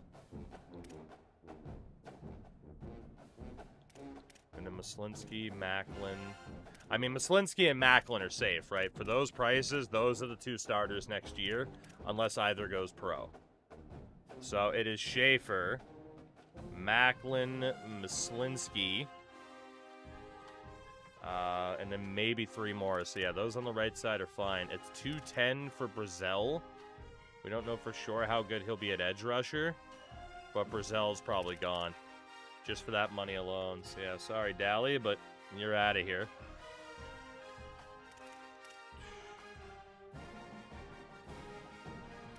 Now's the point. You know, we spent a lot of money to get a crazy amount of depth. Now's the time where we got to trim the fat a little bit and spend a bit more wisely now that the budget's up.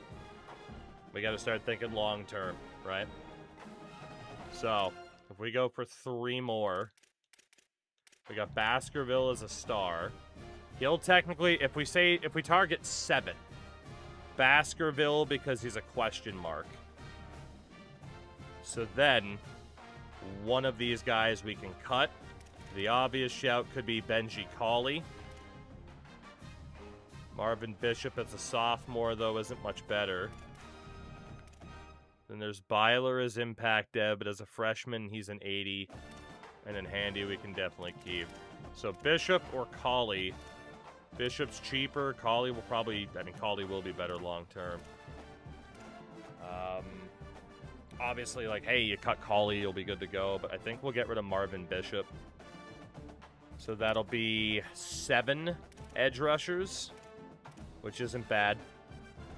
And then whatever 3 stars we might fill it out with. Defensive tackle, obviously we have no choice here. Brian Russo needs to get paid. We have no choice. Brian Russo gets paid. We'd pay for him anyway. He looks great. Linebackers, we know Brazel's going to go. Whitaker's normal dev. If he leaves, he leaves. I don't really care. Singletary, we'll pay the 40 for him. Sproles, we pay the 10 for. Derelict.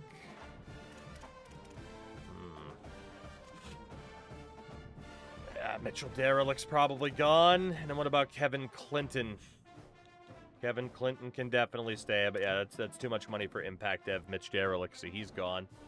We'll keep those 3 linebackers. And then on the other side, all these guys are proper linebackers. What do we have for Luis Cobbs? Not bad. What about Lipscomb? Yeah, these 2 can definitely stay. Farrier, cheap as hell. Andrews, not bad. So linebackers, that leaves Singletary, Sproles, Clinton as a project. Cobbs, Lipscomb, Farrier, Andrew. That looks good. That looks good. Corners, Cordell, Abiamirian. Again, factoring into some of these guys might elect to go pro. What do we have for Romeo Matlock? That's not bad at all. Dion Wilcox, that's not bad either. Joaquin Rivera, we will leave exposed. Melvin Dunbar is cheap. Eric Blum is cheap. Pretty straightforward. That corner, not bad. Safety, Mitch Cage, not bad at all for that price. Santiago Castillo, once again, we got to leave him exposed. He's just never quite developed like I thought he might, though. Mallory will leave exposed as well. And we'll pay Pete a little bit. And then strong safety side, Tommy Newfield. Pay him a bit. Jarrell Godwin. We'll pay him a little bit. And then elite dev for Kerry Dragisevich. Okay, so that's not too bad at all. Kicker Thomas Bahama is at risk. Tyler Warrior, not so much. So quarterbacks, we keep Ivory, Strong, and Whittington. The other 3 are out. Middlebrooks because he sucks. The other 2 because they're too expensive as a potential 4th choice, 3rd choice at best. 2,000 NIL left over, which was the entire Purdue budget. There you go. Running back, we still have a conversation to have. Wide out, we still have a conversation. Tight end and left guard. The left tackle, we keep Boyko and Book. Centers, Woods is probably gone, but we keep these 2. Right guard will still look good. Right tackle looks good. Edge rusher, we got to drop Ficken and Bishop. Other side, Lawrence, Michelle, and Woodside are gone. Just because of price and overall comparison. Drop Brazel and Whitaker. Linebacker core. Cobbs and Lipscomb are a bit expensive, but I think they're worth it. Corners look okay. Safeties look okay. All right, so that leaves us with 2,000 points before reassessing some key positions. So first man up, he might go pro, is left guard Roy Yusuf. If not, he'll be back for his senior year. He still has improvements as well, man. He's so good. He's so good. If needed, worth the cost, right? Tight end. We're losing Carlisle. Robert and Walters are safe. It's down to Afa Mahiai, who would be a senior next year. We know that he is blocking first, and even then the blocking is kind of capped. He's slow as shit. Like, he does have decent catching and route running to start, but he's so fucking slow that he needs to be a blocking type first, and he's not going to get that much better at that anyway. So it's like, do we care about having a tight end cost the crazy amount of points when he's slow as shit. You know? Like, he does have pocket shield, which is great. Is he star dev? He is. Yeah,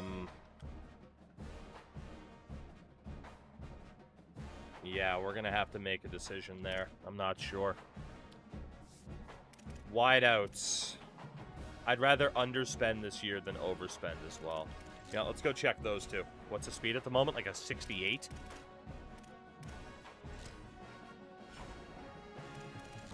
Alright, so back to the left guard. So again, at tackle, we have Boyko, Book, and Buck. Right guard, okay, we're good at tackle. Right guard, we got 3 dudes. Left guard, Yusuf would be 480. Alcantara might stay. But we do have Mangold and Vales. But we might need a center.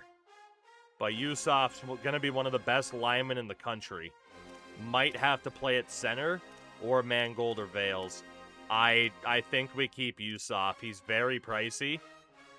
But right now we're lining up with Boyko and Clemens. Decent backups behind them with Span and Book. And then if Alcantara goes, that leaves Yusuf, Mangold, and Vales to hold down the middle. I think we need to keep Yusuf, despite the price. Tight end. I'm sorry, man. I don't think he's worth 310. I know we might be in a little bit of trouble at tight end. I don't think he's worth that. Like, we could do it, but he's a pure blocker type. But he can't get any better at blocking. He's got decent hands at route running, but he's slow as shit. I gotta be honest, I want to drop him. I want to drop him. I think we can spend that money better elsewhere. So then, especially if we're dropping the tight end, we can afford to overspend on Roy Yusuf, right? I mean, technically, if Alcantara stays, we might be okay otherwise, but do we want to risk that? I'm still uncertain about Yusuf. I don't know. I want to see where he would be ranked by total NIL. 480. I think he's more expensive than any defensive player. Easily. Yeah, easily more expensive than any defensive player. He might be the most expensive guy on the fucking team at 480. Thing is, it might not even be a problem. He might just graduate or go... Or not graduate, he might just go pro. The wideouts. Jesus Christ. So we know that Foster's gone. Newcomb is almost a certainty to leave. The question is, like, do we fight for him? And then it's Sam Head.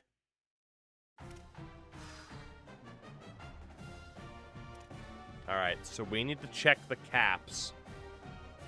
4 wideouts on Newcomb, Head, Cantrell, and Wakefield.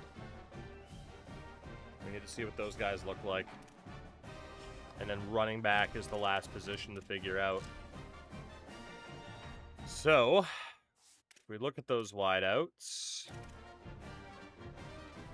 Old Duke Nukem again. I can't imagine as the Bolitnikov winner he's not going pro. Only thing he can really improve at is quickness, funny enough. Or other physicals. Like, is he worth it? Yes. Like, the guy was a Heisman finalist. Sam Head was phenomenal as well. He's not even capped out yet. It's tough to say he's not worth it. Oscar Cantrell, 87 speed. His caps are still pretty good too. And then what about Wakefield? 85 speed at 6'2". He's still got room to grow. I mean, in terms of catching. All right, so I mean, none of those wideouts are necessarily bad. But they are just very, very pricey, but we don't want to cripple our offense in terms of their abilities here. Like, at best, I mean, again, if we can keep Newcomb and Head, like, at best, if we wanted to conserve more money, we could say drop either Cantrell or Wakefield, but I think we spend. Because there is a chance all 5 of these guys are gone. So if we're going to overspend at any position, it's probably wide out. And then running back, I'm sorry, but Toon, 81 overall junior, even as a star dev guy, he's got to go. He's got to go. Or does he? I mean, 2,000 points, right? But we want to spend on staff big time this year. Whittington and Ivory stay. Strong stays. Fortunato, 1,000-yard season, worth the payment. Toon, I mean, might be kind of evened up with Burns. I'm kind of thinking Paul Toon goes and we try to keep Fortunato, but if he leaves, he leaves. That is not, it's too much to pay for a guy that's going to be in the mid-80s. That's too much to pay for a guy that's going to be in the mid-80s. We'll let Paul Toon go. We will still have Burns. Roy Bouye. I feel like Roy Bouye is a bit expensive there too, you know? And we can't even guarantee we're going to be able to keep him. Spend on Fortunato. Worst case, we have Burns as a safety net. What do we think about Bouye? I'm kind of tempted to drop him. I got to be honest. I'm kind of tempted to drop Bouye. Everybody there is worth paying for. Drop him. Okay. I was kind of leaning towards that direction anyway. I'd rather underspend than overspend this year in particular. Because we can use this upcoming preseason to set ourselves up for the rest of the playthrough. So spend for Newcomb, spend for Head. Cantrell, Wakefield. Just in case these guys don't go pro, but these two do. At least we still have 2 solid wideouts, right? It'll be those 2 and Buck as the core and maybe someone we get in the portal. I think we spend for those 2. Tight end wise, Afa I like a lot, but he's not worth the money. I think we're good. I think we're good. Except for maybe Yusuf. 480, but he's one of the best linemen in the country. But in theory, we got Mangold, we got Vales, Wiley. I agree to keep Yusuf. He would easily be our most expensive player. Then we got to drop guys like Ficken and Bishop. Lawrence, unfortunately, with his 400 expected. Keep Yusuf. Okay. Well, for keeping Yusuf, I think that's what we got then. I think that's it.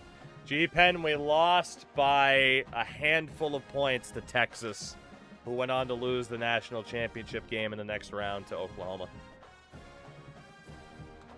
We're good. That is a lot of money left available, which is exactly what we want. Again, we want to be able to hire staff, reduce future NIL demands. We want to be able to do that stuff. So let's see what happens in terms of departures after all of that. But yeah, we pushed so that we would know what players we want to keep in this window, get rid of the guys we don't need, and then invest in staff. That was the game plan the whole time. It's actually worked out better than I thought it would, I gotta be honest. So players leaving. Here we go. Wow, John Strong actually wants to leave.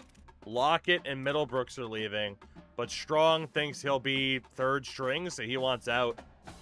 Okay, I mean, in fairness, he probably would have been third string. We'll see if we can keep him. We have 8 persuasions. Legend Fortunato. High chance of persuasion, but he is a projected first-round pick. Paul Toon and Roy Bouye are both gone. Javon Newcomb. Medium chance at retaining. BJ Foster is gone. High chance at keeping Sam Head. Extremely high chance of keeping Oscar Cantrell. Wow. Okay. Tight end, Ty Carlisle, first round projection. Way to go, Ty. He was a good player for us. Left guard Max Herndon, 6th round projection. Very nice. Dave Woods at center transferring out while Tim Fauliu and Emilio Montes graduate. Jeremiah Coffey and Nate Lowe both looking to go pro, 2nd and 6th round. Edge rusher Tavon Ficken and Marvin Bishop are gone. Johnny Carter and Enrique Kronk both graduate, the frickin' twin terrors. That's a shame about Johnny Carter. Man, if we had Johnny Carter, if he didn't get hurt, if actually, in fairness, both of these guys missed the playoffs. Imagine if they didn't. And then, unfortunately, Richard Lawrence, just too damn expensive, man. Maybe if he was a 90 already, we'd pay him. Linebacker Dallas Brazel is leaving while Jalen Keogh graduates. I did redshirt him, so we'll see if he's actually gone. I don't think he will be. Mitch Derelick is gone. Corner Cordell Abiamiri. We got to talk out of going pro. Joaquin Rivera is leaving. Safety Tobias Mallory is leaving. Okay. So, our options to convince. I get the idea of maybe don't convince the first rounders and just let them go because there is a benefit if they go. Like, I do agree that that's kind of the 4D chess play. And amazing voices. Thank you very much for the follow. Welcome in. I mean, Foster is going in the first round. Also, a house rule I have is if someone's going to be a starter but wants to leave because of playing time, you can turn down the slider for them to stay. Not a bad house rule, but... So we could have up to 4, if not 5, first-round picks this year. Guys wanting to stay despite going first round's wild. I know. I know. In theory, though, we just put it off for a year and they go in the first round next year, you know? So we might as well try. We might as well. So, Cordell Abiamiri, extremely high chance of persuasion, is staying. Oscar Cantrell is staying. Now, you might be saying, well, we made that dramatic. No, we have had players on extremely high persuasion chance still leave. Sam Head is staying. Legend Fortunato is staying. We're 4 for 4. Quarterback John Strong is leaving. The near Heisman winner, the finalist, Javon Newcomb, is leaving. He barely came back this past season, but yeah, Javon Newcomb is going pro. I would too after winning the Biletnikoff and being a Heisman finalist. That was expected. The fact that Head and Cantrell both stayed, Legend Fortunato as well, not bad, but Javon Newcomb's going, and I understand. I understand. That means we are going to have a pretty damn high amount of points available to us, which is good. I don't really even plan on spending... I don't even really plan on spending all that much. Yeah, now 4-star program. That is not bad at all. In terms of the support staff, just want to double check that I was right. It's $1,750 for the off-season boost at a maximum, $1,500 for the recruiting hours increase, $1,500 for the platinum NIL reduction for expectations, and $1,250 for the Dynasty points increase at the end of the year. And then the support staff discounts 50%. That costs $1,000. Okay. I don't think we're going to spend much money here at all. We got 3,000 points. If you consider what we can do with those points, even if you spend 1,000 to decrease the other cost by 50%, like that's huge. So hold on, let me try to do some math. I would bring it up on screen, but obviously we can't do it. I'll let you guys look at the draft results in the meantime while I figure this out, because LOL. So if we have 3,060 points, I take away the 1,000 for the discount, that leaves 2,000 points, which means the NIL reduction is now 750 points. The hours decrease would also be 750. Fundraising would be even less. So we'd be able to get 2 platinums if I don't spend a penny. I don't think I'm spending anything else aside from what we've already commit. First rounders, Newcomb, Foster, and Carlisle. Foster was going to be leaving anyway. I mean, this team was nuts. This team was crazy. Like I said, I hope it wasn't our best chance. But yeah, financially, I definitely want to play it safe here with what we've done so far. You know, so I mean, if some of these guys sign, right now we're actually at 3,400 points. And that's with offers out to these dudes here. So, if we're playing the long term of sacrifice a bit this year to strengthen in future years, let's double check the team. So at quarterback, we have 3, right? Ivory, Whittington. Wow, Snowden didn't leave. Okay. That's a star dev. We got him for 0 NIL. Jesus, that's insane. Running backs. We have 2 running backs.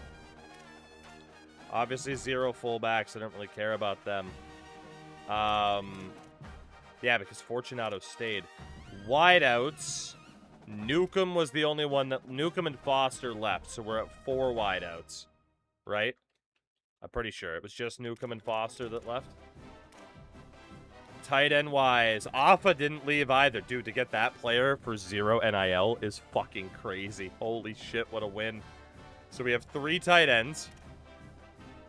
We have 3 left tackles. Yusuf is staying.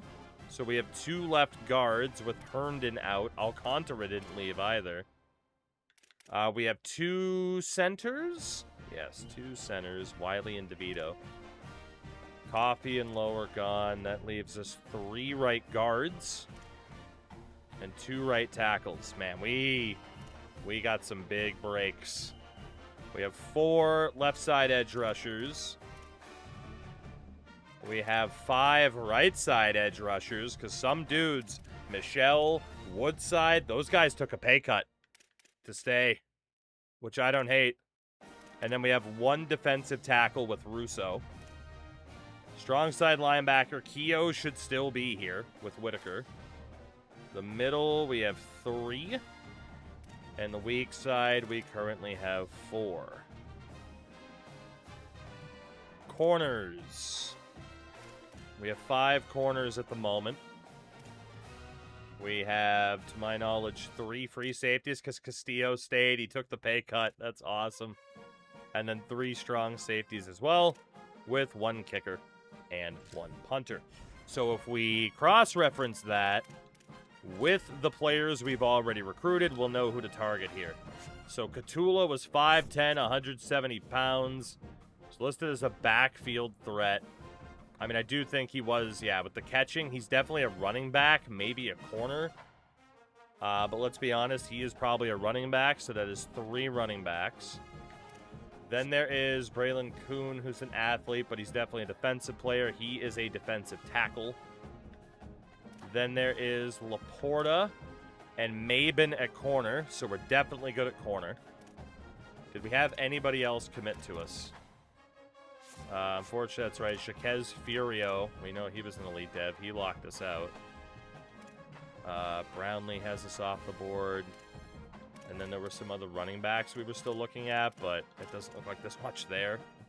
So honestly, just get them off the board for now. And we'll double check what we're dealing with here. Okay. So then there is Whymper at wideout. If we were to get him, that would potentially bring us up to 5. Rawlings, another wideout. Would potentially, of course, bring us up to 6. We got Joseph Jimenez, who would bring us up to 4 tight ends, which would be perfect. Then we have Hunt at right tackle, who would probably be more of a guard.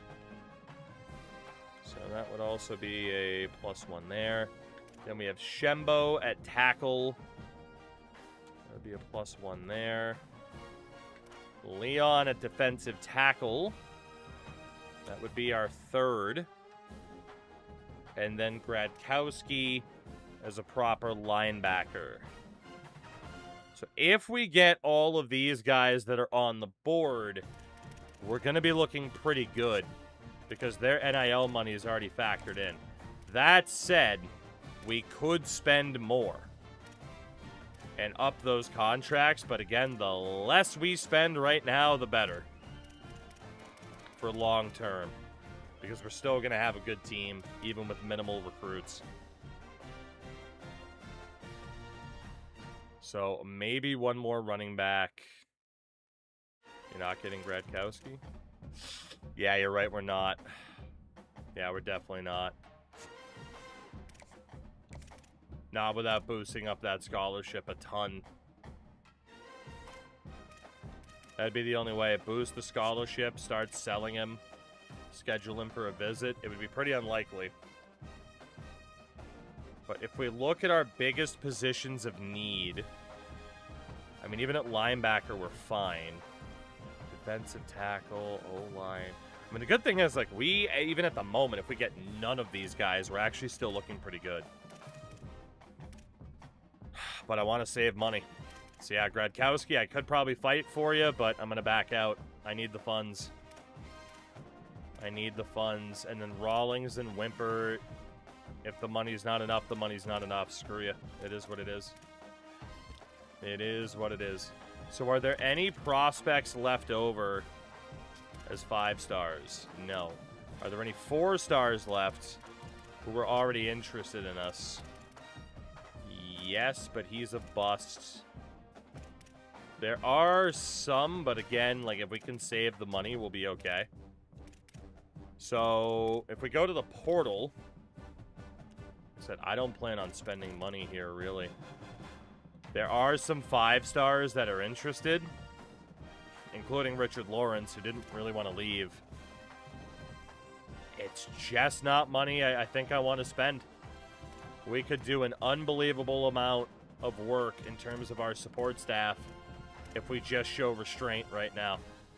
So restraint is what I will show. We are not spending beyond what we've already committed. Unless somebody on our board already falls off. So we can look. There's not that many 3 stars that even want to be here.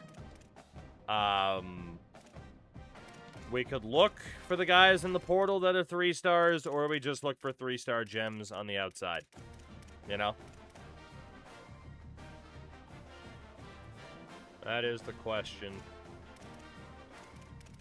I mean, some of these guys might help, like, fill out the roster if they're any decent, but that's about it. So, I'm trying to decide if we want to go gem hunting or not.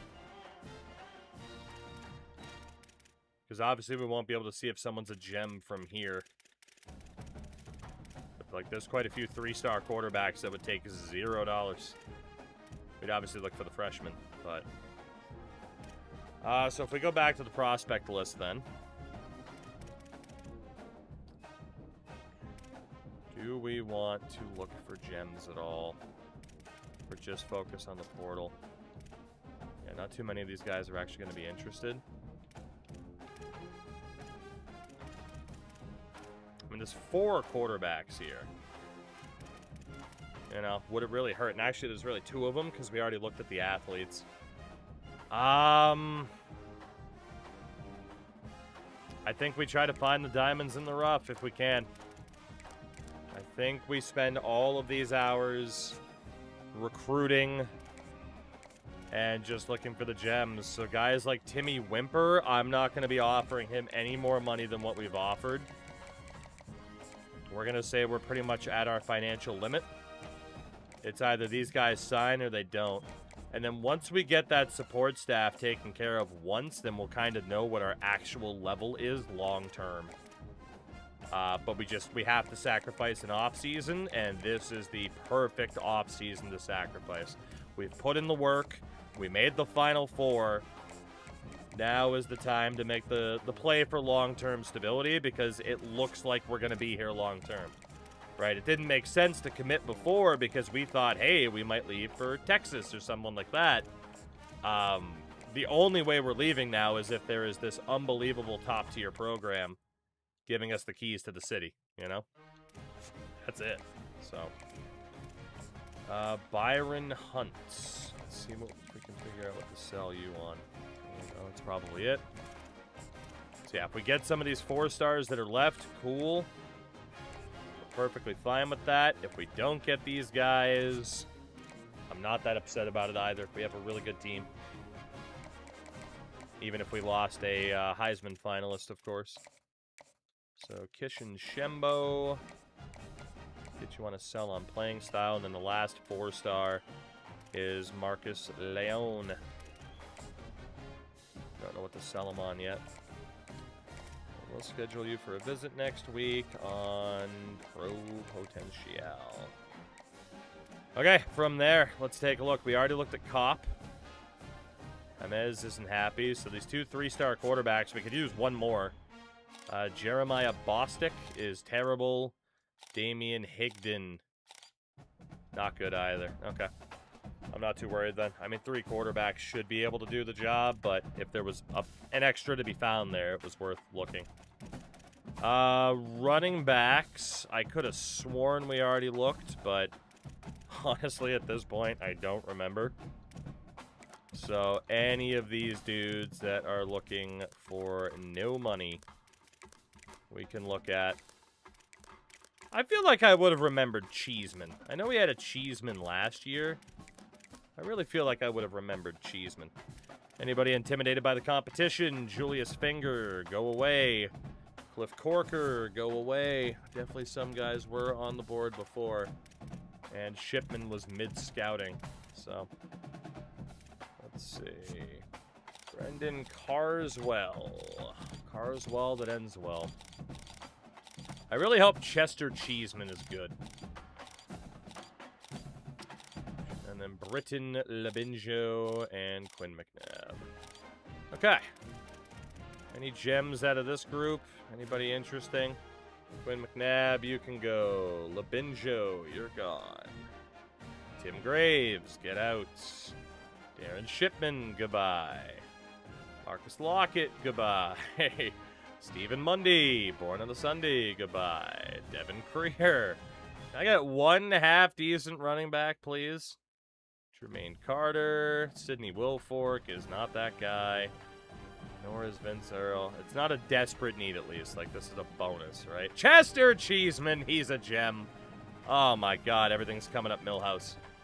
It was actually a couple of gems. Killebrews out. I think it was LaFell. Yeah, it must have been Hurd then. Yeah, Taj Hurd and Chester Cheeseman. Perfect. We'll go after both of you. Scholarship with nothing on it. Immediate 50 points and Cheeseman scholarship. No money, though. Immediate 50 points. All right.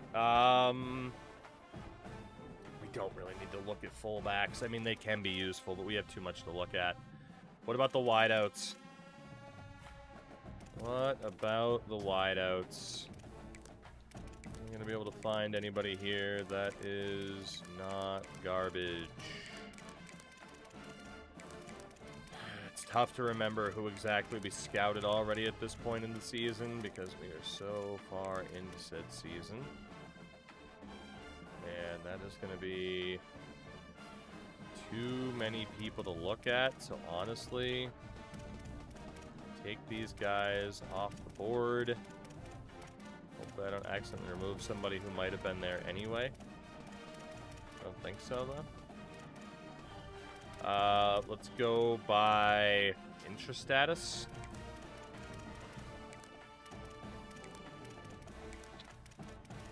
Alright. That's looking better. Alright, and then we'll do pipeline and then someone who doesn't have either after that. We're not going to have enough time this week anyway. Not fully scouted. Let's see if we can find any gem wideouts here. At the very least, our roster minimums are where they need to be, that we can field a team next year. But I think this long-term approach should work out for us. Should. One bad offseason wouldn't hold us back. Anyway, we get the verbal commit from the 4-star wideout, Timmy Whymper. Very nice. Nothing else to worry about. Week 2. Now showing up at 4,200 points. Jesus Christ. We're definitely going to have the money to do everything I want to do. Whymper. Honestly, just keep him on the max. Just keep all those guys on the max. It'll be fine.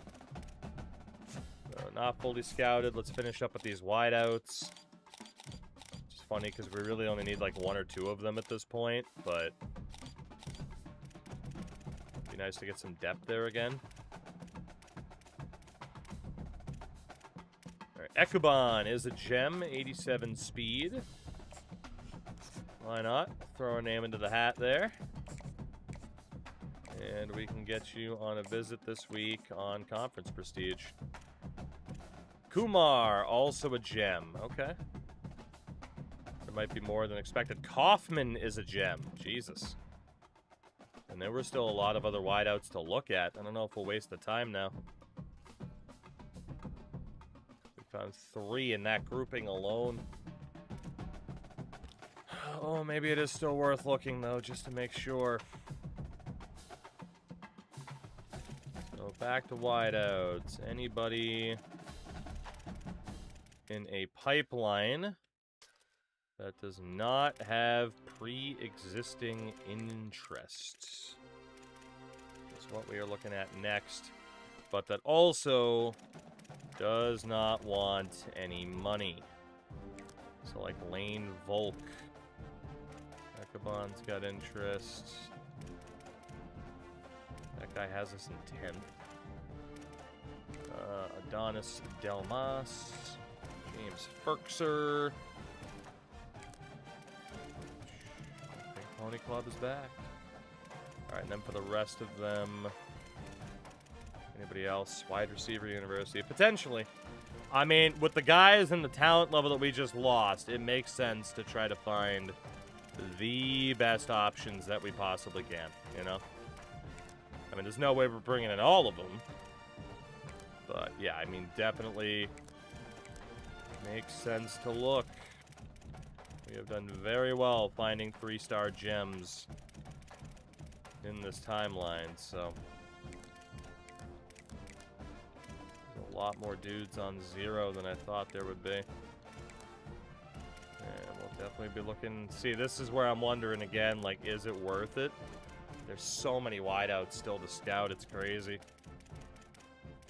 We already looked at Vednik.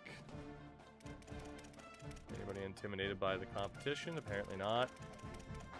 Screw it, let's look. I don't care. Like I said, I mean, I can afford to just play it like this, and we're still going to be fine. We could bring in like 10 people, and we're going to be fine. We have our roster bare minimums to where they need to be, so do what we got to do. Wait to see what happens with the big dogs. I'm feeling good because I know the support staff long-term is the right strategy. We're going to be able to go after every 4 or 5-star that we want. It's going to be nuts. Okay, so Whymper's still on a verbal. Rawlings. I just want to make sure all these guys have the pitches. The hard sells.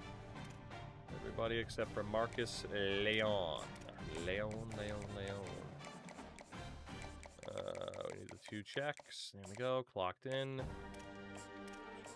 You get NIL per draft pick. I don't remember if you get NIL for it or if you get experience or both.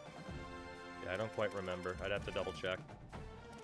Which I can in 2 minutes or more. Alright, so let's see. Out of these 3-star wideouts, who are the best options? Not to mention maybe a wideout could end up being a running back, so.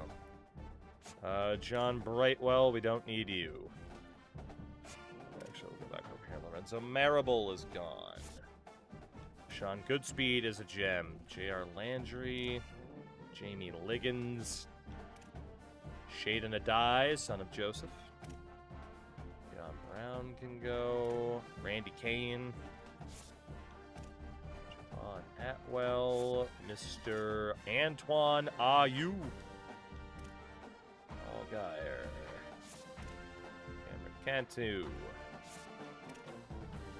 TJ, don't call him Bobby Hill. Marco Stewart. I prefer Brad Sturm. James Ferkser. Donis Delmas. Okay, so we got 4 wideout gems. Between Goodspeed, who's not the fastest, Isaac Kaufman, Kumar Ekuban.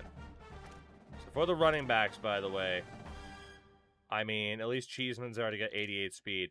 Ekuban is a wideout, 87 speed, but he is 6'2". Kumar, 85 speed at 6'1".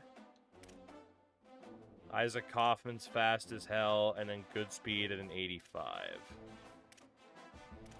85. Just based off of speed and height, we'll get rid of Kumar, we'll get rid of Goodspeed. Let's stay going after Ekuban, and now Isaac Kaufman as well. We don't got to go overboard with the wideouts and the running backs, but those are 2 good additions. Tight ends. Let's see if we can find anybody. We'll round out the offense this year. The defense has gotten so much love over the past couple of seasons. So let's see. Tight ends. Again, I don't think I need to add the athletes technically, but there's not that many tight ends to look at. See how Soto can go. Do we have anybody intimidated by the playtime competition? No, we don't. Let's see if there's any good tight ends. Do we have anybody? Yeah, you take your shots at the big 4 and 5 stars, but then eventually, thankfully, at a program like this, you can go after the 3 stars who are just happy to be there. Lawrence, don't need him. Russ Swaim, don't need him. Ryan Callaway, no. Ramon Huntley, no. Fernando Polanco, no. Miguel Bravo, Quincy Ivory, both gems. Okay. Ivory is 6'1", 240, gritty possession. He's not the fastest. And then Miguel Bravo is a pure blocker. Gritty possession. No thank you, a 43 awareness, Quincy. But we will go after Miguel Bravo. Blocking type tight end, I think he could fit the team pretty well. And we'll slap some points on him. Cool. 1 week left, but I think we are making things happen here unless some players just back out last minute. There's the verbal commit from Yosef James. 4-star tight end. And hard commit from wideout Timmy Wimper. Hard commit, 4-star wideout Desmond Rawlings. Very nice. Didn't get locked out for anybody either. This is looking real good. Now the question is, do I want to go after anybody that is like a guarantee to sign with us? You know, James, if you change your mind to SMU at this point, so be it. Hunt will be fine. Shembo will keep fighting for. Leon will fight. Honestly, well, yeah, I mean, Hunt, it's just down to whether or not TCU offers him a deal. Shembo will keep fighting for. Marcus Leon we should have. Hurd will keep fighting for. Can we get him on a visit? Yes. Let's get him on conference prestige. Cheeseman. Let's be honest, he should be here. If he signs, he signs. If he doesn't, he doesn't. Ekuban, we still got to push for. We know what the sell could be, though. So John Ekuban. Where's that trifecta? Always in the last row. Kaufman. We will have to keep fighting for if we want him. And then Bravo. Makes sense to fight for him, too. Okay. So, we could scout out some of the remaining offensive linemen. We could go to the portal and just say, hey, anybody who's not looking for any money. Lawrence went to Michigan, by the way. Any of the 3-stars who aren't looking for money, if you have interest in us, the problem is most don't. Ben Finger at quarterback, who's a sophomore. Like, you know, we could try to get lucky on some of these players, but I'd rather just go for the true freshman at that point. So, the O-line. The O-line will be next. Who's there? That'll take nothing financially. That might be a gem. We have a guard. We are doing some bargain shopping. Not many people left in that regard, and that guy's a JUCO. We won't even bother. Anybody upset about anything? No. So, Brenton Neal. Actually, it'll just be faster to go here. Alright. Spam! Spam the button! Spam that button. Press the button. I guess we'll see if we have any defensive players left after this, too. But offensive-oriented year is not bad. Avery Freeman, don't need you. Ramon Alden, do want you. Got pocket shield and PA shield already. So does Busby, but he doesn't have the status. Clayton Hayden, Brenton Neal, George York. Okay, well, hey, at least we got an offensive lineman, Ramon Alden. Absolutely go for him. 100%. Can we find any defensive players? Also, Moki, I apologize. I totally forgot to look. If you still want me to look at the XP goals, I can. Let's see. So edge rushers. Honestly, I'd probably rather start in the secondary. Actually, no, I thought we are kind of hurting a little bit. Let's go defensive tackle. Let's go defensive tackle. Not many people, and then let's go edge rushers. In case we need some beef.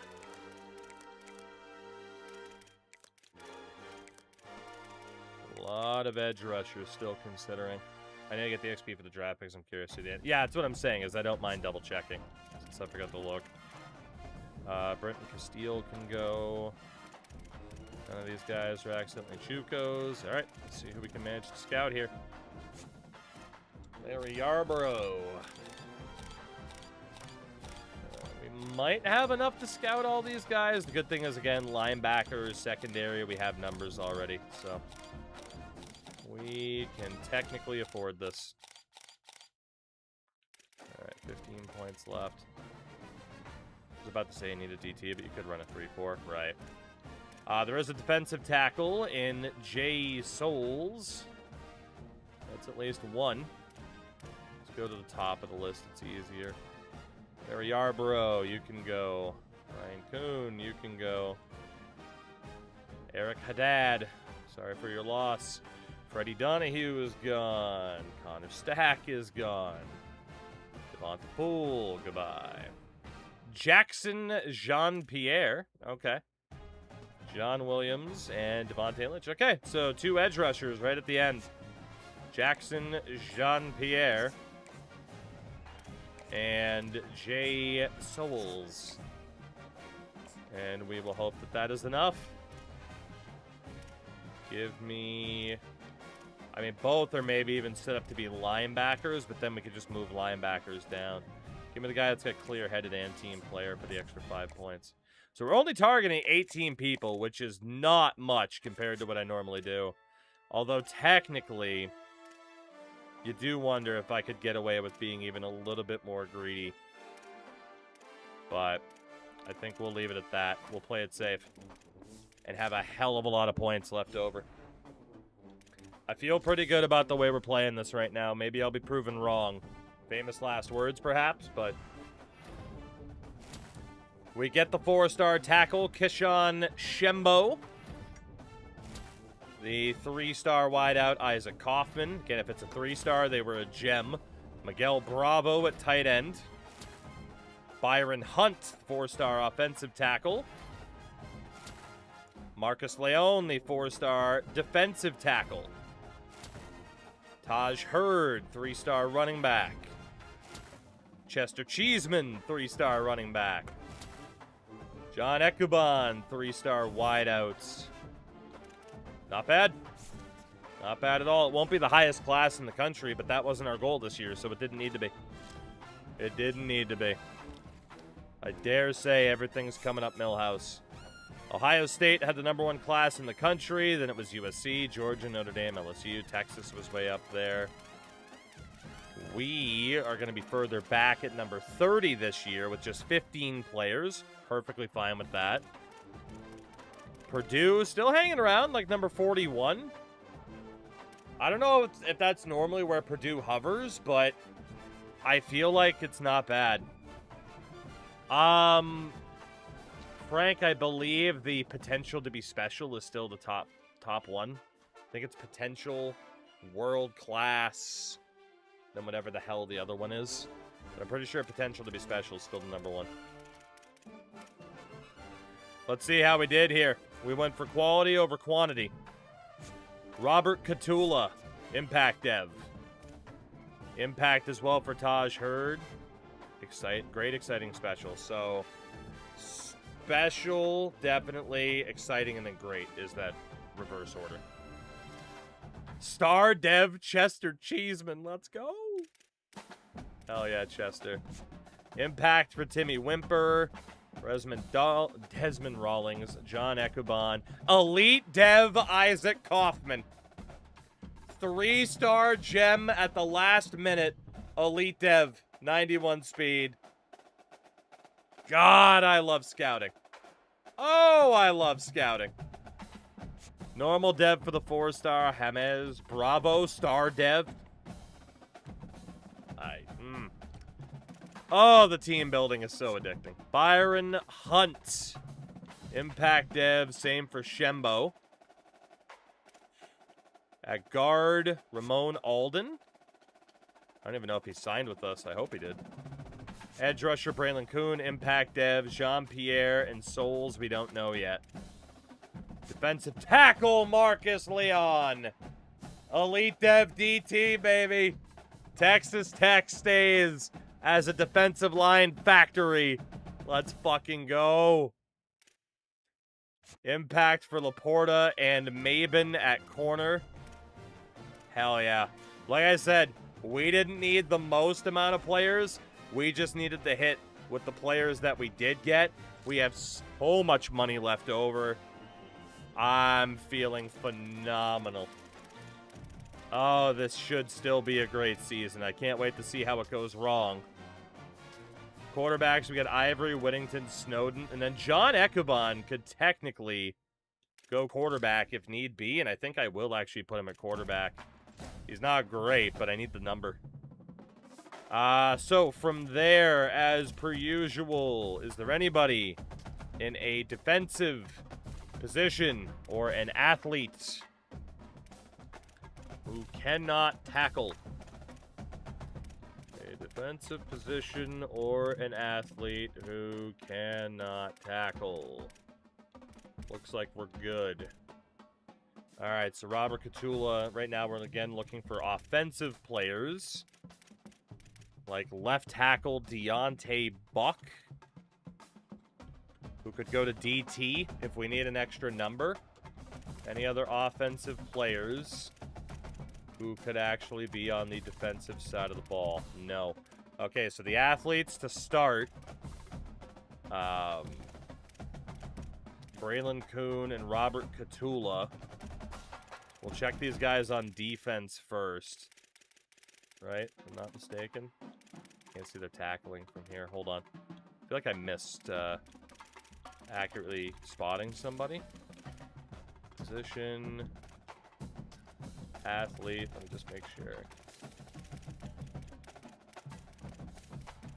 Yeah, no, we can test them both out defensively. That's fine. So Braylon Kuhn at 282. Let's put you at defensive tackle. And Robert Catula, let's test you out as a corner, which is actually his best position.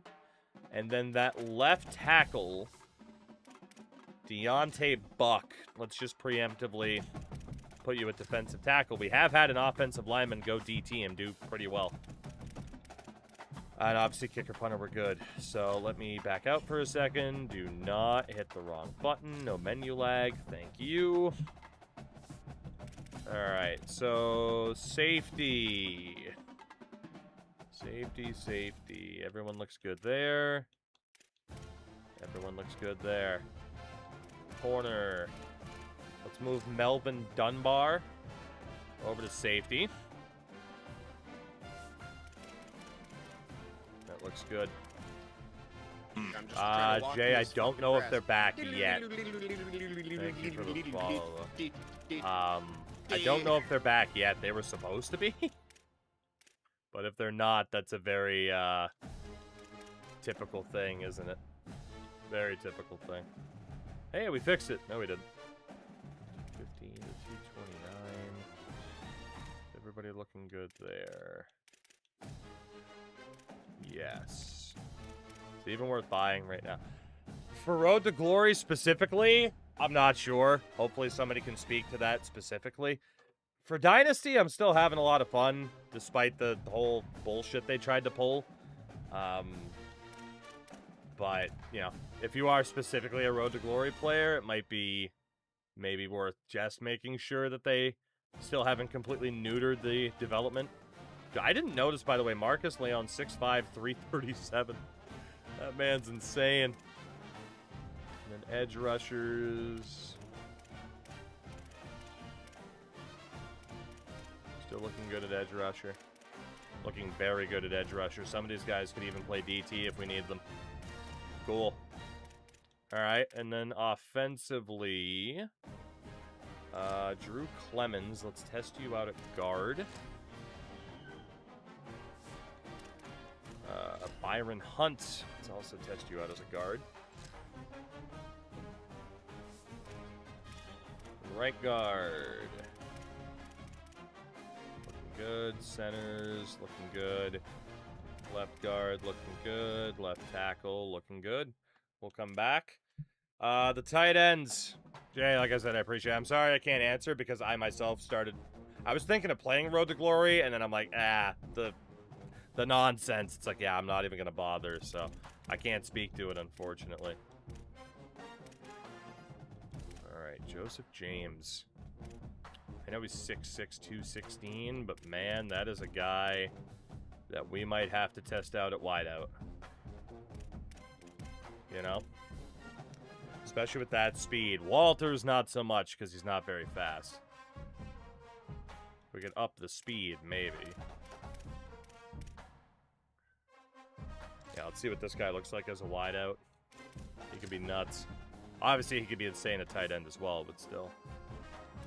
So yeah, all of these guys, too slow to be a running back, except for this dude. And I mean, 6'4", 233 as a running back would be pretty damn crazy. But also, that is still probably too slow to be a running back. You want like 85 speed, you know? See, yeah, even Joseph James at that 84. And then again, he's close.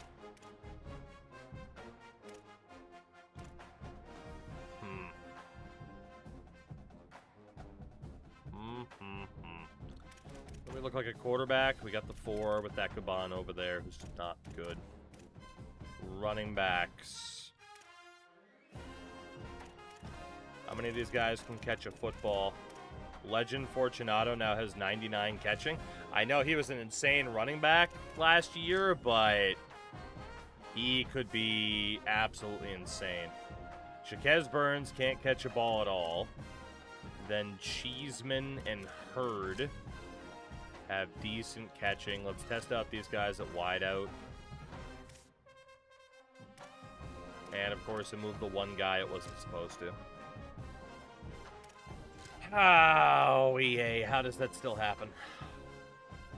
How does that still happen in your video game? At least they don't have to have, like, a minimum amount of running backs there for the moment. Okay. So then tight end. All of these guys can catch except for Miguel Bravo. I'm torn, right? Because obviously we can't have players that are too slow at wideout. We can't do it. I'm thinking it's got to be like an 85 speed threshold, at least. Maybe an 84 for James. But even then, a threshold's a threshold because we don't know if we're going to be able to upgrade it. So James will move back to tight end. And we'll also move Jacques Burns over there for the moment. Obviously, he's going to be terrible, and he'll end up back at running back, but I just want to see our numbers. All right. So, yeah, at tight end, obviously, like, Offa's slow as hell. We might just have some slow freaking running backs this year, man. We got Bravo and Burns, who cannot really catch the football. It's either that or we put him at, like, fullback just to train him up for a bit. Not really fast enough, ideally, to be the running back or a wideout. Don't have the hands to be a tight end. Well, fuck it, we'll just put him in a fullback. Maybe they can be halfway decent. Sorry to Jacques Burns, but all of our tight ends will be blocking type. Honestly, given our scheme, I'm perfectly okay with that. I am perfectly okay with that. Our wideouts should be able to handle their business. Old James or Jamie's, he won't be that much of a concern though. All right, so then wideout slash running backs, because we technically don't have any running backs right now. The guys with the lowest catching. So it's either the guys with the lowest catching or the shortest dudes. You know, it's like, do we want to be heightest and say you got to be 6 foot tall to be a wide receiver? So like Chester Cheeseman, go to running back at 5'9". Legend Fortunato could very well go back to running back. So could Joey Buck. We'll move Isaac Kaufman. Yeah, honestly, I think that's what we'll do. We'll just be heightest at this point. So Legend Fortunato will not be a wideout after all. He will be a running back. And then last up is Joey Buck. Legend had 1,000 rushing yards. Oh yeah, it's not like it's a bad thing that we're putting him back there. So we're still a little bit short on wideouts. We're going to have to play some freshmen this year, but if that's our lone sacrifice, I'm not upset. All the tight end archetypes have huge holes. Yeah, like I said, I'm not too worried about it. I think we're fine. So we have 4 quarterbacks on the roster. Technically, we could move Ekaban over, but it's fine. 4 running backs. Someone like Kaufman or Cheeseman will probably have to play this year. So we're definitely taking a little bit of a hit. You know, a little bit of a hit. To the offensive side of the ball in terms of being able to be as aggressive with the red shirting as I normally like to do. But small price to pay when we're going to be setting ourselves up better for the future after this. Man, a guard, we're still absolutely stacked. Someone like DeVito honestly might get cut. And then edge rushers, we're still stacked. Defensive tackle, we're looking better. So yeah, the big thing will be just how aggressive can I be, and indeed Keogh is still on the roster. How aggressive can I be with the red shirts this year is the biggest question. But one off season of not going all out in recruiting, it's worth the risk. That's all I can say is it's worth the risk because of what else we're going to be able to do with these points once we get to the preseason. And then we'll kind of know what our real level is at recruiting-wise. Ivory goes up to star dev at quarterback. Good chance he's our starter again. Let's go through these points. That's huge. He just went up to star dev. 46 points for the junior. Kind of struggled in that Texas game, but all in all, not too bad. And we will cap out his accuracy and his IQ before worrying about anything else in terms of elusiveness or anything like that. Physicals, hell yes. Oof. Sleight of hand. Go with a couple of bronzes. Let's go dot and sleight of hand again. Daquan Ivory has turned into one hell of a player. One hell of a player. I mean, Whittington, though, has 72 points with that elite dev. Jesus. This guy wants that starting spot. We're going to focus on accuracy and IQ above all else here. Obviously, the power could still go up, but his throw power is a 94. Like, he's fine. So, all into accuracy and all into IQ. Up the physicals to keep the overall down. I'm not even worried. If he graduates early, he graduates early. We're fine. I'm not even worried about it. He is pushing to be the starter this year. I want to win. And a bit of mobile resistance. Yeah, I am not worried about the long term because the money that we'll be able to have to go out and get another top quarterback, I think we'll be fine. Not to mention Stanley Snowden is star dev too. He only has 86 throw power though, so he is much more of a project. Nothing but throw power to start. Now we'll go accuracy and IQ for Snowden, so he will definitely be the third choice quarterback this year. Which is okay, but he's a nice little long-term project too. So, loving the quarterback room. 29 points for Legend. 29 points for Legend. Any physicals with how good you already are? Let's give you Shifty. Okay, quickness, I mean, he's got 93 speed. Route running, I'm not as worried about. Fuck, do we just give him the speed? The carrying really could be better. It's at an 80. I mean, I feel like he's a bit of a fumble risk. Yeah, the quickness should be fine. Let's cap out his carrying ability, minimize those turnovers. 8 points for elusiveness, some extra route running, some extra IQ. Or improve fatigue recovery and keep him out on the field. He's already got a silver, so that's not bad. Let's do the extra elusiveness. 93 for Legend Fortunato. Very good. And then what about Joey Buck? The other carryover. Oh, look at the tummy. Look at the tummy. Honestly, we're just going to have to upgrade other things than the quickness. I need him to be a higher rating and to be more reliable. Dude, he is going to get broken in half by some linebacker this year. He is going to get obliterated at some point this season. 74 carrying is his max. It's pretty disappointing. But at least he's going to be a lot more well-rounded and usable. 85 speed obviously isn't great. It's not horrific. Do a bit more on elusiveness, route running. Let's just do elusiveness. 84 for Joey Buck. Not bad. The fullbacks, Jaquez Burns, who probably will still be the top power back. We can cap out his blocking. We can cap out his IQ and his route running. Quickness is too much. Hands 3, power 20. Let's try to cap out the hands as well. So Jaquez Burns, pretty damn good fullback. 85.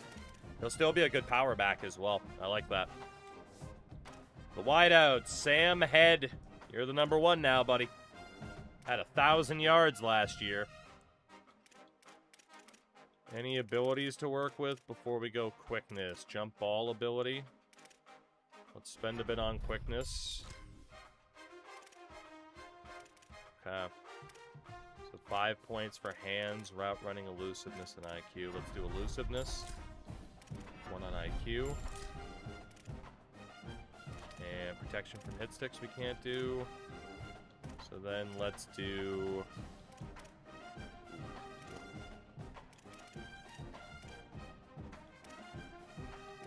Give me the route running. 92 for Sam Head. What a beast.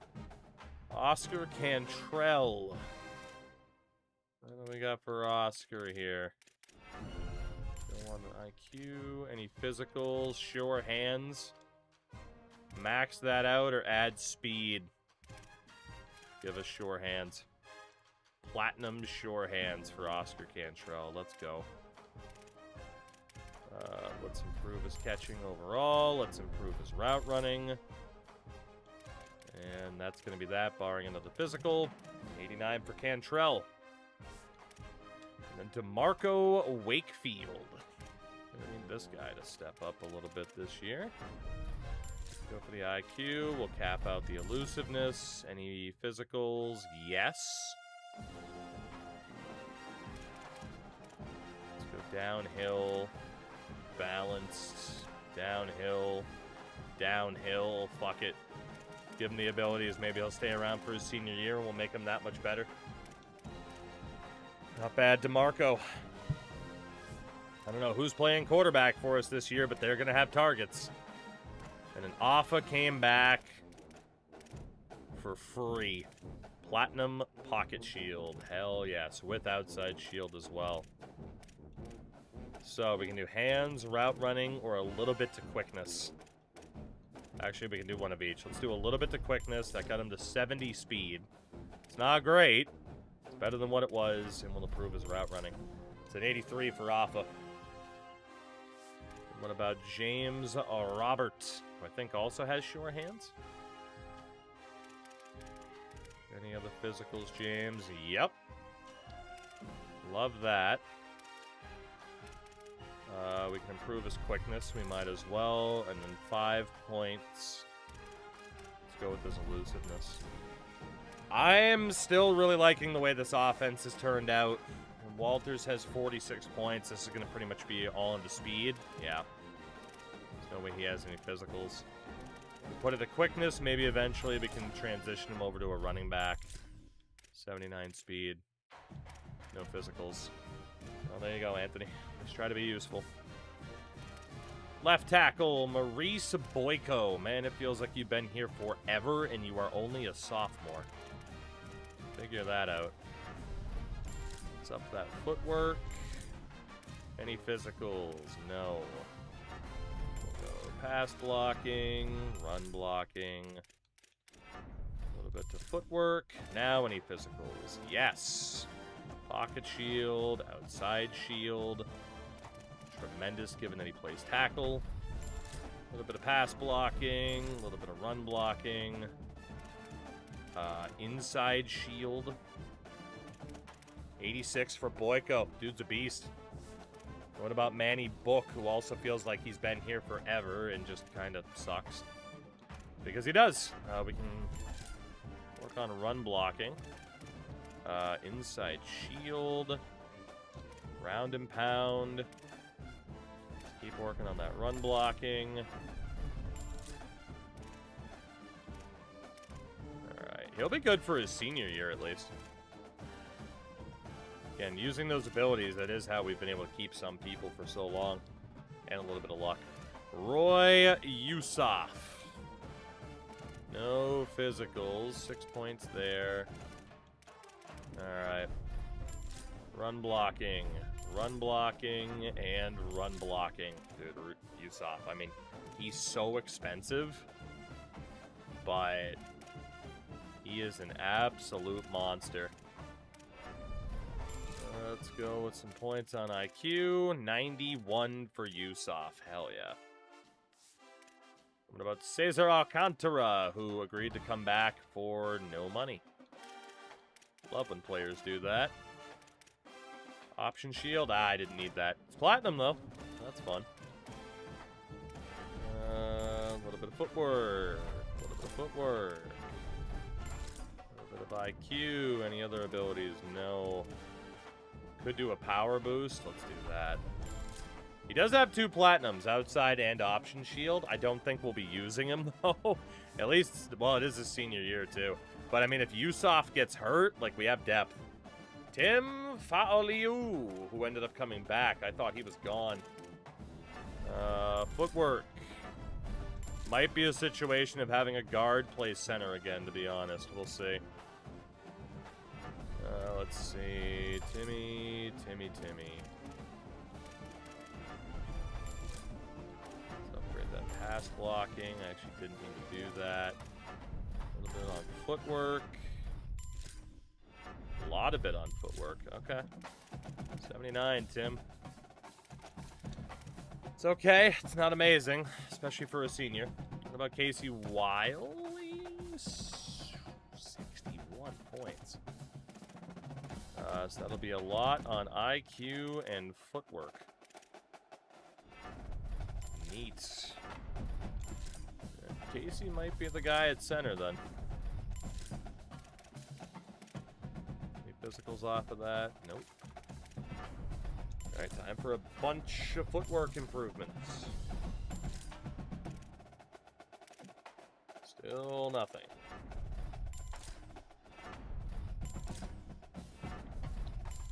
79 for a while. Yeah, good chance we still have a guard playing center, but... And then Joaquin DeVito. Son of Daniel. We'll cap out the IQ. Yeah, if we end up cutting somebody, this is the guy that gets released at this point. He is I mean, he's gonna approach an 80 by the end of this. He actually could have been much worse. Do a footwork increase, play action in. Give pocket shield. Joaquin DeVito. I'll text that's brutal. Not the pizza part, but falling asleep at 7 p.m. and waking up at 5 when it's not intentional necessarily. That's when it's brutal. We can cap out his power for the XP. We might as well do it. And the abilities for Mangold. Let's do pocket shield. We could also do wear down. That's it. There we go, Mr. Mangold. Like a beast.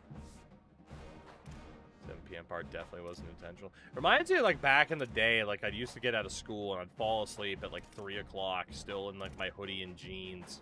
And I'd wake up at, like, 7 p.m. and it's, like, or, like, 6 for dinner, and it'd just be like, what the hell am I gonna do? Let's see, we can go quickness for Veils. And any physicals? Nope. Alright. Drew Clemens. Man, we are going to need some O-line this year, that's for sure. All we can do for him is power, or we can do outside shield. Let's add some power to Mr. Clemens. And because, well, actually, if we wait, we'll be able to do a power increase later. So we might as well wait. And then Brian Drafts, son of Back. Let's cap out that IQ. Obviously, quickness and power will be very expensive. Any physicals, wear down. Sure. Let's go with that run blocking. And more run blocking. 79 for Brian Draft. Okay. And right tackle, George Span. The other guy's a freshman. George Span. Workhorse, not as worried. Footwork's on 6 points. Let's do run blocking, pass blocking, footwork, and footwork to cap that out. There you go, George. The guards are definitely our strength. Let's do inside shield, bronze ground and pound. That's it for Span.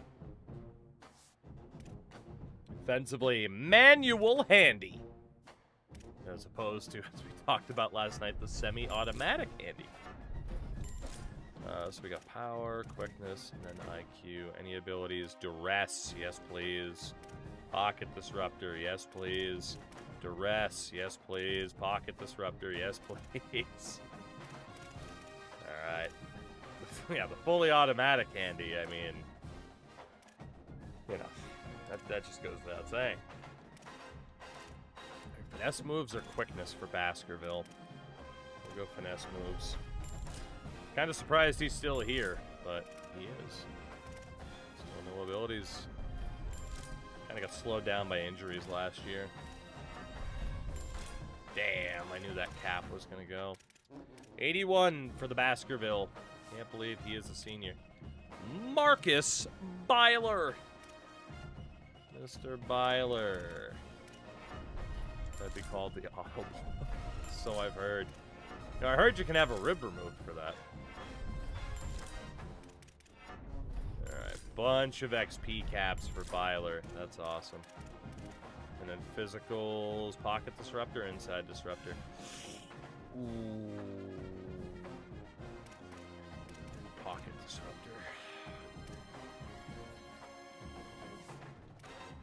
And then Benji Colley. Just like Benji Colley. Alright, Benjamin Smith on it. I'm not a pervert, but.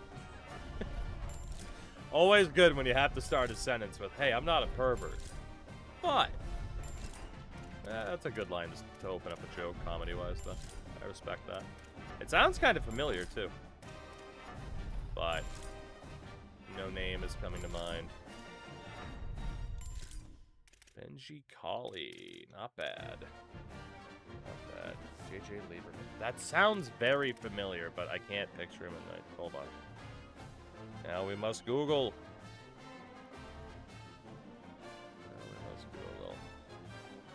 Okay, I've definitely seen him before. I wouldn't have been able to name him to save my life. I've definitely seen clips on Instagram before, though.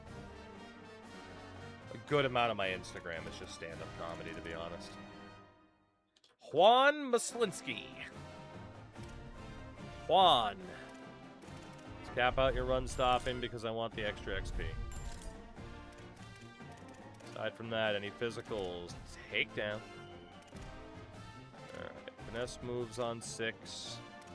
IQ on 5. Go finesse moves and finesse moves. 88 overall for Mr. Maslinski, who is a junior already. Jesus. Return of the Macklin. Return of the Macklin. Just power and quickness. Okay, let's do power. And that is it for you. I guess we could do recoup. Fuck it, might as well. What else are we going to spend it on? I mean, Altex, in fairness, everybody has a podcast now. If there is a podcast with for the most obscure topic you can think of, it exists. If there's a comedian, he has a podcast. Or she. Everybody has a podcast. Except for me. I stopped doing mine. Because hockey is mostly boring to talk about. And my friends got jobs. And I miss it. Never say never, but, I mean, I don't know. With Sin and Endo, just the different schedules and stuff like that, it would be difficult to pull off. And also, at this point, I'd feel kind of bad about being like, alright, hey, podcast, except it's not with Sin and Endo. You know, I feel pretty bad. Well, not for Endo, but for Sin at least, you know. It's my way of testing to see if Endo's still here. Alright, Ryan Schaefer. One of the newbies, and honestly, pretty damn good player already. Any physicals? No. Well, let's focus on that run stopping then, and then we'll do power quickness. These faces don't match the bodies at all. Yeah. Inside disruptor, outside disruptor. And that's it for Mr. Schaefer. Yeah, some people have gigantic ass heads, other people have baby faces, some dudes look like they're 40. So, Mr. Russo, let's go for that IQ. This guy turned into a beast last year. He stepped up in a big-time way.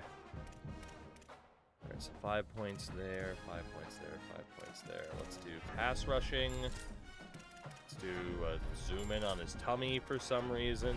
A little bit on health. And I guess we will do pass rushing again. 89 for Brian LeBro Rousseau.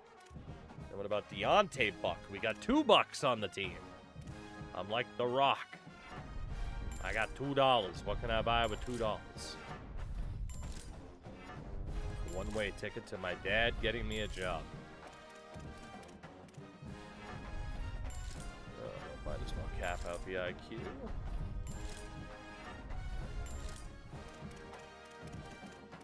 Yeah, the run stopping. Deontay Buck. As Texas Tech Force Unit. So, Sammy, funny enough, we made it to the semifinals. We made it to the semifinals. We had an undefeated season, conference championship included, where I didn't even have to touch the controller. Didn't have to play once. They did it all on their own. Beat Colorado to win the conference championship. Got a first round bye. Second round, Notre Dame. We were down by, I think, 4 with 4 minutes to go or something like that. I scored the winning touchdown with 2 seconds left. Semifinals. Who do we draw? The Texas Longhorns. And we lost by 1 possession. We lost by 1 possession. And then Texas went to the national championship game where they lost anyway. But given the fact that we thought we were leaving to take over the Texas Longhorns and they went with somebody else, and then we end up losing to them in the playoffs the very next season, tough pill to swallow. Swag, you are correct. I will have to do that. So yeah, last season was, it was a movie, as the children say. We didn't get our fairy tale ending, though, unfortunately. We tried. And now this year, let's do improved block resistance. This year, because we already had so many good players on the team and we knew a lot of players were going to graduate, I really cut back on my NIL spend. And now we're going to prioritize the support staff to set us up long-term because we are now a 4-star program. And it kind of looking like Texas Tech is our long-term home. I mean, Final Four, right? Like, unless Texas or Ohio State or Oklahoma approach us with an offer, there's really no reason to leave. Our budget is gigantic. Like, it's like 13 or 14,000. I think it went from 10,000 to 13,000 after this past season. So, I mean, we have it made here. But yeah, I don't know. I'm not necessarily reeling from the way the last season ended, but it's definitely that feeling of like, damn, man, we were so close. We were so close to getting to where we wanted to be. And losing to Texas in the process kind of hurt. We also had a Heisman finalist for the first time. I mean, pretty much everything that could have gone right, aside from a couple of key defensive injuries, went right for us. Alright, this guy is looking interesting. 73 for Kevin Clinton. Let's see, on the weak side, Luis Cobbs. Luis. Sammy, how are you doing, dude? Were you, I thought I saw you streaming earlier tonight. What were you up to? Was it a baseball night? Let's go pass coverage. Let's go pass and rush. 83 for Cobbs. Not bad. Powerhouse Cobbs. Kevin Lipscomb. 42 points for Mr. Lipscomb. No physicals to speak of. So we got pass rush, IQ, pass coverage. Put that pass coverage up there. And IQ. It's like we're just going to be able to cap out IQ, honestly. Let's do it. The extra XP, 82. TikTok and Instagram feeds have been copying each other lately. Right now, it's people do a combo of certain dances and then doing them upside down. So I still, for the most part, avoid TikTok. I'm like, man, every other platform is enough of a time sink. I really don't need to add TikTok to that mix. At the same time, the way the internet works is kind of like you're saying. If you don't see something on one platform, odds are you will eventually see it on the other. So, caught up on some baseball, got some football, and gaming gods are kind. Nice. Not that it's that big of a deal anymore, but you must be happy about a certain Jordan Walker as well. Dumper, it'll be close, for sure. It will be close. Sammy, by the way, I was meaning to ask you, Pro Baseball Spirits, are you going to check it out, or do you just not have any interest? But it's definitely something on my radar. It's out in a couple of days. I just don't know if I'm going to have time to play it when it first launches. But I played the most recent version, not the demo that came out during the World Baseball Classic, but the physical copy that Coco sent over from Japan. And, like, I really freaking like that game. It's just, I needed to be able to read the menus without holding my phone up to the screen. So I should be able to do that now. But I'm intrigued if you're just, like, not too entrenched in, like, a negative way. Interested will, but probably not right away. Decided to lean into Crash Bandicoot. Ooh. Kaner, thank you for the 83 bits. Appreciate it. The Crash Bandicoot remasters to speedrun. I saw you mention something about speedrunners the other day. I do feel the same way. There was, when I was finishing up some of the more recent Resident Evils, I was like, okay, I gotta watch speedrunners here. Just to see, like, how stupidly quick they can beat this. And the answer is stupidly quick. It will make you feel very inadequate to watch a speedrunner. You know, not that I play certain games to speedrun them. Like, for the most part, if it's like a story-based game, I'll play it to enjoy it. I won't rush through it. But then you see certain things, and you're like, huh, I guess I didn't need to waste all that ammo, did I? You know? Kaner, I'm doing all right. How are you? I know it's Tuesday now, technically, but how'd the weekend treat you? All right, Romeo Matlock. Not bad. Such a fun watch, though. Yeah. I forgot all about the Crash remasters. But yeah, I don't know. So many of those older games, right, still obviously lend themselves very, very well to speedrunning. Work a back shift tonight, 11 p.m. Ooh, the old graveyard shift. My specialty. Hell yeah. Feel the same way when it comes to Gears. I still casually want to play it to enjoy the story. That's fair. That is fair. God, I can't imagine, like, how fast freaking Gears speedrunners are able to beat that campaign. It's something I've never checked out. I'll text, you'll probably know the answer. Are there horde mode speedrunners? There's gotta be, right? There's gotta be people that speedrun horde mode to get to, you know, like, this level this quickly, yada yada. Like, that's gotta exist. Like, I gotta look up, like, Gears 2 Jacinto horde mode and just sit back and enjoy. It's a glitch in NHL. You don't say. LA Kings listed as my favorite team. Panarin's hair is purple. Are you sure it's not just the lighting, or is his hair, like, actually just straight up purple? But that's, I mean, hey, if it's going to be a glitch, let it be a fun one.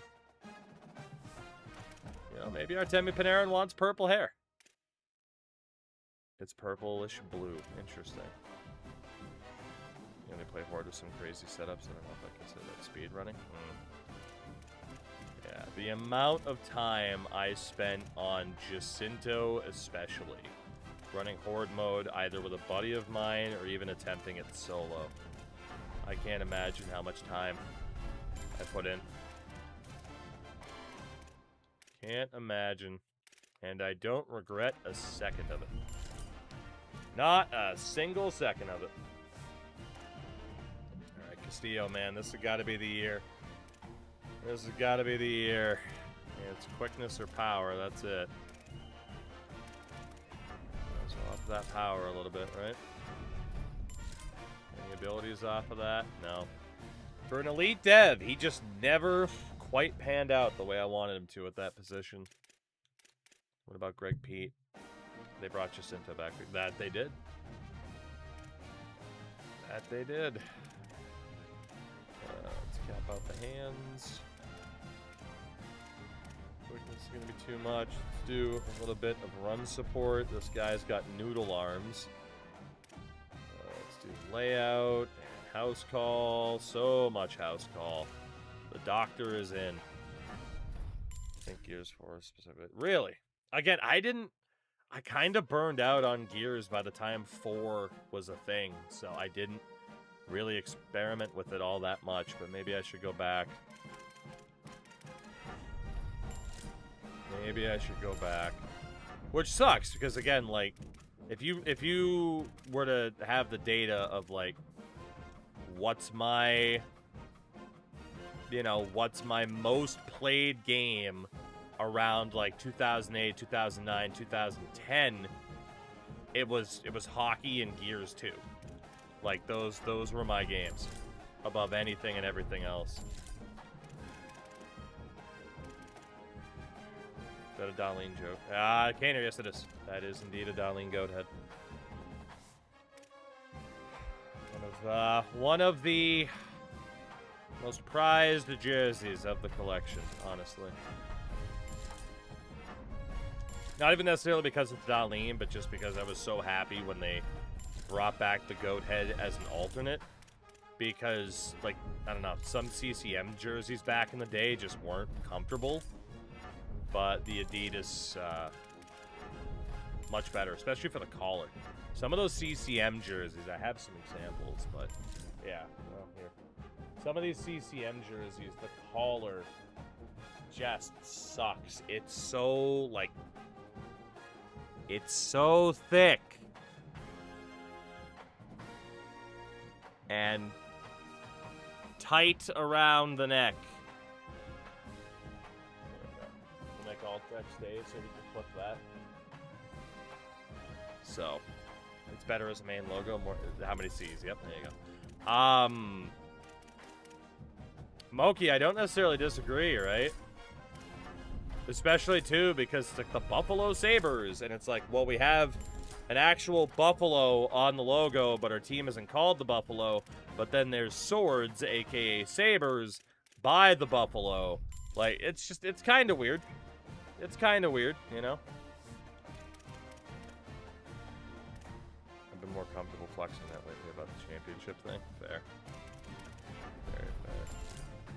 Yeah, Kaner, a lot of my collection at this point is down to, like, my very, very favorites of that collection. And, that gets lost, man. That won a few battles I didn't think it was going to win. In terms of, do I keep this one or do I keep this one? Current Sabres logo would work better as a shoulder patch. I can't disagree with that. I would kind of like to, but I can't really disagree with that. Alright, Mr. Dragisevich. Some good improvements for you. Let's work on house call. Need to get you some interceptions. Since it says ranking is on fair. Let's go some coverage. 78 for Kerry Dragisevich. Big dude we got trying to play safety. And then Melvin Dunbar. Mr. Dunbar. What else do we have? Pass coverage. Run support. Cool. No abilities, so... IQ, pass coverage. Run support. It's gonna cost 5. Nope.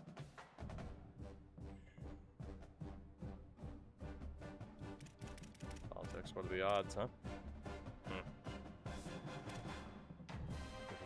Phoebe. Tomas Bayema. Nothing else we can really do for this kid. It's quickness or IQ. I feel like the IQ is probably better. 86 for Mr. Big Head. Tomas Bayema. And then Tyler Warrior, our punter. So let's go power. Chip shot. We don't need any of those.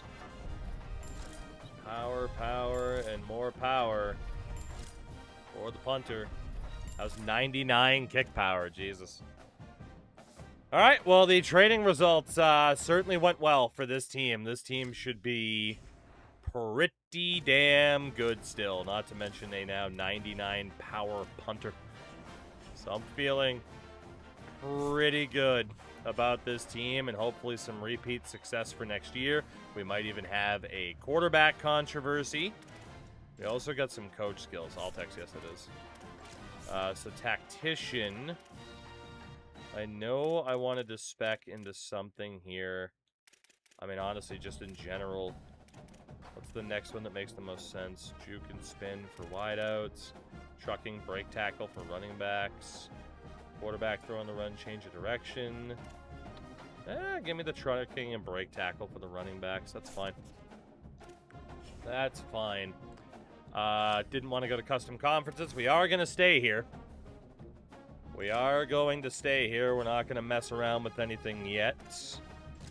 In terms of encouraging transfers, I'm sure we're under the limits. Oh, yeah, we're at 72 people, which is where we've been a couple of times in the past, right? Like I said, the plan. The plan is in the brain. This old brain. But let's see if this will work out. Showing up as a 96 overall team across the board, which is kind of crazy. But the first thing has to be higher staff. We have 4 spots. So here's what I'm thinking, right? If we do the support staff discounts at 50%, then all of a sudden these aren't costing that much. We get the 30% NIL expectation reduction, which will help so much with who we're renegotiating with. And then we could either have the increased recruiting hours, the off-season progression increased. We could do the Dynasty points where we invest points, get more back later, which I do like a lot. So let's do the support staff discount.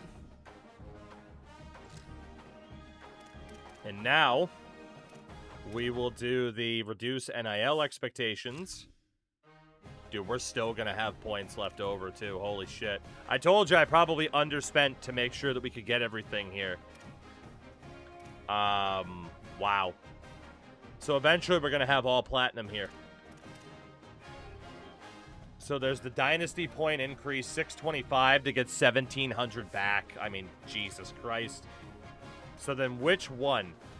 Extra 20% XP in the offseason or 40% more recruitment hour? It's got to be the recruitment hours.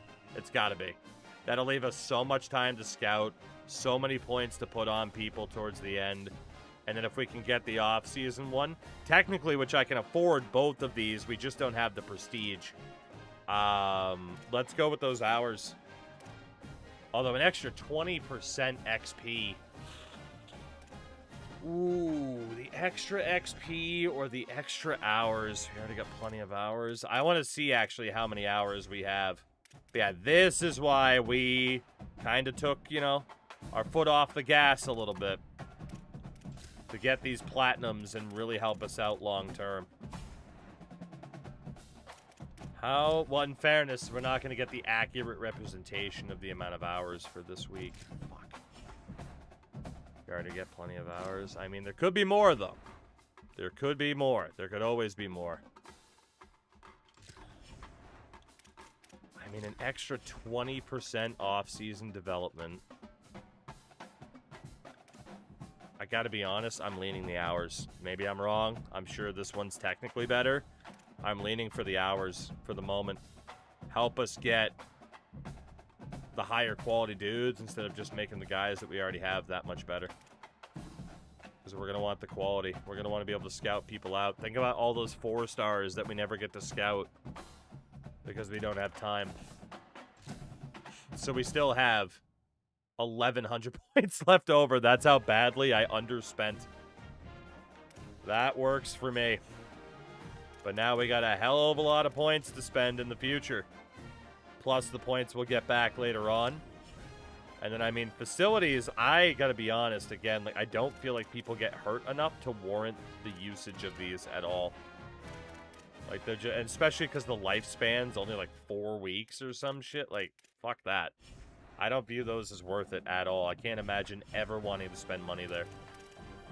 But yeah, so now the budget overview of the 12,000 that we have. I mean, we're at 50% roster NIL, 33% for the staff, and now all those remaining points will be able to go right back into player acquisition.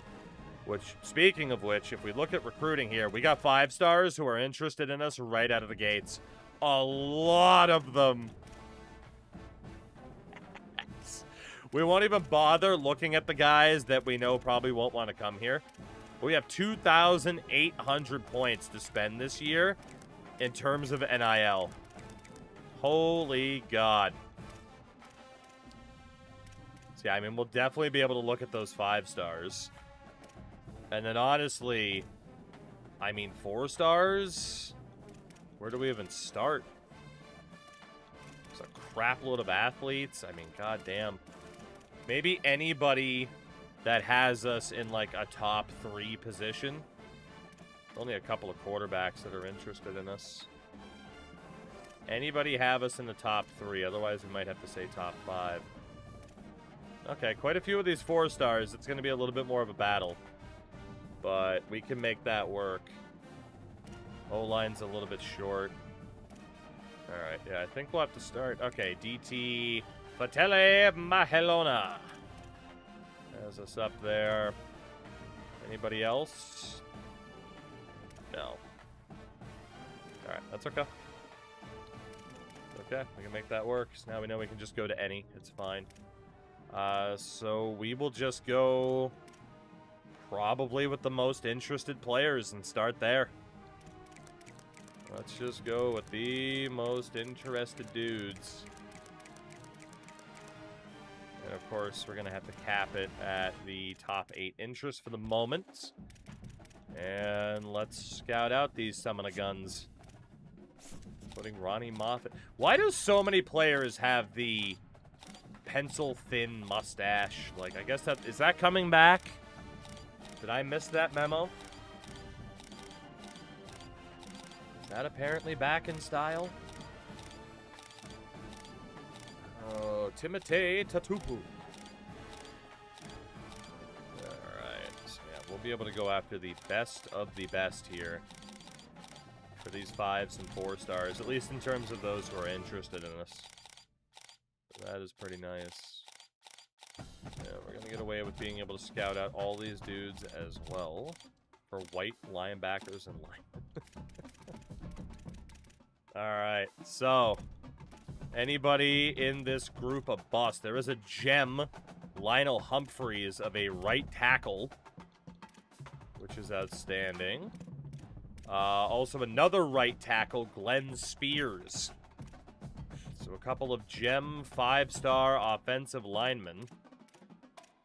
Sony Senor. 3 offensive linemen as a gem. God damn. Andreas Biera is a bust. Barberia, I'll let go of you. Dick President. All right, well, outside of the offensive lineman, it's not that bad. And then if we go back to the prospect list and we look at the 4 stars who have some interest, that have us in their top 8, there are still too fucking many to look at once. Well, that's brutal. A lot of people have us in 10th as well, goddamn. Well, in fairness, there's not really too many others we can even look at here. There's a couple of athletes. Enrique Alfonso, Connor Bridge, and Roberto Thrash. Any idea what school you want to do from a 1-star to a 5-star? I'm thinking of buying the game so I can do Temple. Honestly, that's probably what we'll use Team Builder for. Alright, Larry Cure ends up being upset. Which means one of these other guys might be better. That's interesting. But yeah, definitely thinking of using Team Builder for that. Although I don't know what team we'd even replace since you still have to do that. But definitely still waiting for kind of the first big patch for this game to maybe change up a couple of things. Custom schedule.